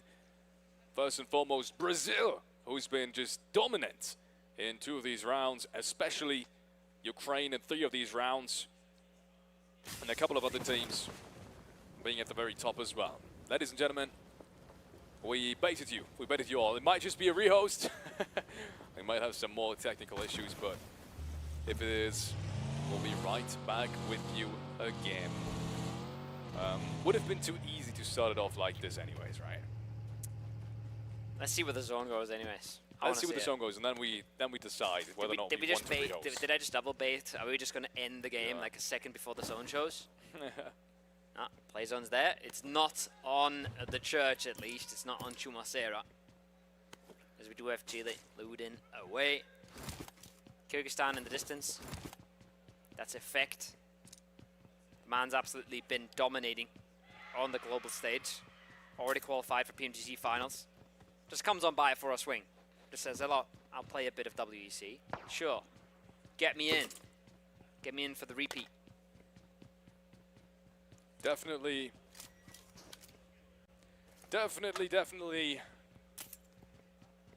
one of the most experienced players in this roster.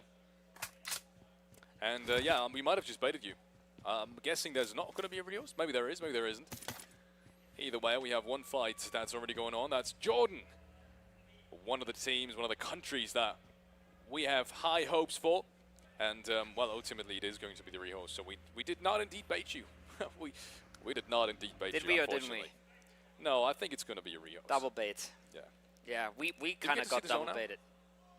I don't think we saw the zone now. We saw it wasn't in Chuma. Yeah. But we saw that Kyrgyzstan was in Chuma. Yeah. And we saw that we had some hot drops. Well, that's going to be interesting. Because now these Oh, we can see teams hot know drops as again, well. These teams know as well now. Yeah. Oh, we're contested. The other guys aren't backing out. Now, but question is, There once is a again, lot of teams that will pretend like they will hot drop, and then the first game comes around, and Yeah. they're not there. But did they know at this point when the hot drop came through that it was going to be rehost? That's what I'm asking. That's a good question. Because it felt like, especially that Mongolia fight, felt like maybe they had some kind of idea. Because I'm not expecting Saudi Arabia to fight phase 1 against Mongolia. That's honestly not what I'm expecting. I'm not expecting that to happen again, but we'll have to wait and see. Then on the other hand, if you're Saudi Arabia, you're feeling mighty good right now. You've had 2 good games. You got yourself double interviews if you're easy. Yeah. Confidence is pumping. You might want to fight for your loot spot, especially when you're considering we're playing a whole lot more Miramars this tournament. This is just the first one. Yeah. 6 Throwing Miramars. away one of them for a hot drop, reasonable. Well, ladies and gentlemen, we'll keep you up to speed as soon as we have more information.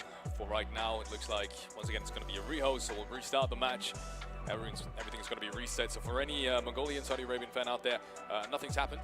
All right, we still have 2 more Miramar games to go with all your favorite players left standing, left alive. Easy hasn't been touched anyway, so even in that case that it's not going to be a rehost, it wouldn't have been. I think you guys would have been fine too. Kind of crazy, right? That he's IGL in this squad while he's clearly Yeah. the top fragger at the moment. Maybe the stats would tell a different story, but I don't think so. He's been the flashy one. He's been the one picking up the kills for them most of the time. And he was the one as well closing out that game with a P90 that they just won. So he's been really putting up numbers while IGLing in a lobby that is extremely hard to maneuver, right? Yeah. In an extremely unpredictable lobby. So hats off to him. I didn't think he'd be the IGL. I think he'd be the top fragger, you know, that just focuses on his own game. But little did I know. Well, headsets are being put down again. That's because of the rehost, ladies and gentlemen. And a couple of more minutes, we will be back. Oh, sunglasses coming in out. the game. Yeah. Hey. I mean, they need them in Egypt, as well as in Saudi Arabia. I mean, it's kind of the same temperature and sun to some degree. I was very surprised here. When I originally got here, I checked the internet for what the weather is going to be like, and for some reason, it showed me that in the winter here in Saudi Arabia and Riyadh, it was going to be like 18, 20 degree. And I came here, it was like 30, and I was like, something went wrong in my research. I was not prepared for that heat, but it's a very comfortable heat. Yeah, it's pretty good, dry. Good humidity. Yeah, I'm a big fan. Really good humidity. It's nice. I You could go on vacation here. You truly know casters are desperate when they start talking about the weather. Well, you know. You're up in the deep end at that point. You know.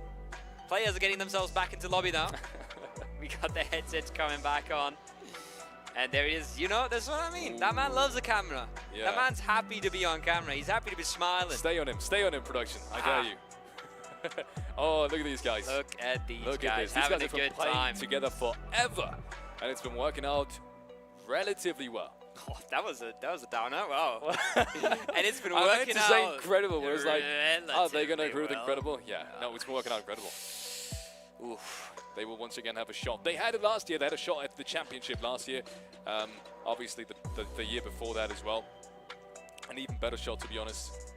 And this time around, it looks like they do as well. Quite convincingly, there we have Mongolia. Smiles all around. Players very happy with the organization. Tech delays, unfortunately, you can never really predict or kind of work your way against something. I mean, 64 players. Something is bound to happen at some point. France looked pretty well-spirited. Yeah.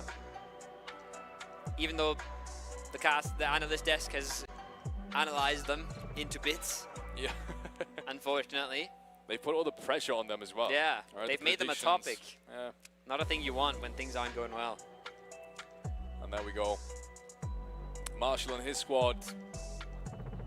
Kerry and so on and so forth. These guys definitely know how to play as well. 2 months ago in the African Esports Championship, these guys have been performing incredibly well. Some of these guys in the crowd back then said that, well, they're somewhat retired. Half of their roster doesn't really play that much anymore, but they came back for the Iesf World Esports Championship because they know, when it comes to representing their nation internationally, they're still some of the most experienced players of that country.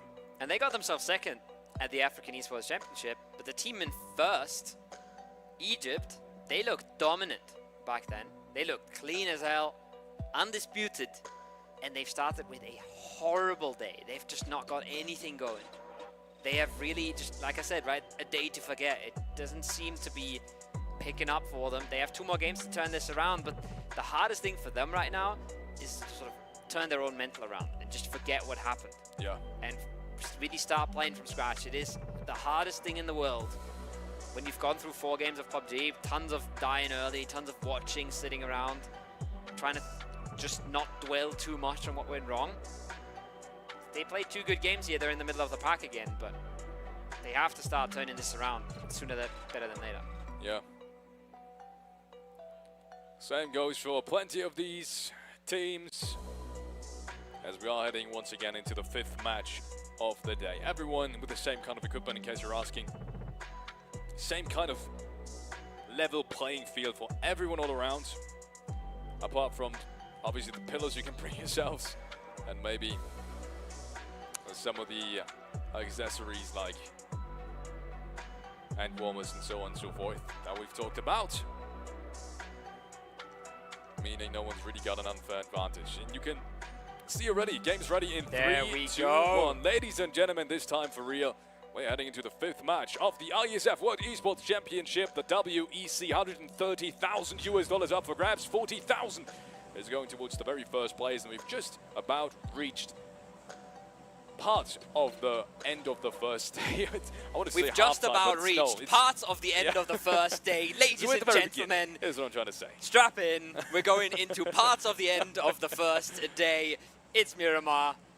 Are we going to see the hot drops again? That's what everybody's been waiting Yes, for. that's what I'm I waiting for already as well. see Mongolia dropping out of the plane. So that's something in the Cobreria area. And then we'll have to wait and see what everybody else is doing. France dropping off more towards Oasis water treatment kind of vicinity. And then El Pozo should be Jordan. But a few logos might still be overlapping here. That could be Bulgaria in the mix there. Could be 2 teams in Pozo, Felix. Could very well be. One thing's for certain, Mongolia's not gonna be able to fight Saudi Arabia. Happily not being able to fight Saudi Arabia in the first phase. So I'm guessing both these teams will be starting as for phase 1. Even though plenty of teams are going towards the San Martin area or past it, El Azhar is probably going to be the destination for one of these teams going past San Martin. I'm thinking Indonesia and Saudi Arabia, at least one of them is going there, as Morocco is making their way a little bit further towards the north-hand side.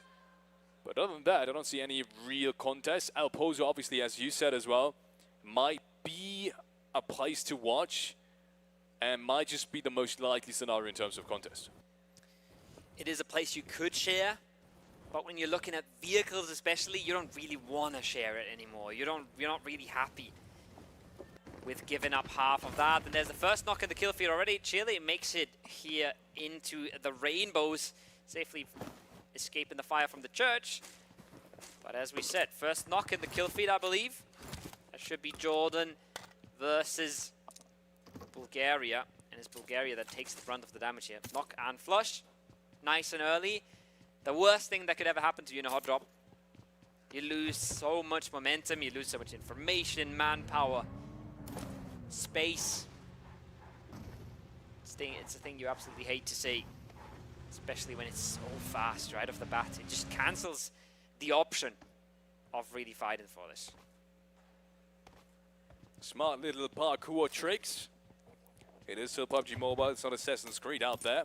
Someone remind him, please, but it works out either way. Miracle, as well as Club and Ragnarok, making their way towards some of the Bulgarian players. I'm not sure they're well aware of this at the moment. No one really seems to have sightlines on that southern side, and they're really trapped at some of these warehouses and some of these brick buildings. So it might not be too easy to defend. Lots of angles already being taken by Jordan.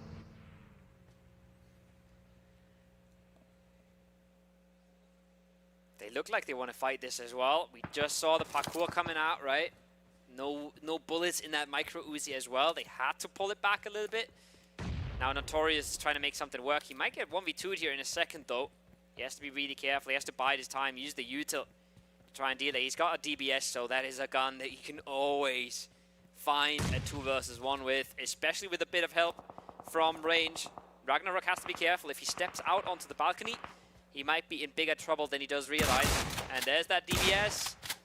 There's a little bit of fire damage coming on through. Shotgun on both sides. But now he can find himself a 1v1 in his own concrete. But once again, it's a slowdown. It's a reset. It's a first aid coming through. And time is not in favor of Bulgaria here. Time plays against them. That's a Winchester knock. That's an opening. I think that's the first Winchester knock I've seen in ISF competitions. That's nuts. Yeah.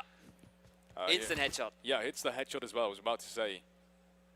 Which is going to make things a tiny bit more interesting, but is it really? Because Ragnarok should have his teammates right around the corner. Notorious can't really walk up the staircase without fighting another shotgun. But yeah, at some point he's going to have to. If they want to win this duel, he's going to have to take that 1v1 upstairs. But he's just waiting and waiting and waiting. And maybe now pre-fire shots with the DBS. But it's the best fight he's ever going to get. Yeah, but he's not being caught off guard on the other side. Just yet, at least. Oh, Leif! He takes him down! The one shot with the shotgun is enough. And now that's really going to make problems now for Bulgaria. Even the jumping shot gets caught off guard here.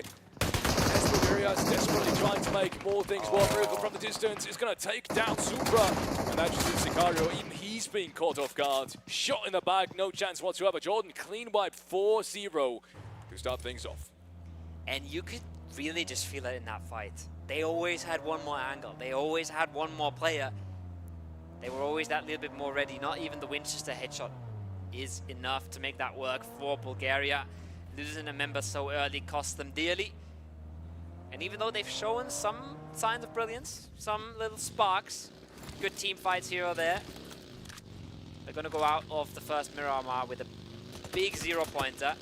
And with a big 25-minute break that I've been talking about so much. There's nothing worse than sitting on a stage, watching everybody play the game you love, get points on the leaderboard, as you're just forced to watch.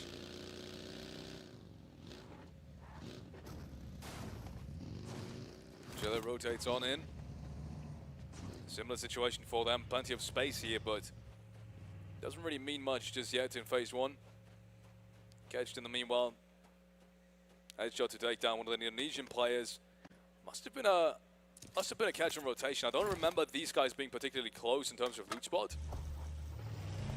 So even that might give us an indication that Turkey is playing the way they should be. Right? Aggressive, early aggressiveness as well. And that's what's brought them into the later stages just last game too.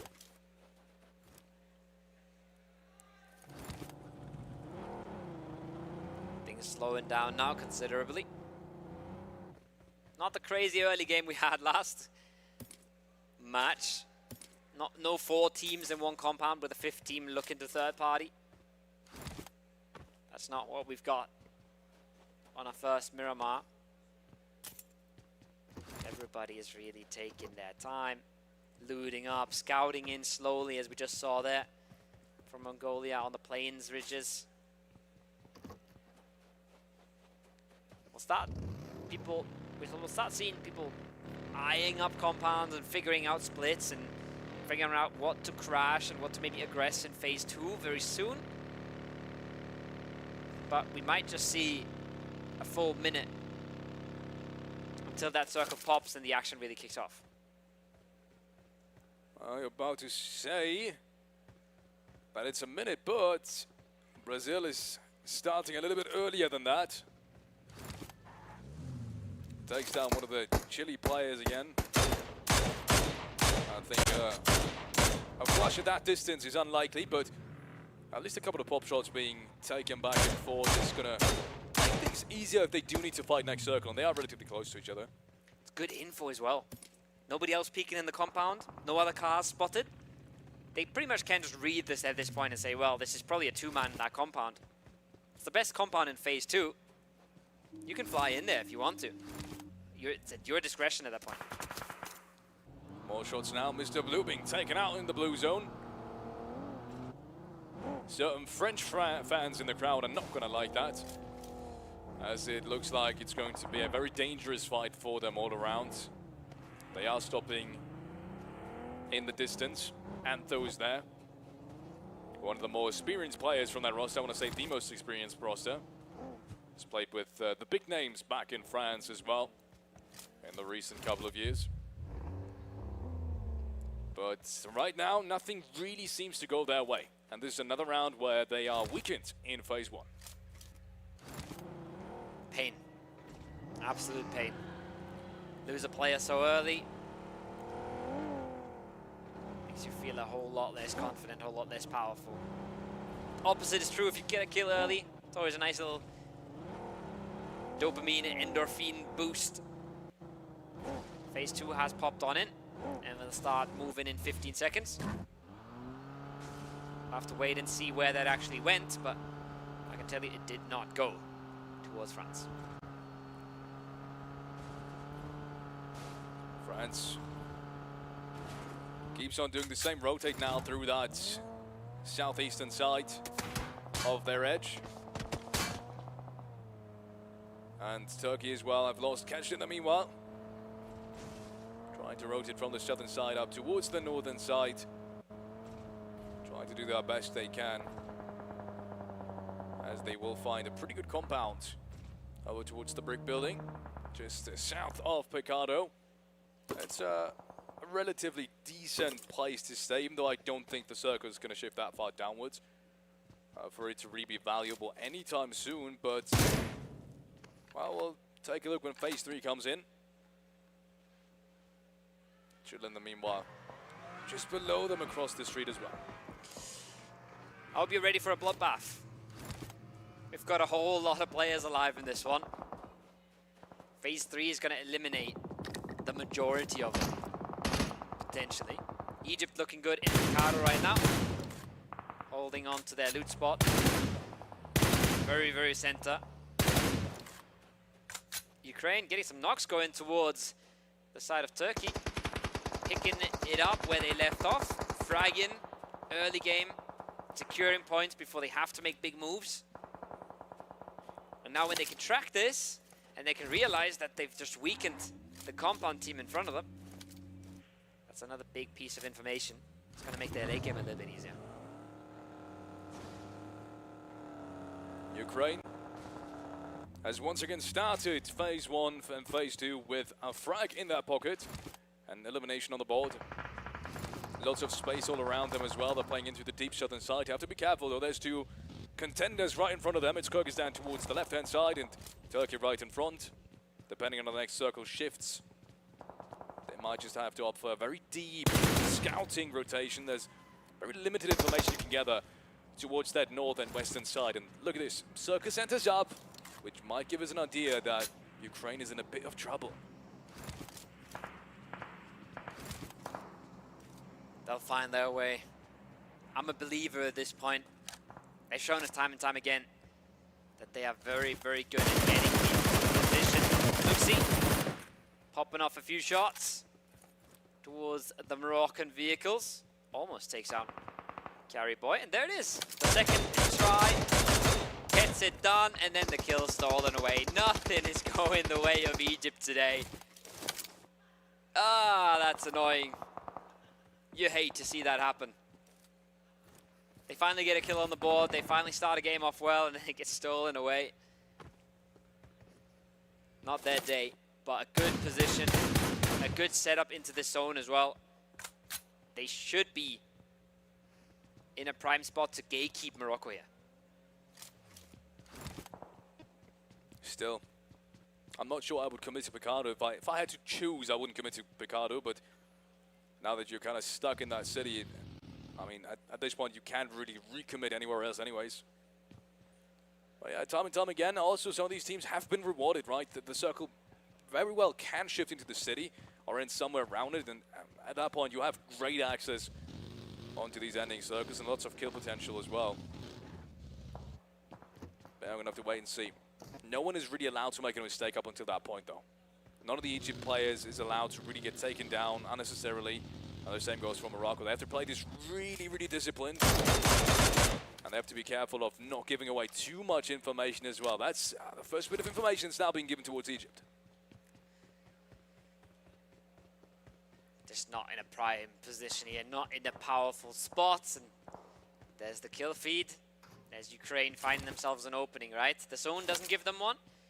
They bully a team around them. And with the way that France's day's been going, they might just even see that as encouragement. They might just say, well, we're absolutely popping off today. These guys are having a rough one. Why not force the rest of the fight here while we can? That's the tire almost getting popped though for Old Boy. He's trying to save this car desperately, but he doesn't want to go down for it. Havlik found on the other side. That's got to be a res fast and quick. They should be able to get it in time. He can heal up, and then they can regroup in to that phase 4 that's coming up. Next zone, as you said, coming up any second now. It's going to give us a lot more clarity on where it's going to shift. Around 5 seconds from now, we'll have that answer. Brazil is in a pretty good spot to rotate on through. Kyrgyzstan has a lot of information. And obviously Chile and Myanmar in the very deep center of it. This is, okay, so it shifts away from the rocks. This is interesting now, because that center compound right south of Chile is open. Yeah. Is Kyrgyzstan or Brazil going to take it? Both should have information. I saw some of the Brazil players kind of stretch out towards their southern side to get more information. So both, actually, he looked at the airdrop, I think. That's what he was doing, but he should have still had info on that center compound. Strike that though. We have more fights coming in towards the northern side here. To move down here. Good bridge line coming in from Pakistan, and they will defend this valiantly. And they are getting support from Saudi Arabia as well. One player has already been knocked. Somehow, he just cannot be taken down. He's dancing, he's diving, he's trying to stay alive. 3 bullets in the S12K. He wants to fall away from things. He realizes he's just 1 nade away from death. Saudi Arabia on the other side as well. This is all but over for the Mongolian squad. They just do not know it yet. Pakistan realizes, hey, there's maybe a little bit too much here. Maybe we're biting off more than we can chew. No, Alian wants to go back in. He wants to get some of these points, but he does realize, surely, that this is too much. Now he does fall away. The knocks come through onto his teammate, though. They got to reset this nice and quick before Saudi Arabia runs over them as well. Uh-oh. Esports out Spark. He can take him down. Spark is still alive. Now it goes down to the blue zone. But that is unfortunate. Even below the monster truck, he cannot be saved. Endless secures that frag. Well, it's only the one. It's only the one. I don't think there's going to be much. But after that, to be honest, looking at the circle, he needs to move his way down there. Yes, he's got a couple of cars, but realistically, there shouldn't be a way. There shouldn't be a way, but this still really, really stings if you're Saudi Arabia. Losing a member there, it's just hampering your chances of playing a big game so much. Now the send there for Morocco. The pull-up on the arena is what they have chosen. Damage comes in, but no knock just yet. They have found a single member here. They're going to try and run him over. Shotgun instantly picked up, and oh my god, Lazy is so in the open, but Zuxi, no time. Whips out the shotgun, tries to delay. The shots come through, but it's the pincer from both sides. It's a little bit too much. He got so close on both of them. But he doesn't get anything going, and Egypt are actually getting punished for this. Good stuff. Really good stuff from Morocco. Lazy overcommits just a tiny bit. That should not have happened. Very unfortunate for them. Well, the zone wasn't perfect anyways, but at least it would have made it in alive, and they could have worked themselves out of this building. I think they would have been a car towards the northern side to potentially make some kind of rotation down towards the other street side happen as well. But unfortunately, yeah, no chance. I don't think he's going to come out of this one alive. This flush is probably going to come soon after if it hasn't already. That means big advantage now inside the city for Egypt. Saudi Arabia, meanwhile, making their way down the hillside too. 6 other nations have been gathered as they are driving past Jordan. And surprisingly enough, no one's really shot out. Maybe now Nawaf is going to be shot out, but Clever misses enough shots for him to make it pass. Barely makes it across the road. Stays alive for some critical seconds here because time is ticking for Jordan as well, right? They have all the angles right now, but not for long. And this is becoming a much more even fight here, just in a matter of seconds. Nice shots though from Light. And Brazil is still looking over this, making this very, very tricky for everybody involved. There's the nades now coming out. They want to clear this, they want to end this, they want to grab these kill points. But can they flex out enough? Can they get the util going? You can see as well, they don't even want to turn around. They don't even have the time to worry about it. Gotta be careful with that buggy. But he does get the reposition off, and so far they're staying alive in this, Falx. At least for the time being, they are. Inside the city, Morocco has made it past. I think that was the car that I was talking about earlier, and somehow Lazy has even been revived. Yes, he's been knocked down again, but even that revive should come through. So it's not as easy for Egypt as they might have thought after that initial knock. Nades raining on through. Even these don't have any effect whatsoever. So this is still open for grabs. That city is open for everyone still. Oh, I love more this. fights on their northern side of the meanwhile. I love this from Miramar. The flex out of the compound, getting aggressive on the shack. They see a weakness, they instantly punish it. Grab all 3 kill points. Now they're looking to make that more towards Saudi Arabia. As the city is completely blowing up. Nades all across the board, both sides. Expanding all of their util to try and stay alive in this. There's the pull up from Saudi Arabia. They're coming back into this. It's a shotgun inside the shack though. Not easy to contend with. A little bit of cover around the edges. Find one knock. He is running around. He finds the second. They might clean this up as well. Myanmar is pulling this out of the hat. And just like that, 6 elims in the matter of a minute. And one of the best positions of the circle has been shifted away from. But they've gotten the points either way. Great stuff. They have this ridge line right in front of them that they can play off of. So as you said, yeah, it might not look like the perfect position, but it is actually a pretty good one. They only need to really be chilly at it. The team that's right in front of them now. Godspeed, unfortunately, has been caught by the play zone. Brings it down to a 3-on-4 now. And with Chile not having any fights whatsoever in the last couple of phases, means they have a lot of opportunity now to use the remaining utility they have on this Myanmar fight that's about to come up. There is one more region I could imagine Myanmar driving to instead of taking this fight directly towards Chile, which is a little bit further towards the eastern side now that Picado has shifted out of it, but we're going to see what they're going to do in a couple of seconds at the very latest. Egypt, meanwhile, has rotated out. Morocco has lost that fight. The zone that was given to them, and Picado, unfortunately, too big of a disadvantage to really make it work. He knocked that.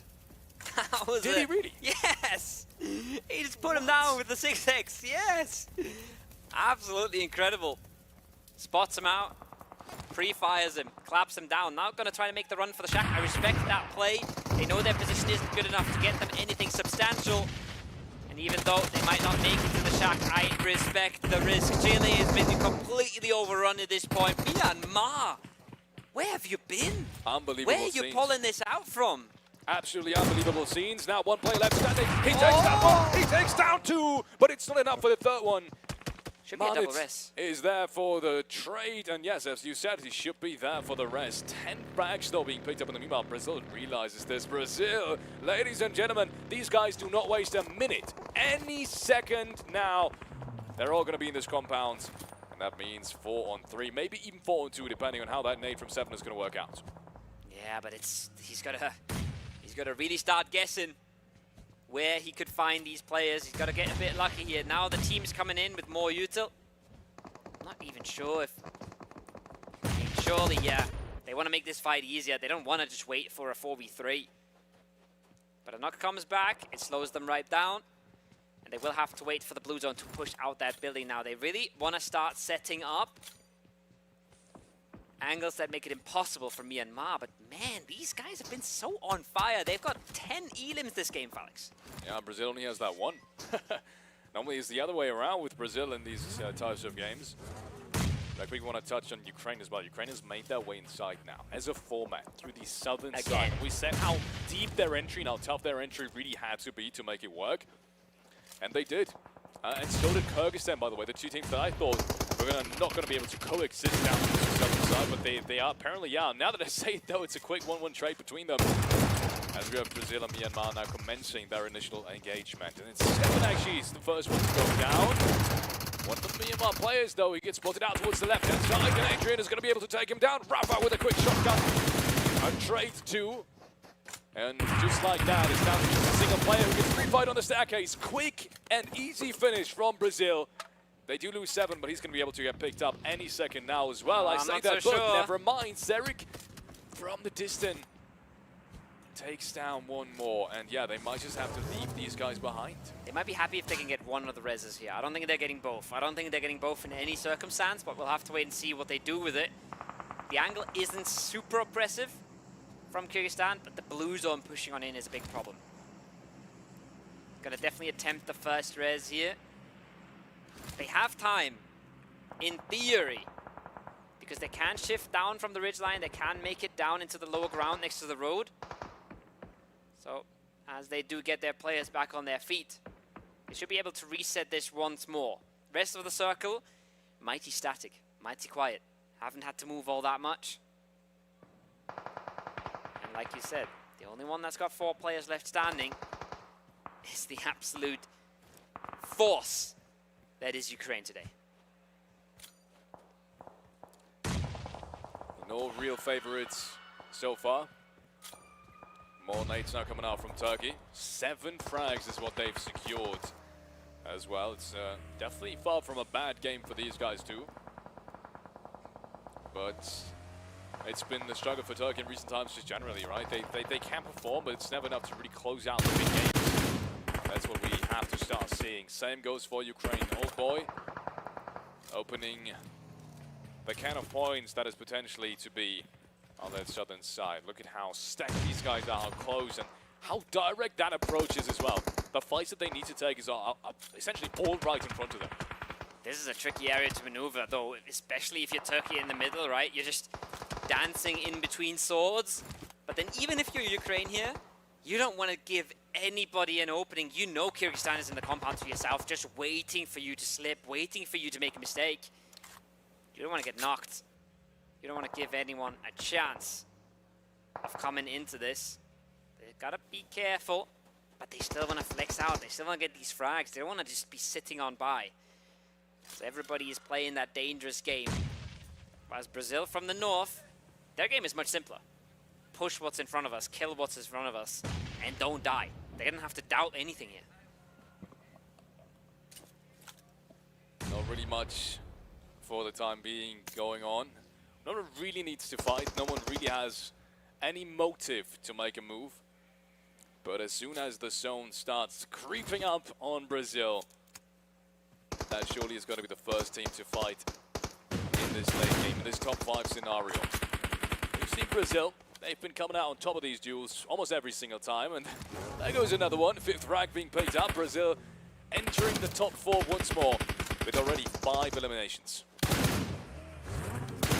They're the cleanup crew here, but they've got to make a run through this entire ridgeline and hope that Ukraine doesn't find the time or the angle to punish them.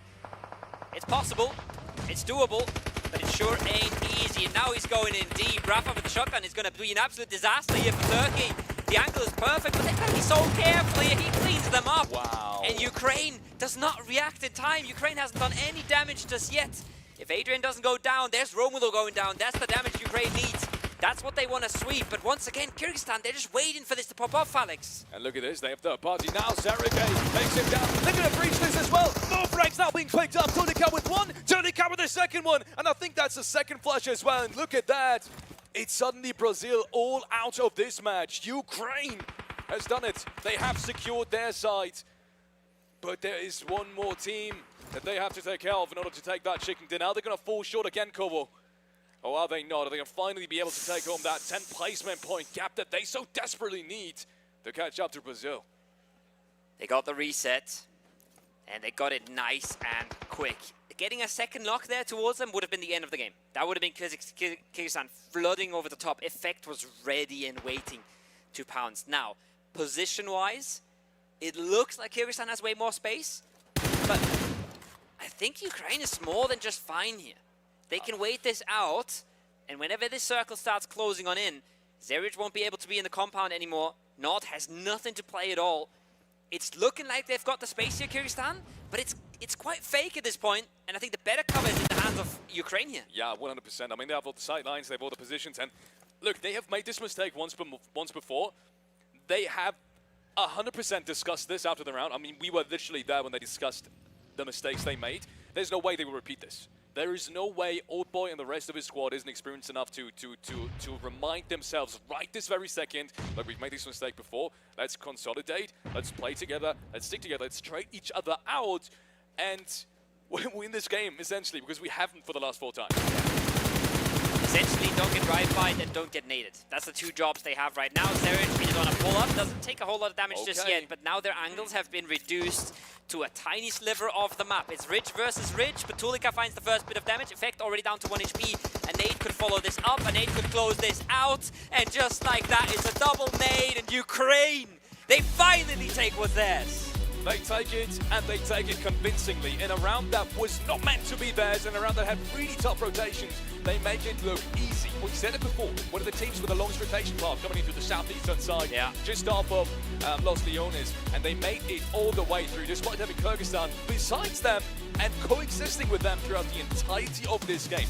Not an easy path, not an easy chicken dinner, and they finally make it work. I mean, props to Ukraine. These guys are the most consistent team right now, the team to watch. They are crazy today, and they are insane at what they've been pulling up. Remember when you said in the kill feed, oh, they're starting to trade frags now? Yeah. Kyrgyzstan is the one that actually lost a player there. He's smiling a little bit. Kyrgyzstan was the one that actually lost the player to Ukraine, and that wins them the game here at the end. That 3v4 would have been so much harder if it was an actual 4 versus 4, with Kyrgyzstan playing out of the comfort of the compound, picking the timings that they wanted. But in the end, it is a 3v4, and it's clean. Clean from Ukraine this time. They don't fall into their own trap, they don't make their own mistakes, and they finally get what's theirs. Yeah. Brazil with another chance as well, though. We cannot negate that performance, because they have actually been the team to win two dinners. They have another chance at something as well. So they're almost equally as consistent. And they had a chance in this one as well. I mean, it was down to a 4-4.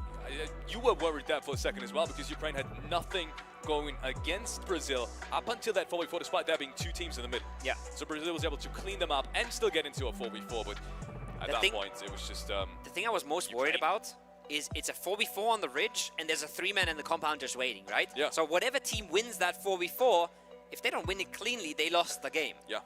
And Ukraine somehow, with that double nade, they open it up, and they close it out instantly. No time wasted. Flying over the ridge, shotguns coming out. They only take 1 knock. If they take 2 knocks there, again, the game's over. So, shout out to them. They cleaned that up very, very nicely in a game, like you said, that wasn't theirs to win. This was not like the Saudi. This was not like the Saudi win on Erangel. A game you have to win. This was a game they hard fought for. And well, they're just, I don't know, they're just different today. They are just different today.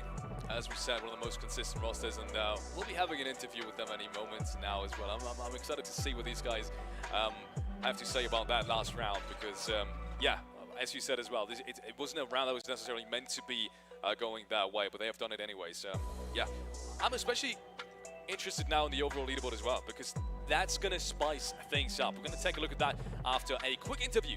So let's head on over to the stage. Well, ladies and gentlemen, we are here with Team Ukraine. Mabruk, congratulations, or may I say, Vitayo, man. Congratulations for winning this one. How do you feel, Old Boy and Tulika? I feel good. Me too. Amazing stuff. So now, so far, you've been like top 5 in every map. So what's your strategy? And do you feel that pretty much you're gonna take the win, or do you feel like no, there's a journey to take? It's a 3 days thing. So how do you feel about that? В топ-5 что ты можешь сказать по поводу того, что, ну, как твои ощущения по поводу того, как мы отыгрываем и так далее? В таком контексте вопрос. Учитывая, что у нас очень много опыта, мы стараемся играть умно и не лезть лишний раз в ту ситуацию, которая нам не нужна. We watching how much experience we have, and we trying just don't push positions what we don't need to push, and just play our game. Well, Oba and Tulika, I feel there's a lot of confidence. You're being humble, but at the same time, you're being super confident at the same time. Well, let's see what's gonna happen in the next one. And boys, back to you. If at first you don't succeed, try again, again, and again, and again, and then one more, again. 5th time's the charm for Ukraine. They finally break through that wall and they get themselves the chicken dinner. That has got to feel so, so good after getting 4 second places in a row. But honestly, they managed to get revenge on Kyrgyzstan for that last game. They played a lot more cool, calm, and collected, I feel, DK. But walk me through Ukraine and what they were able to achieve in this game and how they were able to get there. Remember when I said they were cooking? Yeah. You said that? Morocco is cooking, or is everyone here cooking? I mean, it's cooking, right? Pubg is cooking today. Fair enough, yeah, but they are cooking. cooking. So the thing that really worked out quite well here for the Ukraine is as they got into that last few stages, I think the thing that really drove their position home was their angle within the zone, right? Once that shift came, it didn't move away from them, but it also didn't favor them. It was just kind of neutral, right? And then they decided, you know what, this is it. This is the opportunity. Now we're going to step up, we're going to move in, we're going to lock it in. And that's exactly what they did. Right, and they played, again, a normal aggressive game like they've been doing all the previous matches here today. Right, we've been seeing them just banking on those elims, and they brought it in yet again, just driving that point as far as they could. And I think making it all the way to game number 5, as you said, trying several times and then securing it, just makes the victory and the chicken dinner that they actually achieved just so much better. I mean, they did mention on the desk, and you guys had a conversation with Old Boy. He mentioned he wants to get 6 chicken dinners out of 2 games. He got 1. Now you got to get 5 out of that last one. Yeah. How? I'm not sure how the math is going to work on that I'm not one. quite sure if it's out of 2 games, right? But it's like 6 chickens a day. Yeah. Right. He wants to so break the it's not record. going to beat today because we only had 2 matches. Now we're down to 1. Right. So there the math doesn't make all too much sense, but that was DK math, so we'll blame it on that. Right. Okay, fair enough. So maybe day 2, day 3, we'll see. That could maybe be the the opportunity for that really to come on through.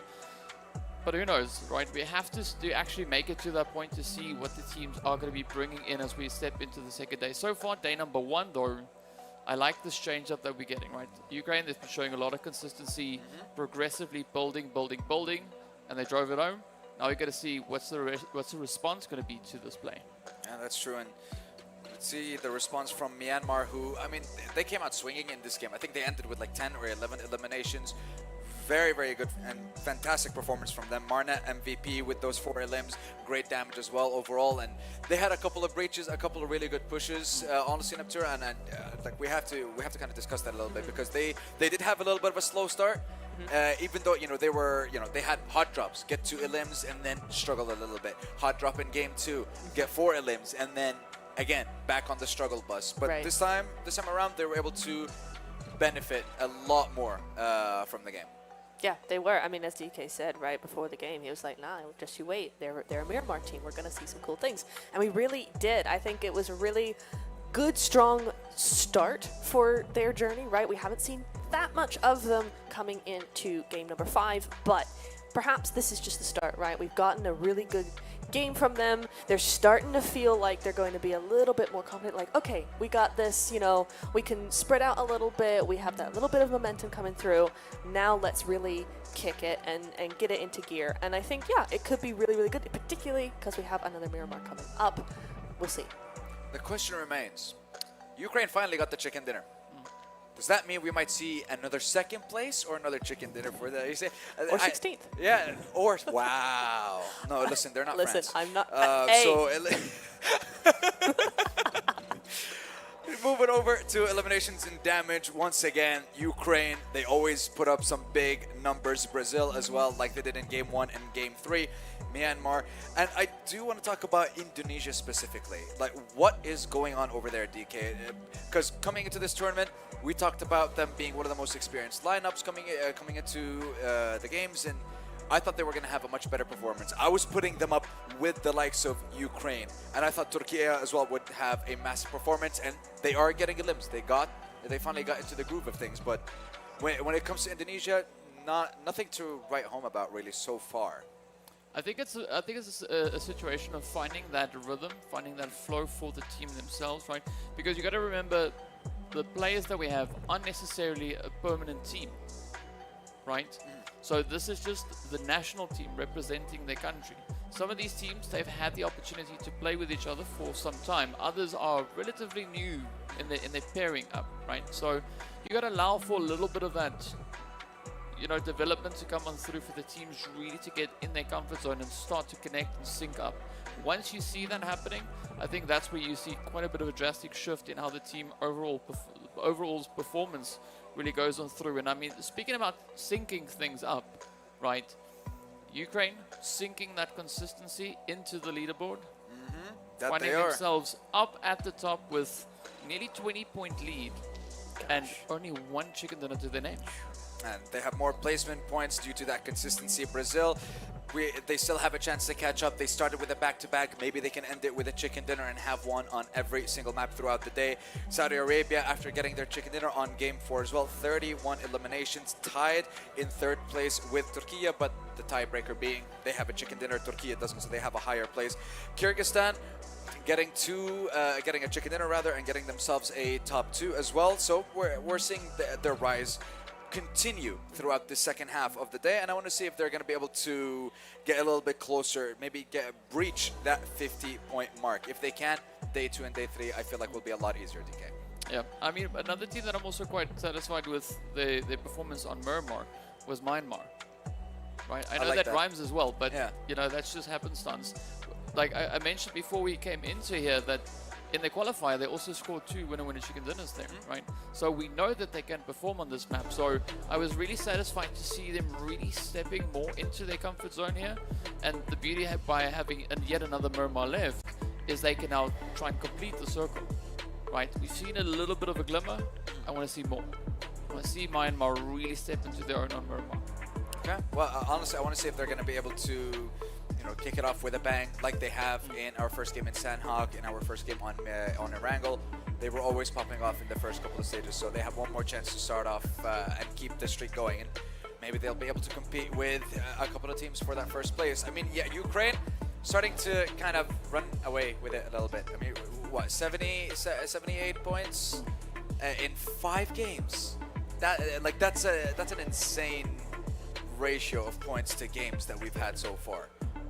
The highest that we've seen in this tournament so far. And I think it's going to be quite difficult for teams to catch up if they don't, I want to say, like, try and take them down a little bit early. Maybe not let it don't let them run wild, basically. Yeah. Don't let them get away with it, right? I mean, they're really trying it on for size, that is for sure. But it's something we often see, though, and I don't want to put a damper on a fantastic day that we've been having so far. But the thing is, with teams, especially like this, day 2, sometimes not so good after a really good day 1. I mean, we started seeing it with Brazil, right? That's true. With first 3 games or first 2 games, really good. 3rd game, not so much, but you know what? I'm going to let them have that one because the zone really didn't go in their favor. That's what they prefer, and it didn't go their way. After that, we started seeing them slow down a little bit. Yeah, they had an okay game, but it wasn't what we saw in the first 2, right? So it's something that you see with a lot of teams where it's like, yeah, this day 1, awesome. Day 2, you don't hear anything from them. They're just done. And then day 3, maybe something. But it does happen. So it's another one of those things where you got to go, listen, we got to chill for a little bit, maybe not go so far forward and just try and even it out. Now we've got points, go back to consistency. Don't go too far. See, that was going to be my next question, is because of them having a very strong performance in day 1, do you change up the way that you play, or do you keep going with the style that has worked for you there so far? DK, honestly open to both of you. Go what on. do you think would be the better choice? Like, do you stick to the strategy? If it ain't broke, don't fix it, or do you try to change it up to surprise your opponents a little bit more? I mean, there's power in both, right? If you adapt your strategy for the coming days, right? I definitely say play into your strengths. Okay. Right. So if you know that you are super capable in executing a very specific strategy, moving through, look for those opportunities and play to your strengths, right? On the other hand, though, changing it up completely and surprising your opponents could be a thing that works, but it also could be something that bites you. Right? Surprise yourself. Because yeah, you Not in the know, good way. like it's such a surprise. You're like, and then that's the end of the road. You don't want that. You want the points. It's not. We're past Halloween now, right? We don't want Yeah. to get jump scared. No jump. Well, no Pretty scaring. sure we're past Halloween. Yeah, a little bit. About 2 Just, weeks. yeah, Just, yeah. I'm just saying, don't I be mean, look, scary if we were now. closer to Halloween, I'm pretty sure they would have had us in costumes. That's true. I'd have loved that actually. That'd been Yeah, fun. that would have been pretty cool. I honestly, I straight up, I would have been player unknown. Straight up, just shirt, black tie, and like it's smart casual too, so it works, you know. I'd be a pan. Just You'd be a be pan. Why not? It's iconic. Okay, fair enough. You know what? I'm gonna give you the question as well. DK, what would you have gone as? Ooh, maybe the mummy. Ooh, I like that's that. nice. The mummy is so hard to get. All right, well, you know, this is what I like to have on my desk. Very in-depth analysis. But, ladies and gentlemen, back to serious business. The 6th and final game for the first day of WEC 2024. Let's see who's going to wrap up the day and if Ukraine will remain on top with the final game. So, boys, take it away. Felix, Kovo, let's wrap it up. We will try and wrap it up, and I will try and wrap my head around how you can be a pan for Halloween, but I haven't done that just yet. But we'll see. I have no idea. Somebody has to explain that to me. We don't. Have you had a costume for Halloween? No, I'm boring. Look at this guy. Too cool. Too old for that stuff. Actually, put it that way. Too old for that stuff. Yeah. Let's wrap it up. Yeah, let's stop wrapping up ourselves as costumes, and let's wrap up today. We've got one more Miramar for you, ladies and gentlemen. Is it going to be continuance of the Ukraine show, or does somebody else step up to the pan and take it away? I like what you did there. DK is going to be proud of you when he hears that back in the VOD. Either way, ladies and gentlemen, we're going into match number 6. It is going to be, this time around for reals, at the end of the very first day of the Iesf World Esports Championship 2024. And at the end of the 18 matches, I'm saying 16 because I see 1 and 6, 18 matches, we will be crowning the one country that is going to be at the very top and will be able to call themselves the world champions in PUBG Mobile. A bunch of different games going on as well, so in case you don't see PUBG Mobile being online here on YouTube, just head on over to the rest of the channels. You will not be disappointed, and you might even catch your favorite country or even your country competing there as well. Your favorite country or your country? Well, you can have a favorite country which is not your country, you know? Fair enough, fair enough. And you can have a winner that's not Ukraine or Brazil. It just doesn't happen very often, right? Yeah. We will have to wait and see what's going on in the last match. I can't believe the first day is almost over. I can't believe we're already through a third of the games at this point almost. Yeah. And I think some of the players will be looking back at today and thinking, wow, that went fast. And some of them will say, what a nice day. And a few of them will say, damn, we really just didn't use our chances today. We really have to pop off tomorrow. Surely going to happen. I think Brazil and Ukraine are going to be some of the contestants for that first thing that you just mentioned. When it comes to talking about this day, these guys will be very content that we're going into the next couple of games tomorrow and the day after with a very good feeling, lots of confidence, and we can really take it away from them. And also, the first day is really important in regards to how does your job spot really work in this type of lobby, and they've got that answer already. Yeah. Right? Nothing's really going to change for the first day, and I think that is one of the most important takeaways when it comes to the first days. There's one hot drop here in El Pozo, and it is Jordan once again squaring off against Bulgaria. First flush comes on through for the side of Bulgaria, but we also have trades coming out a different part of the map. Myanmar versus Mongolia. Myanmar, one of their biggest pop-off performances was in the last Miramar. Now they're already scrapping right off the drop spot. They have gotten the res, though, it seems. They have been able to reset just a little bit. The only player going out is one of the Jordan members, as this hot drop is not going to go as cleanly for them as the last one. This is a team we need to talk about as well. I think they're kind of living in the shadow of Ukraine right now. The first 2 games was Brazil, the rest of the 4 was pretty much Ukraine dominance when you just look on about the averages, right? Like, they didn't win every game, but a crazy amount of placement points for them. Crazy amount of elims to boot as well, so solid day from Kyrgyzstan, but just hard to contend with a team like Ukraine right now. Yeah. I also think Kyrgyzstan has not lived up yet to that potential. I think there's so much more to unravel when it comes to that performance. I don't think we're going to see this sometime soon as well. I think at the very latest tomorrow is going to be a whole lot different than it is today. I'm very certain of that. Jordan still looking for any kind of opening after Miracle has gone down. Bulgaria has lost that the first time around. The second time around seems to be the charm. Even though they're not really making any moves, any strides to finishing this fight off anytime soon, they seem to be just holding back, being very content with the positions they have at the moment. Or maybe they're just preparing for the storm to come. Circle is very far towards the eastern side, favors Turkey, favors Indonesia. Even though, let's be honest, that face is still open for absolutely everyone. I mean, it's really hard to pinpoint what that circle is going to end. And how sad are you if you see this zone and you hot drop in San Martin? You would have access to essentially all the prior compounds that Indonesia is not taking for themselves. You would have a brilliant spot to be setting yourself up in phase 1. But no, they're fighting for the drop spot. They couldn't get out of that. They couldn't get away from that. And they have decided it's worth contesting. So everybody else in the lobby will have a ton of time to move around them, scout out everything they want, and position themselves for the rest of the game.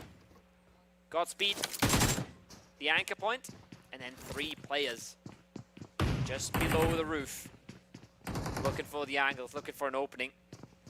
Lewis got the Uzi and the shotgun. He's got the perfect loadout for the building. I'm not quite sure if they're aware of all the positions of these Mongolian players, though. Because there is one below him. I think they might have not realized that just yet, but they should have heard it. I mean, realistically, they should have heard it. But they are holding strong for now. He's trying to bait someone into running him down, but no one's really catching the bait just yet. Dangerous bait as well, because he's got the Mark III Uzi and the shotgun to back it off, which is kind of like the deadliest combo you can have in close range.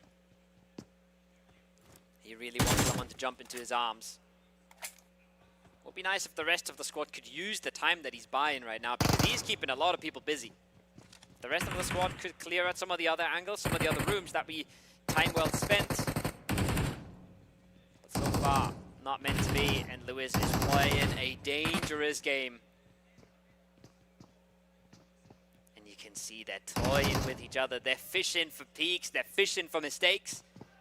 The hooks are out. And I don't think Endless has made a single step this entire time, Alex. He's the one that's hoping to slip through the cracks. Yeah. He's now nading the first door. Unfortunately, no one's really going to be there. Excuse me, smoking it off. Yeah, smoking. Unfortunately, really that only real exit where no one's meant to be. Now Lewis catches Endless off guard. That should not have happened. I don't think they expected him to be on the staircase itself. Oh my he takes God. down the second one as well. How does that happen? And he's got the opportunity now for a third one. Doesn't even matter. Marmot Boy comes in through the back lines. And they take down 1, 2, 3, just like that. Myanmar cleaning up shop.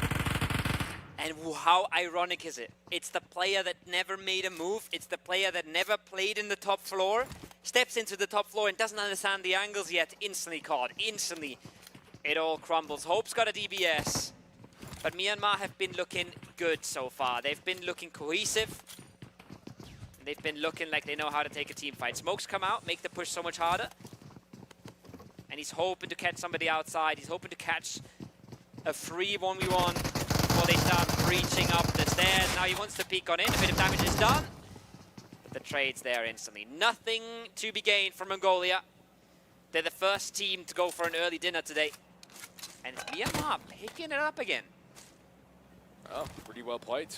I mean, they seem to be consistent in the way they fight. They just haven't been able to do it convincingly, unfortunately. And often enough, and in the right positions, right? The fights that we've seen them in, most of the time, is fights that don't really necessarily give you any kind of better spot in the circle. They're just for grabbing elimination points. And if they're going to switch this around, I can see Miramar being a top contender as well.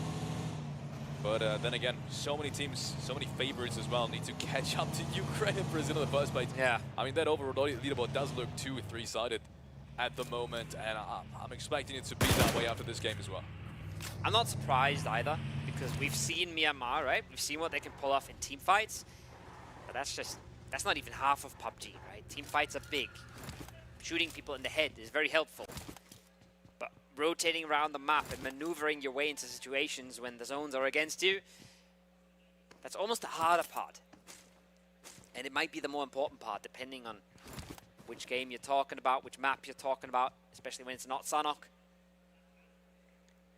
Figuring out what you do here when you're Brazil, figuring out how you play this if you're Ukraine, that's the hard part about PUBG. If you're Turkey right now, maybe times are a little simpler, but you don't get that every game, and you don't get to just pick and choose what you want to play so many times. Bulgaria, very long hot drop for them in that Pozo area. They come to this game extremely late. Same is true for Jordan. Just entering the circle now. Both of them, yes, it's just Jordan who've lost a player, but they've both paid dearly. If you look at the HP on that Bulgarian squad, not a hot drop that benefited anyone. Oh. Zarek. Oof. Finding one of Egypt again. Kind of seem to be arch enemies at this point. It's happened before, and Egypt was the team to catch the shorter end of the stick, unfortunately, back then too. Looks like Zuxi is going to be taken out entirely now. That's another frag being picked up by Kyrgyzstan. Important. Very important if they're going to catch up to Ukraine and Brazil. Oh, Arthur's trying to get away, but I don't know where his vehicle is. I don't know if he has one. He seems to be completely caught on an island. They don't know exactly where he is yet, but he is so isolated. If he gets spotted, they might just converge on this. Kyrgyzstan is not a team that shies away from fights. But he's got a lot of time here, and he's buried bird deep. He should be okay for another bit. Problem is, how does he make any progress? How does he get any help? You can see the range here, again, is not in a position to do anything about this. Yeah, and if you pick him up, you're just going to be dead in the water as well, because your position will be given away. And with a buggy, you might as well not even try. It's a suicide mission if I've ever seen one. Yeah, Will Smith would be right there in the car with you, to be honest. Either way, they're not even going to try, as you can see. And it is going to be back towards phase 2. Preparation for them again. France, I want to say stuck in this compound, but their options are relatively limited as well. Good thing is they're in the circle, and Romania is not.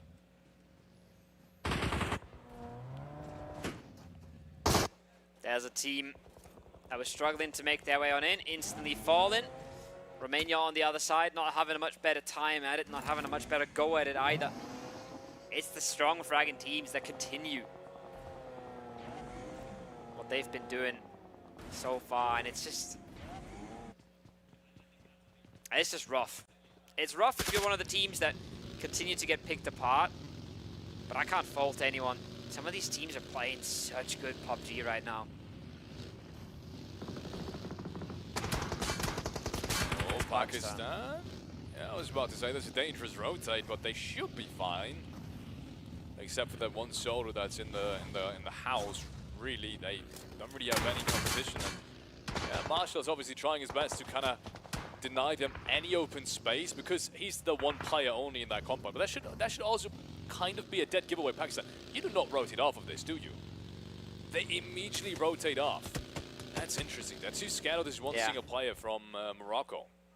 That's a good defense if I've ever seen one. That's a really good defense, actually. I didn't expect them to be that scared of him. Question is, where else did he rotate up, though? Or was it because Miramar is rotating to your backline to pay the time? It was because they're scared. It's because Miramar suddenly now breached the compound. Oh, they've immediately found the first 3 frags. Good trades, though. It's big trades. It's both teams falling apart. This was looking like it was over, but then suddenly they're coming out with knocks from all sides. Now a good nade, a good pre-nade around the corner. Could get himself all but the finish. He puts it away. He doesn't trust himself to get it into the right spot. Molly's beautiful, though. Sets him on fire. Or at least forces him off the angle. And OP really wants to hit that reset now. The pre-fires are coming out. UMP on the other side. This is an absolute battle, and it's a battle for so many points. Everyone has teammates bleeding on out. OP just can't find a nade to get around the corner, but the UMP will do the trick. And he does clean it up in the end. How many reses can he get? I think 2 is the absolute max. We'll see how much he can pull off. But there could be another team third party this year pretty soon. If you're Bulgaria, you're going into this. Oh, it's crazy to me that they turned the situation around. It looked so dominant. I mean, 3 immediate entries and they still somehow lose that team fight. That's something that you don't see every day, to be honest. And now Brazil in a similar spot at the moment.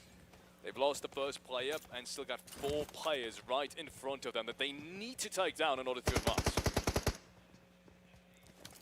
Big fight for them. Chile on the other side. The battle of the South Americas. These were the top 2 teams in the qualifier. The teams that were solidly battling for the top. No competition. But Trigger comes out with a big one. And it's another completely bloody battle. Nobody's coming out clean here. And it's... Oh! What is that? Wow! Inhuman reactions if I've ever seen some. He spins on a dime, just claps him down, gets the first hit off completely as well. Gets 2 bullets in, that's enough to get a kill sometimes. Oh, they both know that there's a reload coming through that DBS. The Saiga around the corner. Oh! And it's Rafa with the triple. Gets all the reses as well. If you want to, Romulo is the one that will bleed out first. I'm not sure if he picked the right res here. Yeah, neither am I. I think he should have gone for his other teammate. I think it's still going to be enough. I think it's still going to be enough. Depends on how much he moves. But no, I don't think so. I think Brazil... No, actually, never mind. But I think, regardless, he would have only gotten 2 of them. There's no way he would have gotten all 3 in that time. No, but if he would have rested the first one, he could have rested someone else as well. They would have both been... No, I think he would have had enough time. But either way, right. Yeah, bled out. Brazil down to 3 players. Oh, there's a third party. Now being third party, as you said, Pakistan is chiming in. That's a good reason to res inside, actually. Yeah. That's a very good reason not to run outside and try and res Romulo. Maybe they just knew they were being pulled up on. Egypt on the other side. They're getting something going, potentially. But they're getting peppered from afar. 1 frag is all they have for now. Everyone kind of made their way into Minas. Not an easy spot to play off of. Especially if you have to coexist with like 3 or 4 other teams. Oh, that's the first one that doesn't really have a good idea on the sidelines of everyone else. No, you can't really blame him. So many different angles, so many different players. At some point, it gets really easy to get caught off guard if you're not overly careful, which is not the way you want to play around this area anyways. Oh, they're going for the res. They're trying this. Look at the minimap. They're actually going to try and get this res, but I'm not sure if they can. I'm not sure if Turkey's going to let them. I mean, they've got 2 players to support them from the distance, and I think the res has already come through. I think he's just now been rest. And yeah, that's down to the fact that Turkey has also so many different angles that they have to be careful about. The angle that we just saw, for example. So they can't really overcommit. So Kyrgyzstan is going to be down. Or I'm saying down, it's going to be back up to 4 players as a result. So they salvaged that situation despite that immature knock, I want to say. They are back as 4. And phase 5 is approaching sometime soon, about 25 seconds. Might be enough to get the 4th position up towards the north side. Oh, that's a nice shotgun coming out. Saudi not done just yet, but almost. Easy's driving straight into a nade here. Got to be a little bit careful. The MG3 once again. That man loves looting his drops, but he's all on his lonesome now. Yusel coming up the top, and of course it's Easy who comes out on top of it first. The nades are too much to deal with. Jordan cleans up the Saudi. Arabian squad doesn't let them get it into gear. Duo on that northern side. They've got a single Romanian player waiting for them. But they have a chance here. If they get below the rocks though, their close vicinity is still fine. But playing a good game out of here with teams on top of the mountains, it's going to be so hard. It's not impossible, as Ukraine has shown us, who's been really, really quiet, by the way, in this game. They haven't really done much. They didn't need to do much either. Just been a smart rotation that gets them into late game time and time again in this game as well. Whereas Pakistan is a lot more proactive, not only in this round, but just in general in these early stages. Next fight is coming up. It's Bulgaria on the other side this time around. An enemy that I don't think they have met so far in the Iesf World Esports Championship here, live from Riyadh. And the nade coming on through, that's going to be the flash. So, either way, first frag is going their way. Pakistan, another one of these teams that shows us signs of brilliance every now and then, shows us really good team fights, just then fall flat in the next few games. Circle is completely popping off right now. Kyrgyzstan, France, Romania, all on that northern side, fighting for their dear life. Nice nades coming out of Turkey from the top. They want to clear out Morocco. This is all but doable. Now, the bounces could be good. This could be Morocco just being sent into absolute oblivion, and it is. It's another double. Turkey say goodbye, and they pick that up. And not just that, they're just not letting anybody get anywhere close below them. Look at this. They're farming as a duo. Unbelievable. I mean, that's down to the position as well, but also to the fact that these guys just love to play exactly that way. Take initiative, not being scared of absolutely anyone, and grab as many frags as you can. Even that means endangering yourself and your team, but it works out most of the time. Just closing out around, as it really hasn't up until this Turkey's 6 frags though. Maybe that's going to change now. Ukraine gets a double knock, I think. Yeah. In very quick succession. One of the players has almost been flushed out too. Have to be careful of him not bleeding out prematurely. But I think that's what's going to happen. So, yeah, it might give us an answer on how Ukraine is going to play this game. They're going to try and go for these reses for sure, but they're so hard. Egypt just above them, right? The high ground is just too much to deal with for Old Boy. He wants to go get a player back on his feet. He wants to get Tulikat back into the game. But he has to play his own life first. It's the most important thing right now. They're about to get into placement as well here. But they're not safe at all with Egypt above them. In a bit of a power position. And then Brazil just lurking in the background. There's the second one. That's Tulikat done. That's Ukraine down to 2 in what will probably be their worst game today. And a final bit of a breather for the lobby and a chance to catch up for anybody else.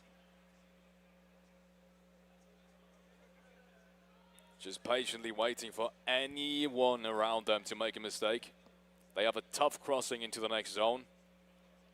I knew that even before the zone shifted, because it never shifts down south that much. So they have to kind of cross this vast open space now. I don't think they have too many cars left. And they will drive straight into Ukraine. That's kind of like the bad thing for Brazil. But then again, I mean, we've seen tougher scenarios, not only in general for that lineup, but in this tournament, in this first day of the finals as well, that they have overcome tougher obstacles that they had to manage. What is Kyrgyzstan doing here? Where did they go? Do they pull up straight below Turkey and risk getting shot in the back by France, or do they try and wrap down into town where they don't really know, where they don't really know what's going on, where they don't really know who's there? Do they drive to where Morocco just got blasted by nades and still potentially get shot in the back? That's a tricky, tricky zone to handle for them. There's barely any positions that you can really play off of at the northern side, because there are positions, but there's no positions that Turkey hasn't got an angle on. Yeah. And like, we can see positions they could send to, but we have the map. We know that there's space in Minas. They don't know that.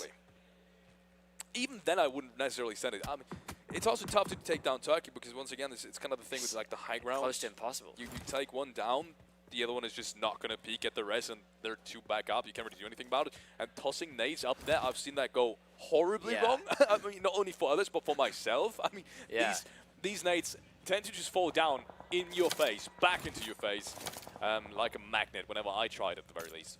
Their biggest...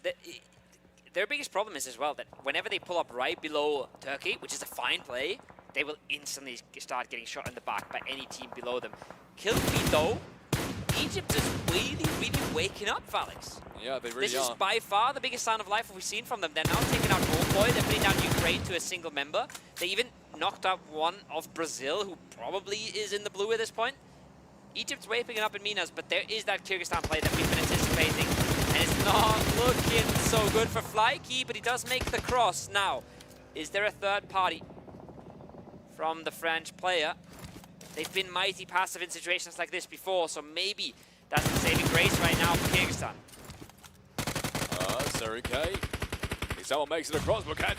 He's going to be able to take him down. That's the first player going down. That's already, I mean, they had two-man advantage, but that's already one of the big advantages that they had going into this with the northern side. Gone, done and dusted. That's it for them, and that means 9 frags. There's more to come. That's the thing as well. That's the player you basically just accept to lose, right? You leave him back on the ridge so he can hold for the other 3. He's a massive problem for Turkey while they're driving at them, and then he's just almost dead in the water because nobody that's close below Ketched and Soldiers can ever peek, can ever try to get their teammate close. So they've basically accepted that they've given that up. Now they're hoping that their northern side clears up and they can start playing the game, but they're always just going to be at a disadvantage versus the team from the top, which is, yes, it's just a duo, but it's so oppressive. More shots are coming in from Pakistan, who've made themselves at home to the northwestern side. Egypt. And yeah, as you said as well, Egypt now the team to watch. Ukraine, meanwhile, has gone down as well, by the way, without a single point. That's going to make it interesting on how Brazil is going to place here, as they once again are one of the biggest competitions when it comes to the overall leaderboard. Nate comes out. Maybe they can do something about it. Take a look and see. So far, nothing's really connected. And Egypt down to 3 players as well. Does still have a say in this. Still an open fight. Smokes have come out. At some point, this might get awkward as well. Whenever the North buys a bit of time, but the North is mighty busy right now. And that leaves the Southern teams to just square off here. Push comes out from 7, not punished just yet. Looks like Arthur is playing this mighty slow around his side of the corner. Good bunch of damage is coming on in, but no knocks just yet. Now he's severely outnumbered, and he's instantly getting traded here, surely. But no, he gets both. Oh, he finds the both. How? How has he done this? 1v2, no problem at all in Egypt. They're coming alive in this. They're finally here to play. African Esports Championship wasn't enough for them to win. They want to close things out here as well, the World Esports Championship. And this is, as you said, the first sign of life for the Egyptians.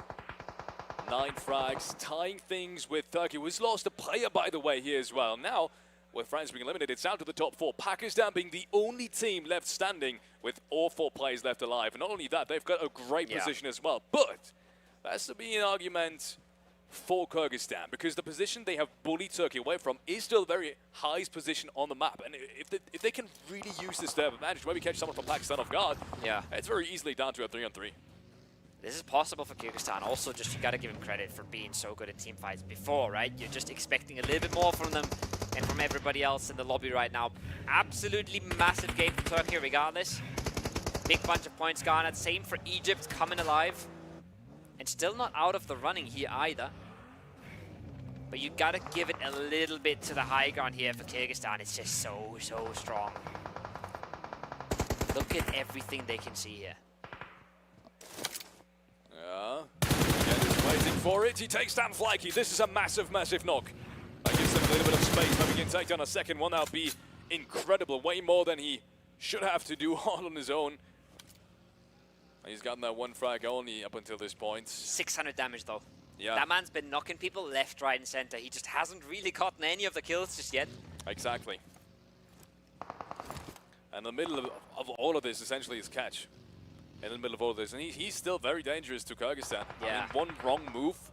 Yes, they know he's somewhere there, but one wrong move. And he's done and dusted as well. He's out of this one. I feel like he's what's slowing everybody down though. He's going to make this a little bit harder for Kyrgyzstan than maybe it should have been. I think he's getting the nades up and over. He's looking for effect with those. And you can see them flying up. It's not the nades that catch him, it's the shots from again. He gets himself another knock. But knocks do not get points. But look at the util there. Look at that again. He takes down the Time second and player. time again. Knocks him down, claps him away. Circle's pushing on in. Time is ticking. And the more work Egypt is putting in, the easier this game gets for Pakistan. Yeah, exactly. Pakistan's just been sitting back, patiently waiting for the zone to make it smooth and let all these teams on the eastern side fight themselves. And that's exactly what they do in Egypt with 2 knocks. Yes, it's not resulting in any eliminations just yet, just based off of the fact that they're that high up and they can get these reses easily. But it's still, its vest's gone, its helmet's gone, its medic stuff that has to be gone. And now they're jumping into the last Turkish player as well. Flyky takes one down from Pakistan though, and that was the anchor player. I think he was all the way back. That means it might just come dangerously close in this one. Double nade coming out from Egypt. How are they doing this?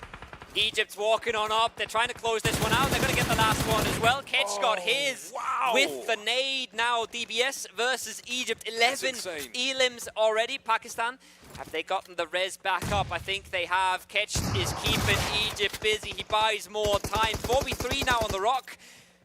Is this in any sort of shape or form doable? Yes, there's another knock. The high ground is paying off. There is another knock, but in the meanwhile, they are getting that revive in the first play. And that's been knocked by Flyky, if I remember correctly. It might have been someone else from Kyrgyzstan. Either way. So yeah, it's all down to him now. He's isolated. The rest of his team is trying to res the last player back in the distance. He's been taken down. Arthur takes him down. Flush comes through immediately after. And suddenly it's down to a 2-on-3. Pakistan look at this angle. has just thrown this away, unfortunately. Look at this angle. This is everything they could want. That's another knock. Egypt.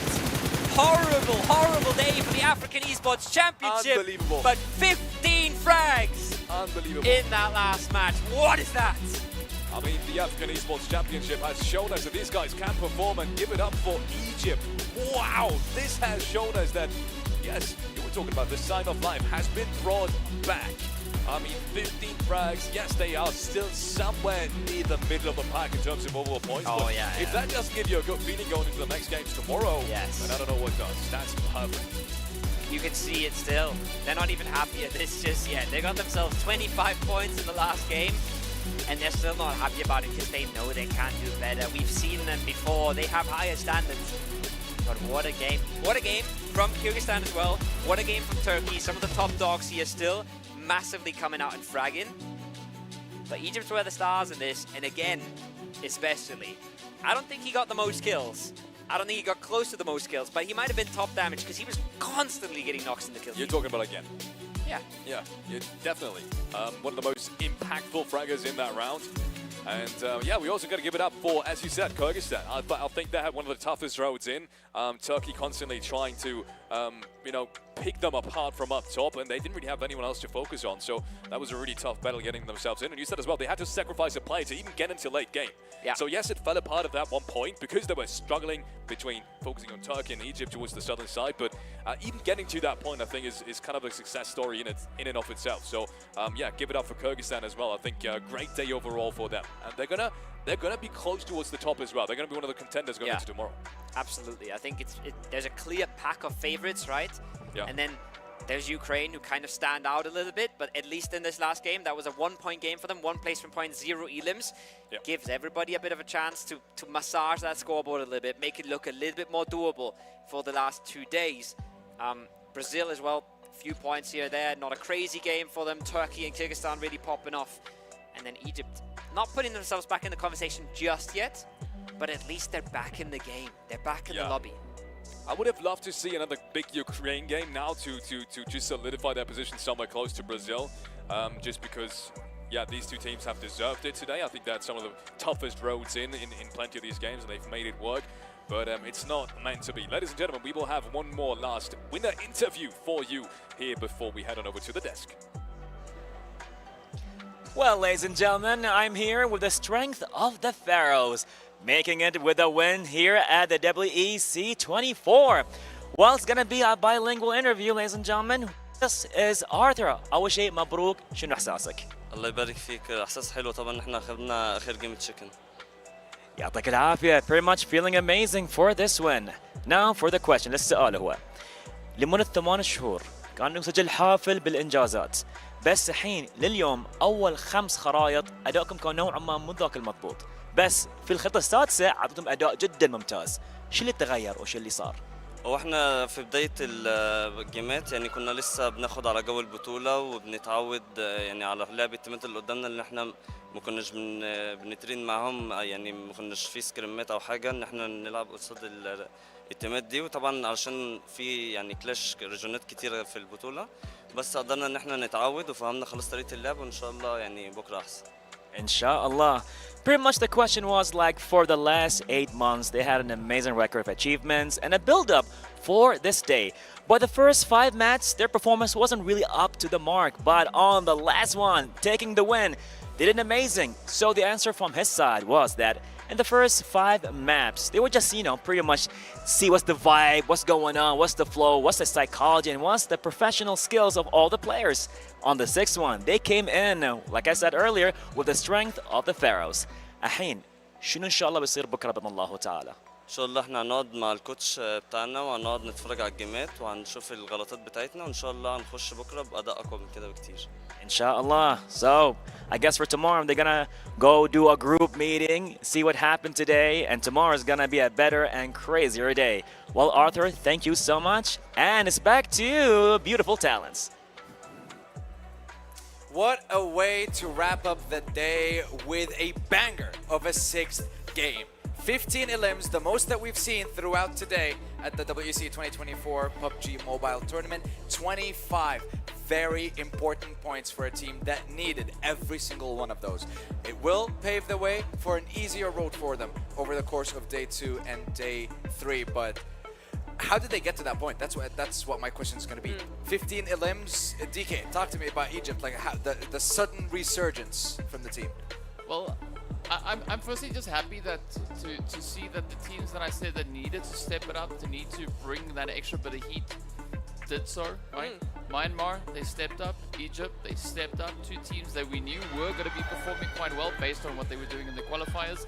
So really enjoy what they're bringing in as much as we have some celebrations in the background there as well.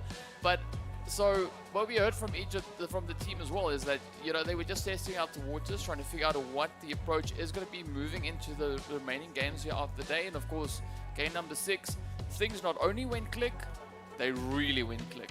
Right, we saw a super impressive performance coming through with just that sheer amount of eliminations. I mean, that was their best play so far. But I want to see them build on that, right? Take that into day 2, take it beyond, take it to day 3. And not only on Miramar, but show some of that Erangel play. Show some of the Sanhok even, right? Bring everything that they can out onto the battlefield. And I mean, if they keep the momentum going, this could be a really great start to a phenomenal run here for Egypt. I agree, because when we were talking to them and listening to the interview with one of the players, and Bara, the player did mention that, you know what, we've been practicing for 8 months, day in, day out, trying to work on as much as we can. But we haven't had the chance to scrim against those teams, so we're not used to their play style. Now they've had a full day to play in the tour, they have a slight idea, and again, breaking the record, most elims in one game, that's definitely got to boost their confidence. But what are some of the most important things that they definitely need to work on going into day 2? They already mentioned they're going to do VOD reviews and stuff like that. But what were the biggest mistakes that we've seen from them throughout the day? It's hard to say actually, because I think a lot of the time they were just very quiet. So often the stream, whatever, was not actually on them. It's really hard to observe if we can't see them. So it is, it's a little bit difficult. But honestly, I found in Miramar, obviously, much better map for them. But both times they did really well. They were in a compound and they were in the center of that compound. First it was Picado and now it was there. So it does seem to say that this team really is far more comfortable with having that hard cover, having a compound that goes, this is ours, it has a clear parameter, and we can work within those boundaries, right? Otherwise, but you can't rely on that though, can you? You can't, that's the thing. But, some teams like those compounds, some teams like open ground. I know several teams who like that open ground and go, we can take as much as we want. Maybe for Egypt, it's not so much that way, and they go, as long as we have a compound, we're good. And that's not always going to be in their favor, but as long as you know that's your boundary, then you can adapt with that. Yeah, and I want to see how they're going to adapt and what are the things that they're going to learn from watching their games of day 1. And another team, definitely have to mention, Pakistan also managed to get themselves top 3, decent, well, top 2, a lot of elims, but a couple of mistakes at the very end there, DK. what could have Pakistan done to get a better performance, get a better amount of points? Honestly, I think it all comes down to not only the positioning, but how you utilize your positioning. Yeah. Right? Because, I mean, we had Pakistan on an interesting kind of setup that they had moving into that final circle, right? We had also quite a bit of variety with regards to where they're going to play the elevation, right? We did see Brazil and Egypt, of course, coming through from that southern side. So, based on the kind of the angles that they had to try and work with, it's difficult to choose because you could either go up or down, right? And yeah, you got to choose which one is going to be the easiest one for you to fight at that moment. Now the difficulty is you don't quite know exactly where the opponents are, right? So it could either be an uphill battle or an easy downhill one. Which one you only know when you take the fight. Yeah, that's true. Well, they're going to have a lot of work to do.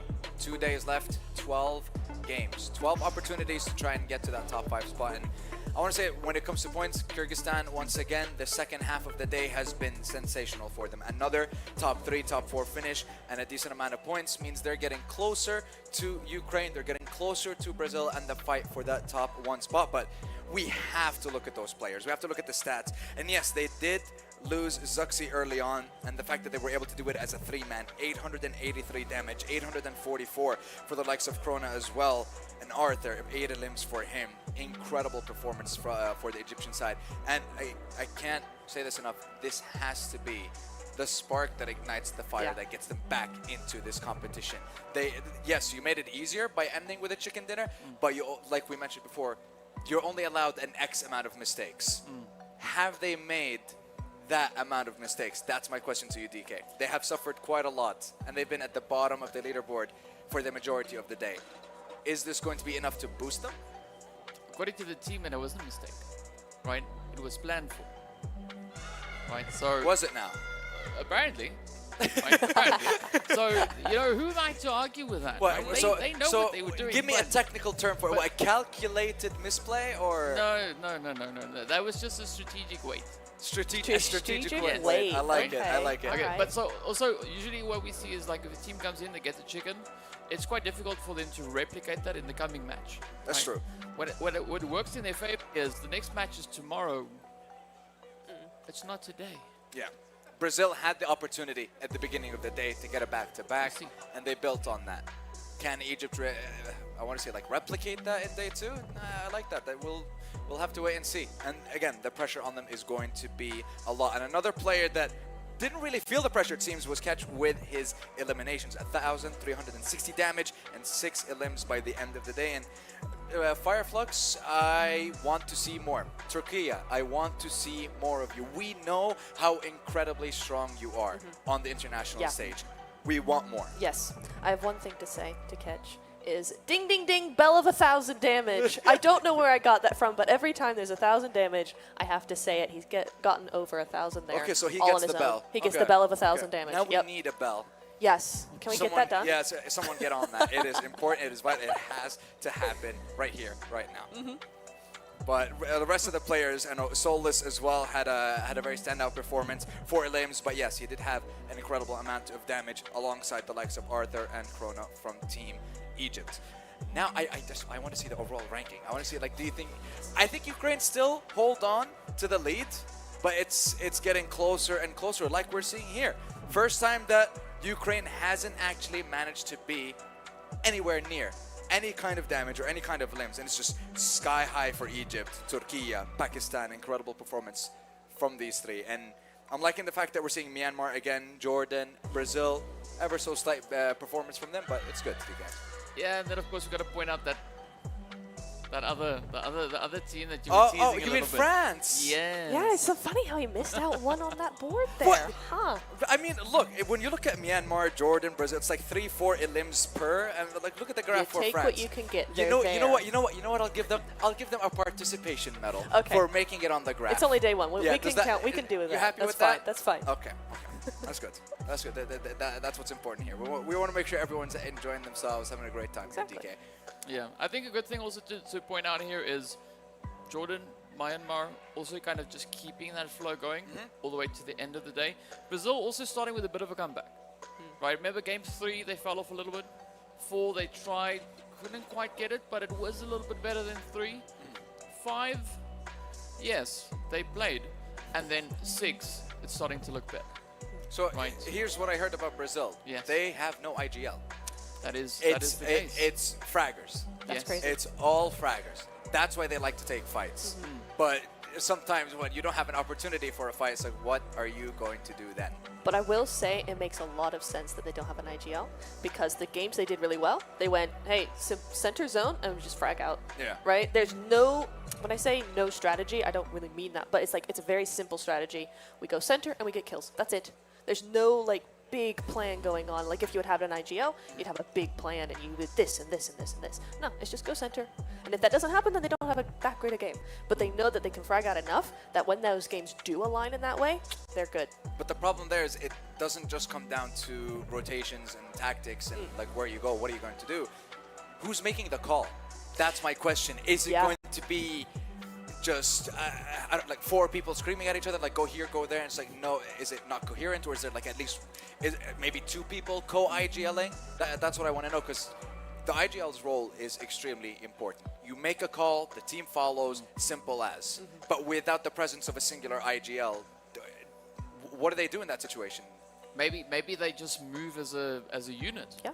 Right? Nobody needs to say anything. They just know what's happening. Right? Who knows? One way to find out. They're not the Power Rangers. They can't just like move as one. We can go ask them and we'll know by tomorrow. Right?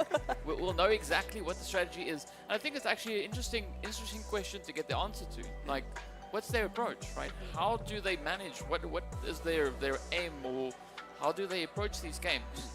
Because as we saw, the first 3 matches, they were just like they were on fire, it, right? But I want to know how that dynamic works, right? And I think that could be an interesting question to actually get an answer to. Yeah, because the thing is, like, we look at other teams, like Saudi Arabia, you have Easy as the IGL, an IGL for one of the Saudi esports organizations in Power Esports. You can say the same for a lot of the teams, like Fireflux representing Turkey, Boom representing Indonesia. Every single one of those, they're an organization that's, and their players are representing their countries. They have their specific roles. But when it comes to Brazil, that's where it gets a little bit iffy. But yeah, I definitely agree with you. We need to find out exactly how they actually manage to deal with such situations. Like, whose voice is the most prominent one? Who has the most impact? And that's definitely something that we have to look into. But I want to see the overall leaderboard. I want to see what's going on with that. Do we still have Ukraine in first place? Where's Kyrgyzstan and all that? How much did Egypt jump with that game as well? Keep in mind, 25 points. That's huge. It is. And my question for day 2 is going to be, are we going to be able to break it? And who do you think would? DK? Ukraine. Sorry. Break 100 points. No. Break the 25. break the 15-point elims in one game. Oh. Yeah.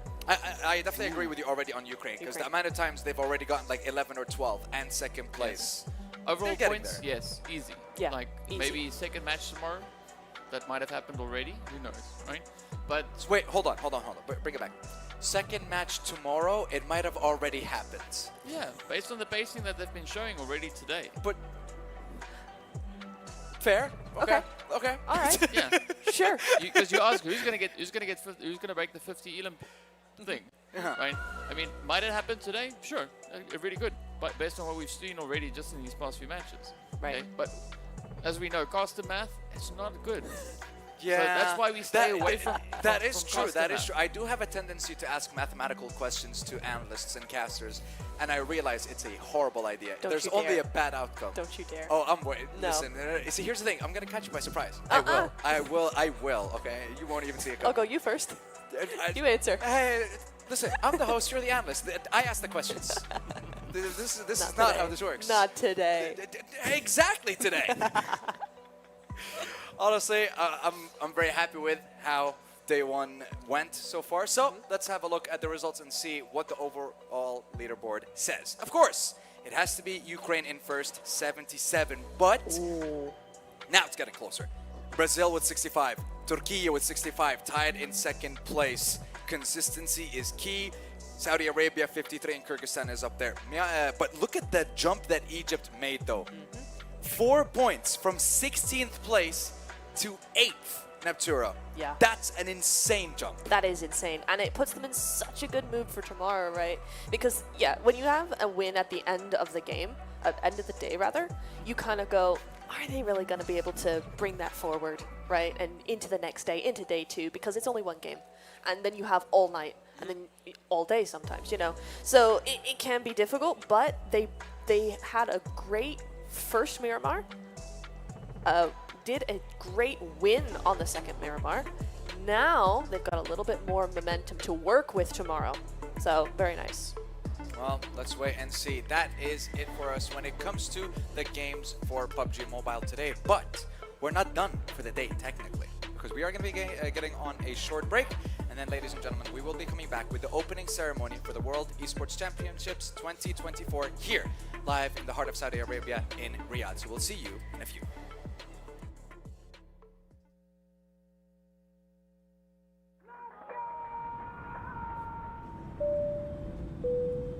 Good evening, ladies and gentlemen. We're landing in Riyadh, Saudi Arabia, for the World Esports Championship.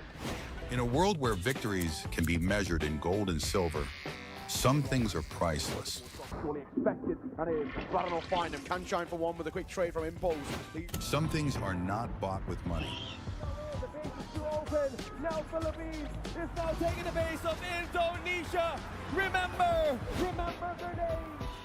The feeling of standing alongside your fellow countrymen, the emotion, the home crowd, the weight of a whole nation on your shoulders.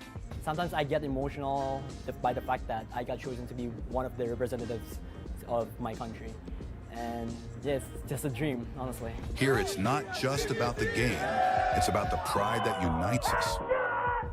Every match tells a story. They need to some missed shots. Sound picking up another one, another headshot. No way! 4 kills! What has happened? From every corner of the globe. All eyes on WEC 24.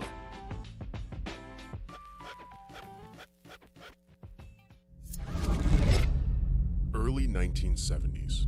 The world was discovering the boundless possibilities of esports. While esports offered endless enjoyment and addictive allure, it lacked a certain depth and a sense of purpose. It needed something more, something larger than a trophy, something beyond individual gratification. That's when a vision emerged. A vision of uniting the world through esports. The International Esports Federation and the World Esports Championship were born. Its mission was clear: to create a stage where nations could unite and compete for the ultimate title, World Esports Champion. For these athletes and nations, the World Esports Championship was more than just a competition, more than just a game. A chance to make history, to leave a lasting legacy, to inspire a generation, and to represent their nation. Over the years, Iesf started achieving greatness, year by year. Korea, Indonesia, Israel, Romania, worldwide. The World Esports capital changed, each year expanding significantly, getting bigger and bigger. Fast forward 15 years, Iesf was determined to show the world the most valuable World Esports Championship. 140 nations gathered in Riyadh, Saudi Arabia. The WEC 24 story. 2024. Saudi Arabia prepares to host the 16th World Esports Championship after a spectacle made in Iesf, Romania by Iesf for WEC 23. New president, new challenges, and quite a bumpy road ahead.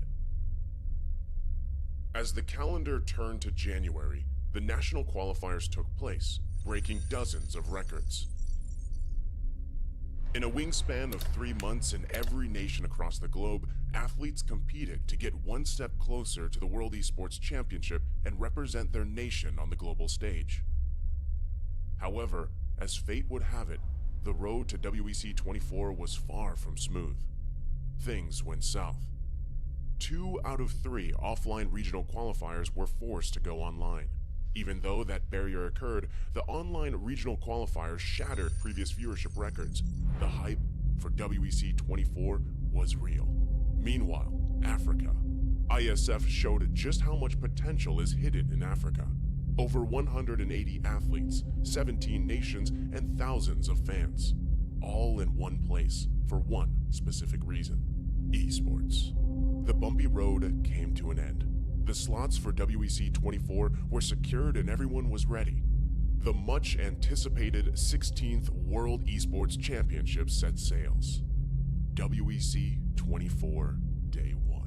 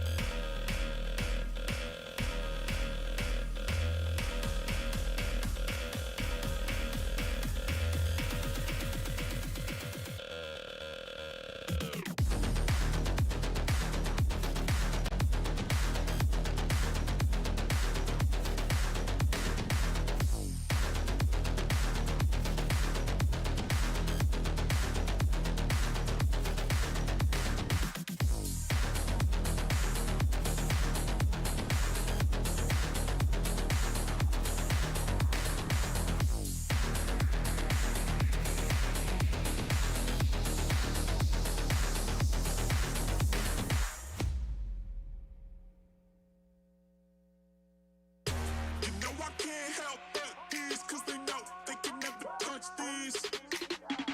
So and let me talk my shit, or I might just throw another fit. You know I can't help but these, cause they know they can never touch these. So baby, let me talk my shit, or I might just throw another fit.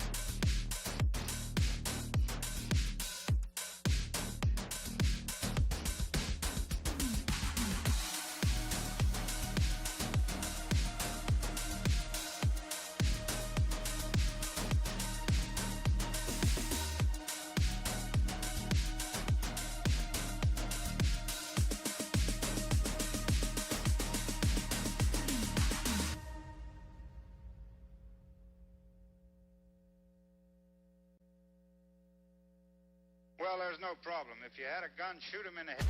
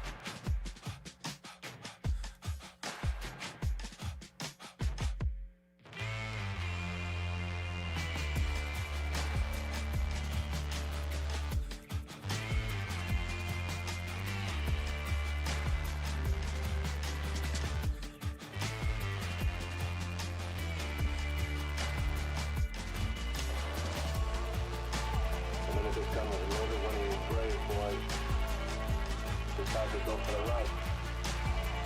It's the fire. It's the fire.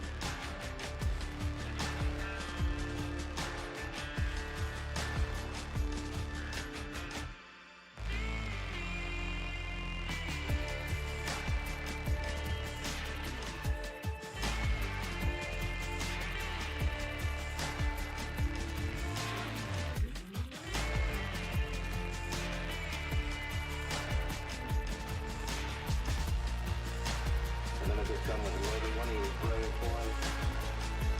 Decided to go for the run. It's the fire. It's the fire.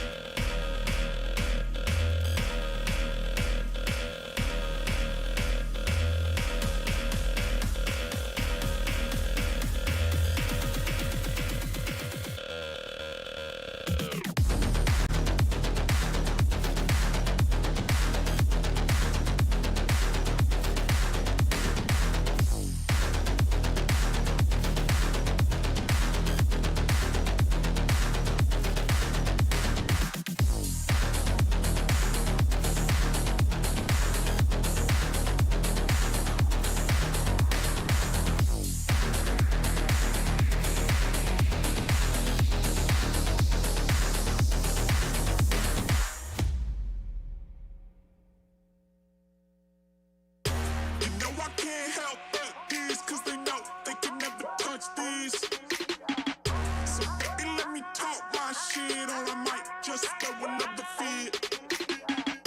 You know I can't help but these, cause they know they can never touch these. So they let me talk my shit, or I might just throw another fit.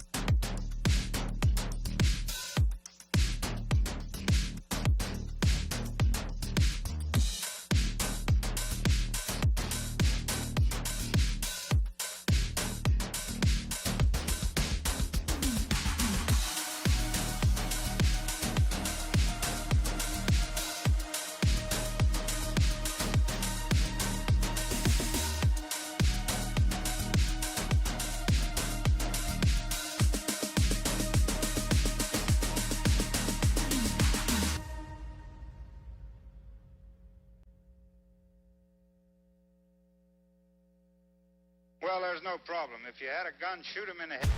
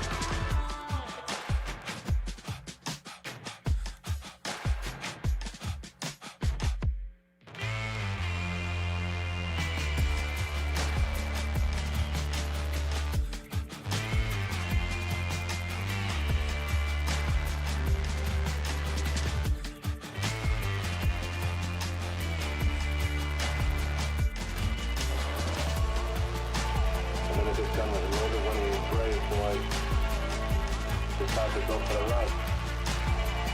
It's the fire. It's the fire.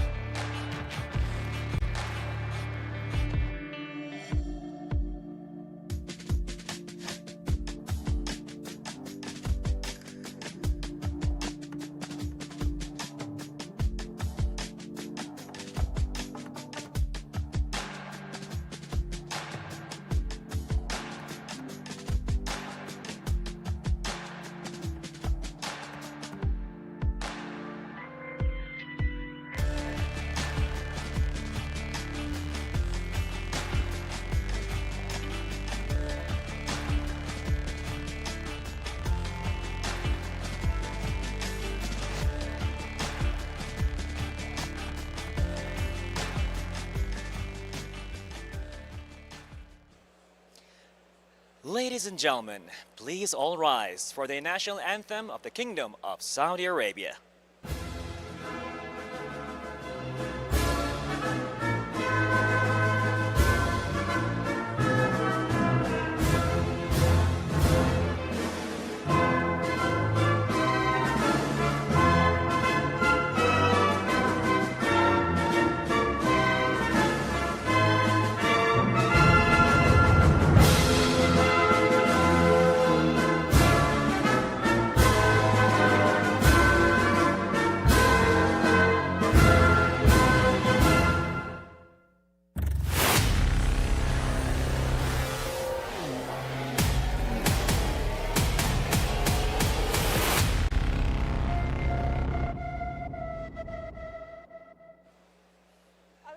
To extend my thanks to the Kingdom of Saudi Arabia for hosting this incredible event, and also over 500 of our fantastic esports players that have been bringing us non-stop action. But Bara, I don't know about you, the action over on the CS stage has been impeccable. 2 of our series have closed out in a 2-0 fashion, and our third is still underway. How have things been looking for you over at PUBG? Jasmine, 16 teams competing it out all right here for the World Esports Championship 24, right here for the ISF in Riyadh, Kingdom of Saudi Arabia. We've seen a lot of teams. Some had, a rough start, but then they were pretty much battling out with victory at the very end of the day. One thing is for certain, the pressure is certainly only going to continue to rise throughout this tournament. But speaking of pressure, these players and these teams have had an abundance of it, especially during last year's tournament. So let's go ahead and revisit exactly what happened there. Let's go. Welcome, everybody. Thank you very much for joining us. What a crazy and incredible opening that was. That is one hell of a way to kick off our World Championship. Thank you again for joining us for the 15th World Esports Championship here in Iesf.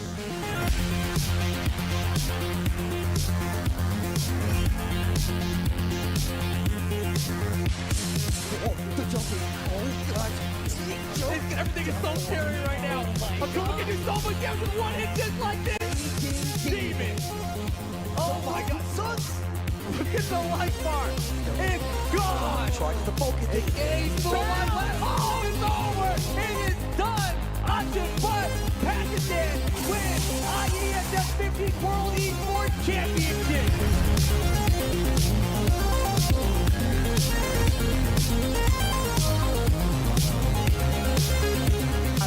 Back there. With the lead. Oh my God! It's forward here. Musiala's broken the line. Musiala! Marat are going to have a new world champion.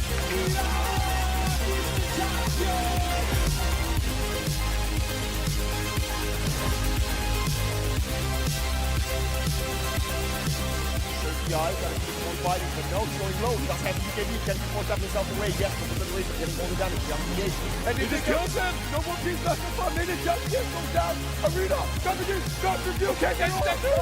Can they jump in? Can they get the jet lock coming in onto the Evo?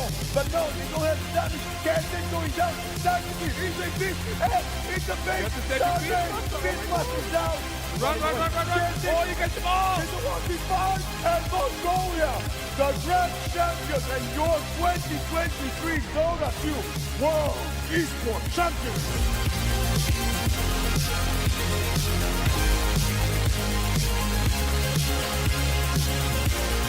Tech time. TTR on the other side. Can you do it again?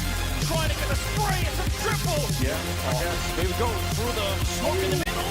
Chiquito, and it's a triple. He's taking all of them down. And they can't even punish him on the other side. They have to wait it out. They might try and come through again. Chiquito almost finishing with an ace. Unbelievable. It's down to Hype. And he's going to get shot in the back, ladies and gentlemen. Give it up for Sweden.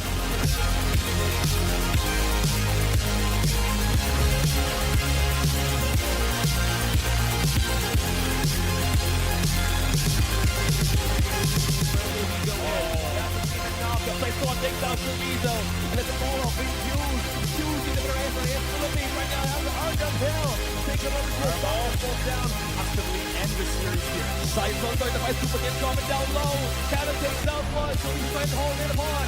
Saison is going to be out of that. Now in, the base is too open.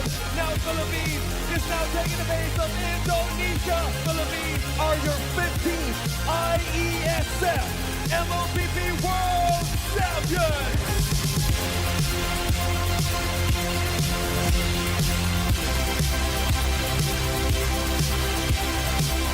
Absolutely possible. There's almost no smoke, almost no nades. Maybe some pre-flight shots coming out from Sumero, but not even that is happening, and they are out of it. Risks there, gets down from the rock. Now, Fraga looking to make a move towards Kyrgyzstan. Instantly taken out, though that's two from Argentina. Now a 2v2, can Kyrgyzstan do it? What just happened? Argentina just got wiped out of this map, and now Zoli to fake, maybe finds another one. They will fight this round. It is the third chicken dinner. Kyrgyzstan, they were dominant throughout the whole event. They were untouchable.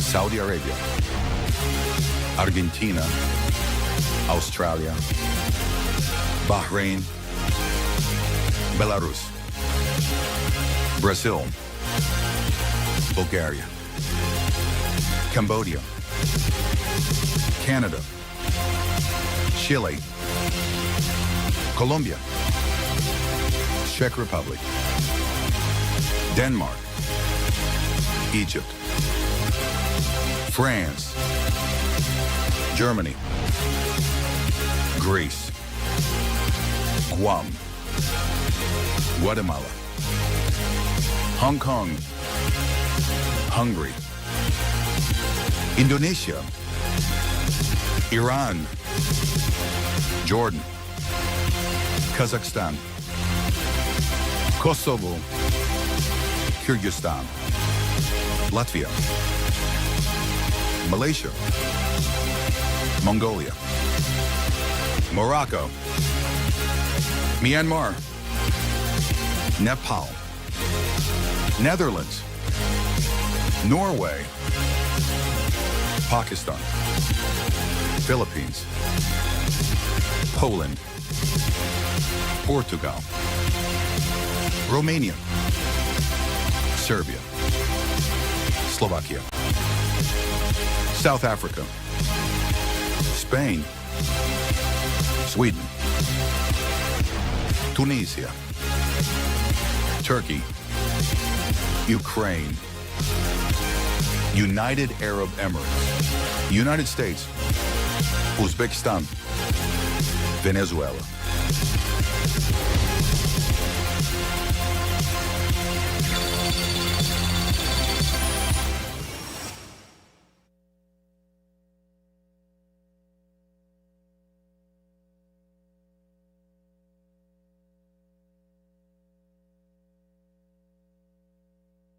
Introduce the IESF anthem.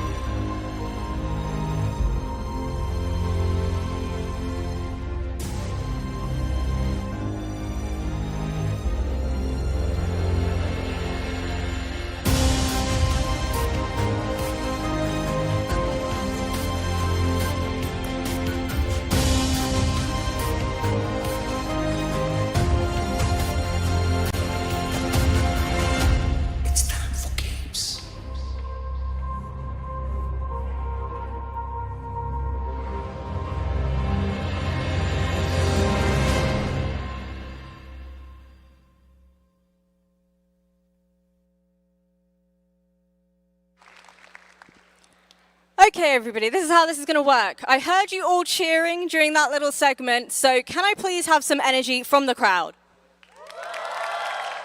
So 2023, we did it big, and for 2024, we did it even bigger with $1 million on the line. Are you gamers fond of that idea, $1 million? What do we think? Okay. So I'd like to welcome to the stage two very important people and speakers that will be joining us here today. Our first guest is none other than Turki Al-Fozan, CEO of the Saudi Esports Federation. Please give a round of applause.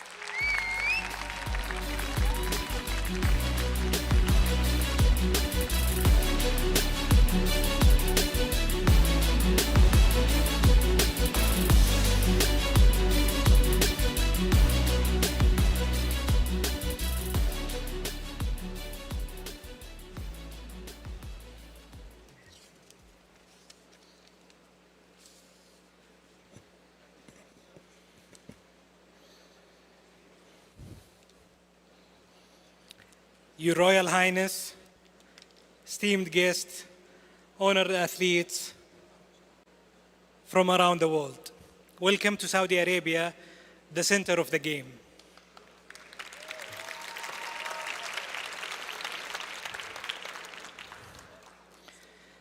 It's a true privilege to stand before you today as we open the 16th edition of the Iesf World Esports Championship.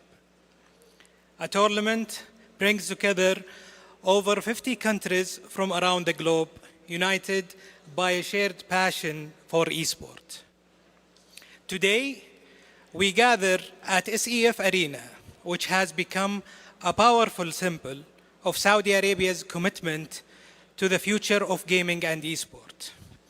Over the coming days, this arena will witness over 400 athletes compete in more than 200 matches across 6 tournaments. Every moment will showcase the dedication, skill, and passion of players who have come here to represent their countries. This championship is more than just a championship. It's more than just a competition. It's about collaboration, unity, and mutual respect. It's a celebration of our shared love for esport and an opportunity to learn from one another. Together, we are building bridges between nations and writing the next chapter in the story of esports. Thank you to everyone who made this event possible, from our organizers to our sponsors.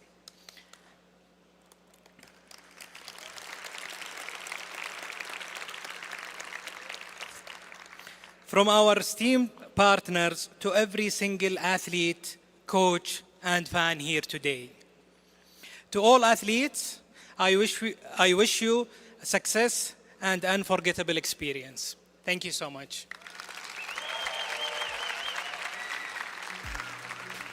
The meeting of minds, cultures, and gamers from all around the globe. Thank you very much. And without further ado, I'd like to introduce our next speaker. Please, another round of applause for Mr. Boban Totovsky, the General Secretary of the International Esports Federation.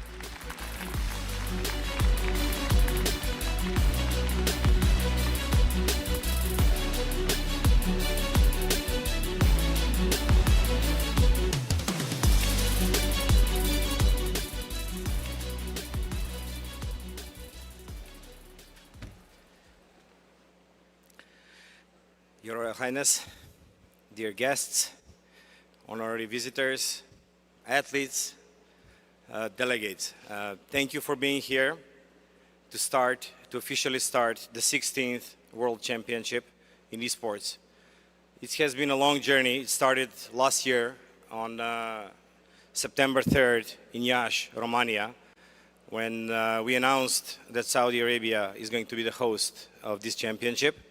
Since then, more than a million of athletes in their countries competed in order to qualify for the regional competitions so they can represent their countries here and fight for the pride of being the world esports champion.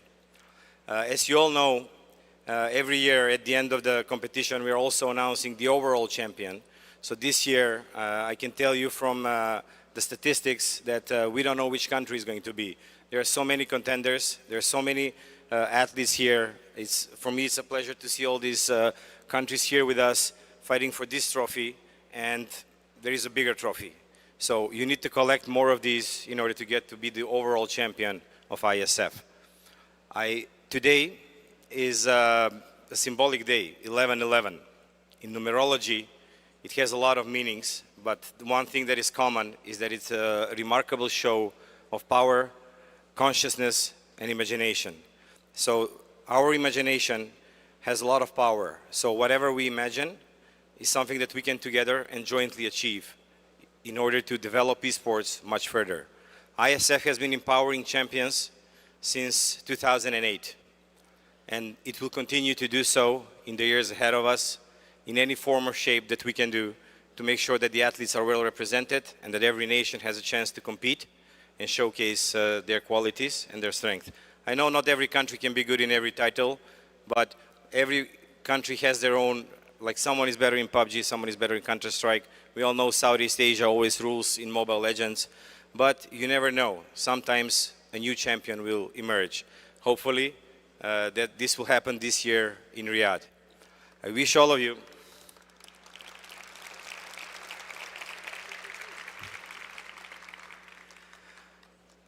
of you to enjoy the competition.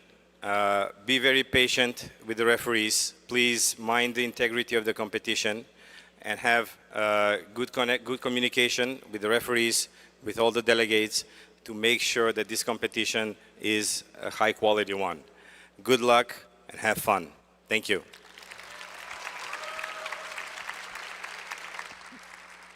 I couldn't have said it better myself. So how are we feeling? Can I do a quick vibe check? Is everybody excited for the rest of the entire tournament? Man, I love being surrounded by gamers. Well, let me tell you what. Over here on the big stage, we've had PUBG Mobile being played, and we're also going to be having MLBB as well. As we did mention at the very start of this event, there are 4 different game titles. So the real question is, where are the other 2 going to be played? Let's go ahead and check in with Butter. Well, thank you very much, Jasmine, for the amazing introduction, handling the other stage, as I'm right now in the second stage, as we're going to have 3 tournaments taking place right here. Counter-Strike 2, the open one, and then we're going to have another one for women and Dota 2. Well, ladies and gentlemen, and viewers around the world, we got 2 streams. The first one's going to stream PUBG and MLBB. The second one's going to have CS2 and Dota 2. We are right here at the second stage. A lot of action is taking place. The first stage is pretty much done, but we still have a lot of action taking place right here for CS2. You know, ladies and gentlemen, just to take a moment right here.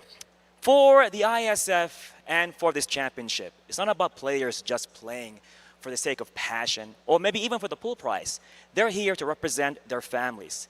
They're here to represent their country. So, ladies and gentlemen, it really warms my heart. But now it's time to fire it up with our talents. Wallcasters, for the CS2, take it away.